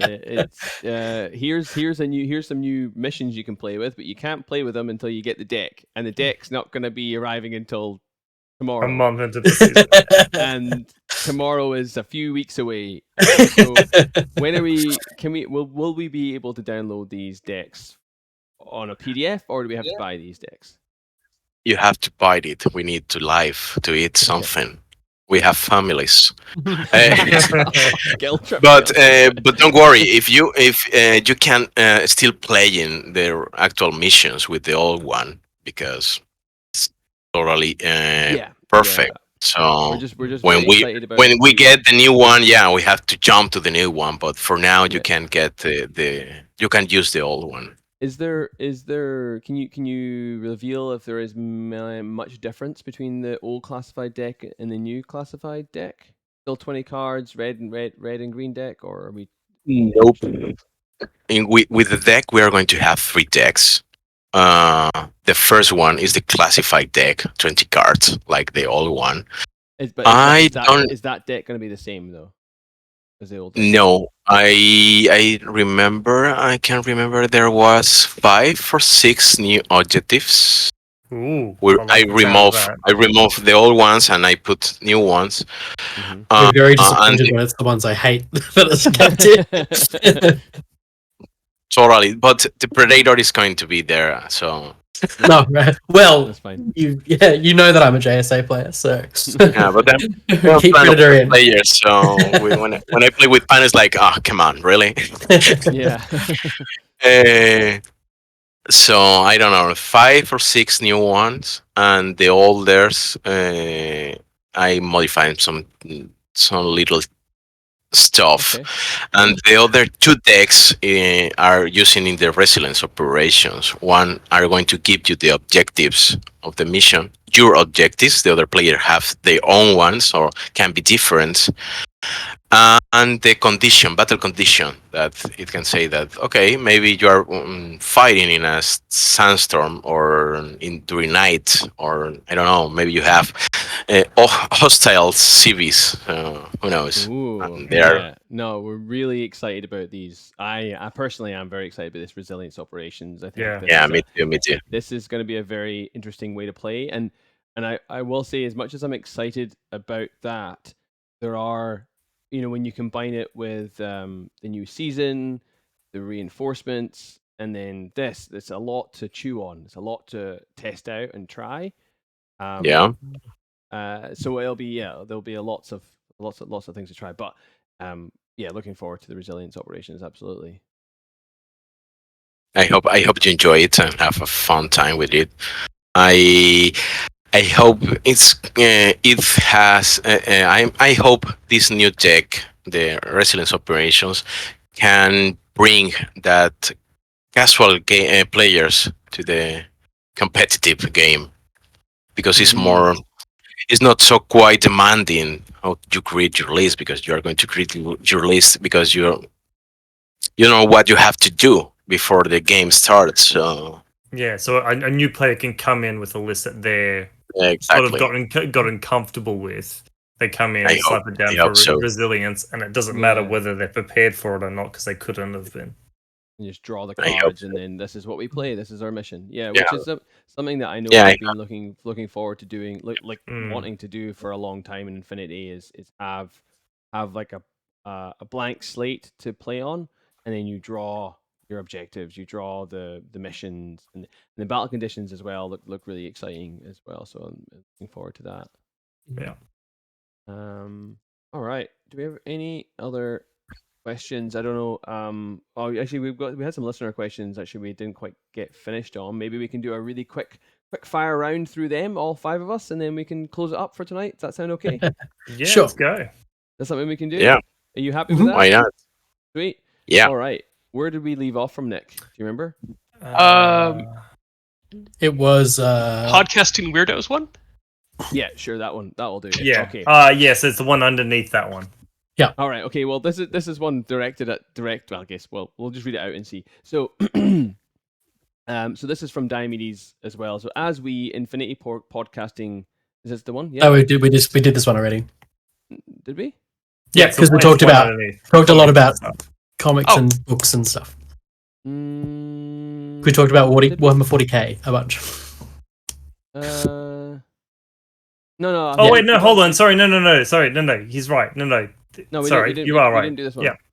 Oh no, we didn't. Right. Yeah, sorry, you're right. Okay, my bad. So as we Infinity podcasting weirdos all want to see the game grow and the player base expand, what kind of support would you like to see from Corvus Belli to help with that? So this is a question from Diomedes, which I guess is directed from us to about you. So I guess it'll be an interesting one to say as we're talking to you. But for me personally, I've never felt like I needed support from Corvus Belli. Insofar as, before I was a war core, I was organizing events. So we were more about building the community because we loved the game so much. We weren't looking for a handout from CB to help us. However, obviously, since we started this podcast, the promotion from Corvus Belli has been very helpful and excellent. And obviously, you coming on tonight as well is fantastic because we get to ask you some questions and we get to know you a little bit more, and our listeners get to know you a little bit more. So, from that question is the support is, I guess, just keep doing what you're doing, right, and keep engaging with the community so that we have a great game to talk about. Like what I hate is silence from a game company. I want to feel as though I can be involved in the game. Yeah, I mean, there was a while ago where I think Corvus Belli were listing like top YouTube channels and top this and top that. I think we were on there as one of the podcasts that Corvus Belli mentioned, and considering at like the size we are, where often I think for other game companies, it's the big guys, it's Beast of War and on the tabletop that really get any attention. The fact that CB even see a small Australian loud. We're just a loud Australian podcast. We don't. Less so that now Julian's gone, but Julian, left. But we are still pretty loud. So yeah, the fact that we get anything from CB is, CB also provides nice tools to get new players in at multiple levels. So, like the previous ITS, where you got direct action missions. So now you've got a bridging point between Code 1 and ITS. So you can get players in at different levels depending on where their comfort zone is. Code 1's a good point. Yeah, actually, I think for me, Code 1 was a really great introduction to N4. So that was great for introducing new players to the game. I don't think it gets used very much now, but I think if we ever needed new players into the game, that's a good entry point. What actually question for you? Then it's more friendly way to enter to an enormous game. Yeah. Slightly related. About a year ago, I was sitting down having a chat with Coney, and we were talking about war cores and the war core program, and he did mention that the war core program is probably going to change, or it's right. So, I mean, I guess Coney might have more information than yourself, but I guess, do you have any information on that, on the war core program, and how players and communities can promote the game, or how you can help players and communities promote the game? There are many fronts where we're working on that, but you have never to forget that we're players too, and we love that game. So the important is to contagious that passion for the game that you have, and you do this podcast in your free time. For free. So that's fucking amazing. So yeah, from Campus Belli, we're always trying to get that support, and if you're going to make a big tournament, we always try to give you prizes in our when we can do it, or promote the hobby. For example, if you check the last book, the end song, you have more painting. Guys. So it's a way to say, hey, this is not only a game that you have to compete during ITS. It's a hobby. You can paint and spend hours relaxing or not with a brush, your miniatures, losing your scene, right? And yeah, the worker systems is going to change to help that players that have a lot of patience, that wants to give a demo to a person, to a stranger, or people who made content like yours. So we are adapting that system because we have to change and adapt to the community, because we not only have to get new players, we have to keep the old ones. Right, because the old ones are going to be our messiahs, prophets, our prophets. Like this game is cool because don't forget that we are a small company. We can have an army of commercial guys that going to the stores or to the clubs to say, "Hey, buy my game." So you are our commercial guys, so we have to give you that support, and that's why we try to answer all the questions in the forums, in the Facebook, in Twitter, in Telegram and Discord. That's fucking crazy, But yeah, we are going to try to do our best and thought about new stuff, how to improve our support to the community. Oh, that's a good answer. All right, sorry, we did say quick fire round, didn't we? But we didn't quite do that. But we'll try this in the next one. So Fest asks, what meta/rule would you change about Infinity if you had the chance? And would you make, and then he's giving some examples, like making medium infantry stronger or changing guided, that sort of thing. I know there's a bit of hypotheticals here, but I guess quick fire. Jacob, what do you think? What's one thing you might change? I miss some of the varied hacking programs. I miss Red Rum and Maestro and stuff like that. So I wish there were some of those more interesting powers back. Yeah, or the U-turn programs come back. Which ones? U-turn. Oh yes. Oh yeah. Oh yes. Yeah. Bring back U-turn. Yeah, that's my one. Maybe in the future. Okay. I don't know. One thing I really want to do, but maybe the world gets in fire. I don't know. Is to take off the heavy weapons from the infantry, and only for the medium infantry or the heavy infantry can use that weapons. And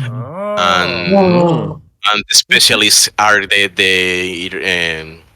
so the big guy with the big armor with the heavy machine gun, and the engineer is the light infantry, and to mix that, you know, to that's my that has I would like to see in that movie. You know, like you have the big guy with big gun, the smart one, the sneaky one. More thinking on that covert operations, like it's Infinity, because for now is, but that's a tendency that I really like the mobile brigade. I need a specialist on that unit. Okay, take one. So every troop can do everything, and I don't really like that because I don't know. I see. Yeah, that makes sense. I'd like to see, like on the medium infantry point, I'd like to see a better defined space for medium infantry, because I feel like the area between survivable light infantry and budget heavy infantry has gotten really narrow. Yeah, totally. Yeah. Because that medium infantry is like in the land of nowhere. Like it seems like they're light infantry with more skills, but they don't have the survivability necessary to justify paying for those skills. Totally. Do you remember one season when the medium infantry moved 4-2, and I give that for what deployment? You gave them. Like, I remember that. That was I think that was courage or something. Yeah, and then the medium infantry move 4-4. That is, it's a quite improvement for that. I love how how you made an N4. Every medium infantry in the game now moves 4-4, except for grunts, who are still 4-2. Yeah, but grunts have infiltration, and it's like, hello, I cost 2 points, and I have a lot of flower, and I mean from you, like, are you going to do something?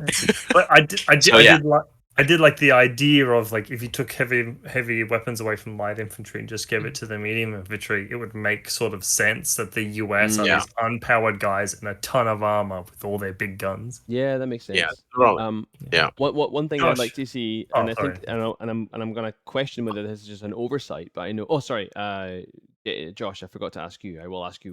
It's fine. I was just going to be the voice of the people and say, bring back sniffers. Yes. We've had a few people in the chat asking for sniffers to come back.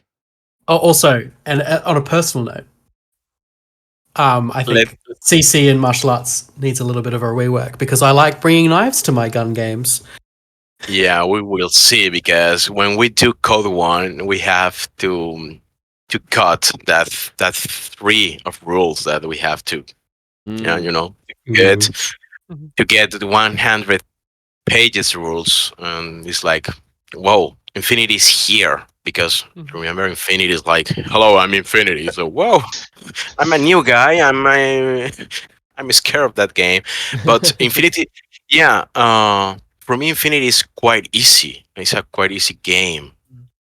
The base of the game, you have your order, you can do this, move and shoot and react. That's it. Then you have a lot of rules and interactions, but the base is quite easy, and that's the great for Infinity, that you can learn how to play quite quickly, and you have a long way to recover and discover new stuff and new ways to play, or new tools to make stuff. That's a great. But when I am for a new player, you see all of that, and you have to see really only 100 pages, and this okay, perfect.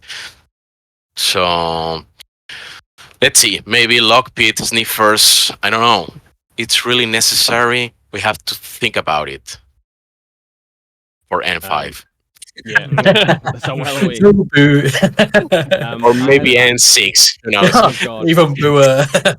I had one that I want to raise now as just as a rules thing. I'm just gonna slot it in there right now. So you recently changed the rules on fire teams being able to declare different types of hacking programs. Right, so like if you've got two hackers in a link team, one person can declare Trinity, the other one can declare Spotlight. However, that does not apply to coordinated orders. And I'm just wondering, like, can we make that a thing, please, so that you can do multiple different hacking programs in one coordinated order rather than everyone having to do the same program? That'd be great. Thank you. That's all. That's fine. Noted. Yeah. And your long list of like notes. Yeah. Yeah. Like, wait, I have a space here. All right. We'll move on real quick. So Jam800 asks, if you could change any profile in N4, what would it be and why? Mine's really quick. Make Tariq. Give him either 3 wounds or total immunity. That's all I want. Thank you. And I'll follow that up by asking the curious question. I will give some love to this to the Seraph, because Tigbalan is totally great, but hello, I'm Seraph. That have to be a cool guy, but is totally eclipsed by the Tigbalan. And which profile I will buff? I don't know. Maybe the Avatar. Or no, the Bullet tier. Maybe he needs 4 more points. 4 more points and pull him down to Mim 3. Yeah.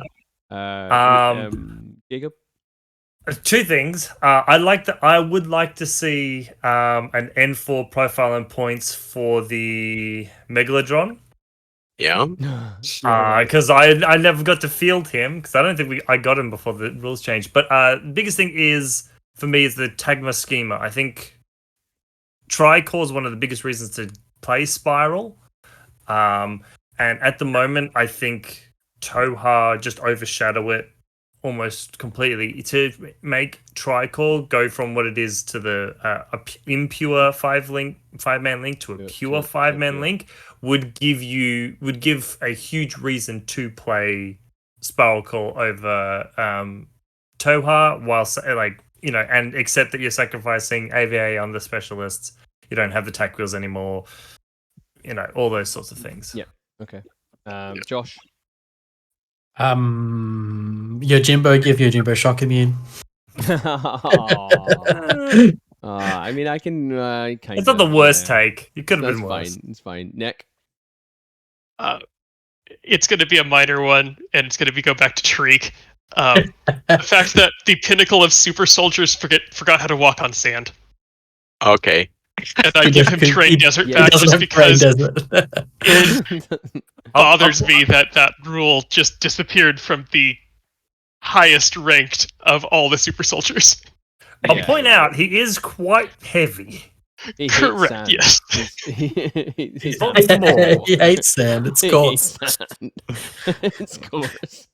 Okay. We've already talked about reinforcements. We only talked about that one. Trent asks, how does it feel to be the premier Australian Infinity podcast? Well, we've been like that for a while. We are #1 Australian Infinity podcast, soon to be #1 Infinity podcast. In the world. In the world after a defeat of well, it's just an endurance race at this point. They keep dropping. Exactly. Like we've got White Noise is gone, Transmission Matrix is gone, Mayacast is gone, RIP, and then we've just beaten Whip 12 into the ground in TTS. So who else is left? That's great, and you do a great job. And 100 episode is quite amazing. So you can feel proud of it. So thank you. Celebrate. Appreciate that. And then last question. Ed asked a question for everyone. Favorite faction sectoral in the lore and why? HellLois, you want to go first? Panoisi, but I am going to say Panocenia, military orders, of course. and that's it. Why? Why I started Panocene? Because the nieces have a code, and for me that's whoa. What is that guy with that techno armor with a Blade Runner code? Like, I mean, True. And I'm gonna have to go again. Still, first love. ASOIAF. I love the idea of post-humans and recreating, people from history like the William Wallace and Hector. I will say though, one of my favorite units and like their code, that just like HellLois mentioned, is the Fidays, where their entire assassination, their entire assassination method is to walk up, kill someone super publicly, and get killed. Yeah. Josh? In the lore, I think the current lore now, I think Spiral Core, the wanted for crimes against humanity. Oof, what a time to play Spiral Core. Is this the story just for be that the enemy? Might be an end song, I don't know, but it's definitely part of RTS 15. We want some Toha. Just shoot them on sight. We want some Toha scalps, so I'm happy to facilitate by playing Spiral. at the very least, you can love Spiral Core because the entire incident that created Ariadna was Spiral Core's fault. Well, I'm happy to be that guy after playing Combined Army. What about you, Nick? I'm gonna have to go with Hawk because something about playing the lightest shade of gray in a very gray universe. I was about to say the actually only ones you could say are good guys. Yes, the closest thing to. Yeah, I remember when I first started Infinity, I was being shown it was a Ariadna game versus, I think it was against Hackislam, and I remember like when my friend was like, "Hey, you're Scottish, you'll love these guys. They wear kilts and they've got werewolves." And I was like, "Yeah, that's a bit out there for sci-fi." And they're like, "Okay, well if you don't like them, we've got these like scientist-oriented Islamic people," and I was like, "That sounds more like that." Immediately drew me in. Oh, and also they've got assassins, and I'm like, "Sweet, done." Like that was me. I mean, yeah, they've got they had the coolest lore. As much as I love the reincarnated William Wallace, who looks a little bit too much like Mel Gibson. I was sold on Hackislam from the get go. The lore, yeah, for sure. All right. Well, I think that's all the questions we have. Anything else from our audience? I don't think so. So I think we're good. Yeah. Thank you. Yeah, thank you so much, HellLois, for coming on, giving up your afternoon to join us over here in Australia. Really appreciate it. Thank you for inviting me. It's always a pleasure. Celebrate, you deserve 100 episodes. It's fucking amazing. Congratulations. That means a lot, man. It was great. Thank you so much. Before we do sign off ourselves, I do have a quick announcement to make. This is our 100th or our 100th episode, and it will also be my final episode. So I am stepping away from the podcast, at least for a while. I have some other things I need to take care of, but we have left the podcast obviously in excellent hands in Jacob and Val, who's not on tonight, and Josh and Nick, who are two of our newest hosts, and they're going to be helping out and taking over the running of the podcast. So, wanted to announce that at the end there, just to say thank you so much for everyone the last few years for helping support the podcast and make it what it is. But this will be my final time on the show. And until you come back as a future guest, until we do our 200th episode, when I come back on with Nick and we wax lyrical about Song of Ice and Fire. Yeah, I think just before we wrap up, and a bit of a behind the scenes on the podcast is we obviously started a while ago. We had a number of hiatuses, and I think Kevin was I don't even think saying he was instrumental in getting the podcast into the pace and the way it is right now is saying enough. He was probably at one point the sole force keeping the podcast going, and I think he's very much lit a fire under definitely my ass, and has been like a staple in the community for as long as he's been part of this podcast, and he has been the driving force, the organizer for Loss of Lieutenant, and for a long time was probably its beating heart until until Kev finally went like, hey, someone else needs to actually pick up the torch, and we actually listened to his advice. So you've been doing a fantastic job. I took 3 months out to go travel Europe, and you guys did a great job. And now, Jacob, you're now the longest running member of the podcast. So congratulations. I am, and I'm going. Yeah. I get the feeling, especially after this episode, I'm going to go down with the fucking shit. No, don't do a white noise on me. Don't. No, I'm just saying. That means he's got lots of stamina. I'll be here until it sinks. Good. Okay, right. Yeah, you'll be the last one. He'll be the one who turns the lights out at the end. Yeah, but yeah. So from the last longest standing podcast, Loss of Lieutenant member. Thank you, Kevin, for all that you've done for this podcast. Thank you, Jacob. I appreciate it. Thank you, Kevin. Thank you. Thanks, everyone. All right. Well, okay. With that, you're listening to another exciting episode of Loss of Lieutenant. My name's Kevin. I'm Jacob. I'm Nick. I'm Josh. And I'm a random guy. HellLois. All right. Good night. See you guys. Good night. Good night, all. We love you, Kevin. Bye. Love you. Bye.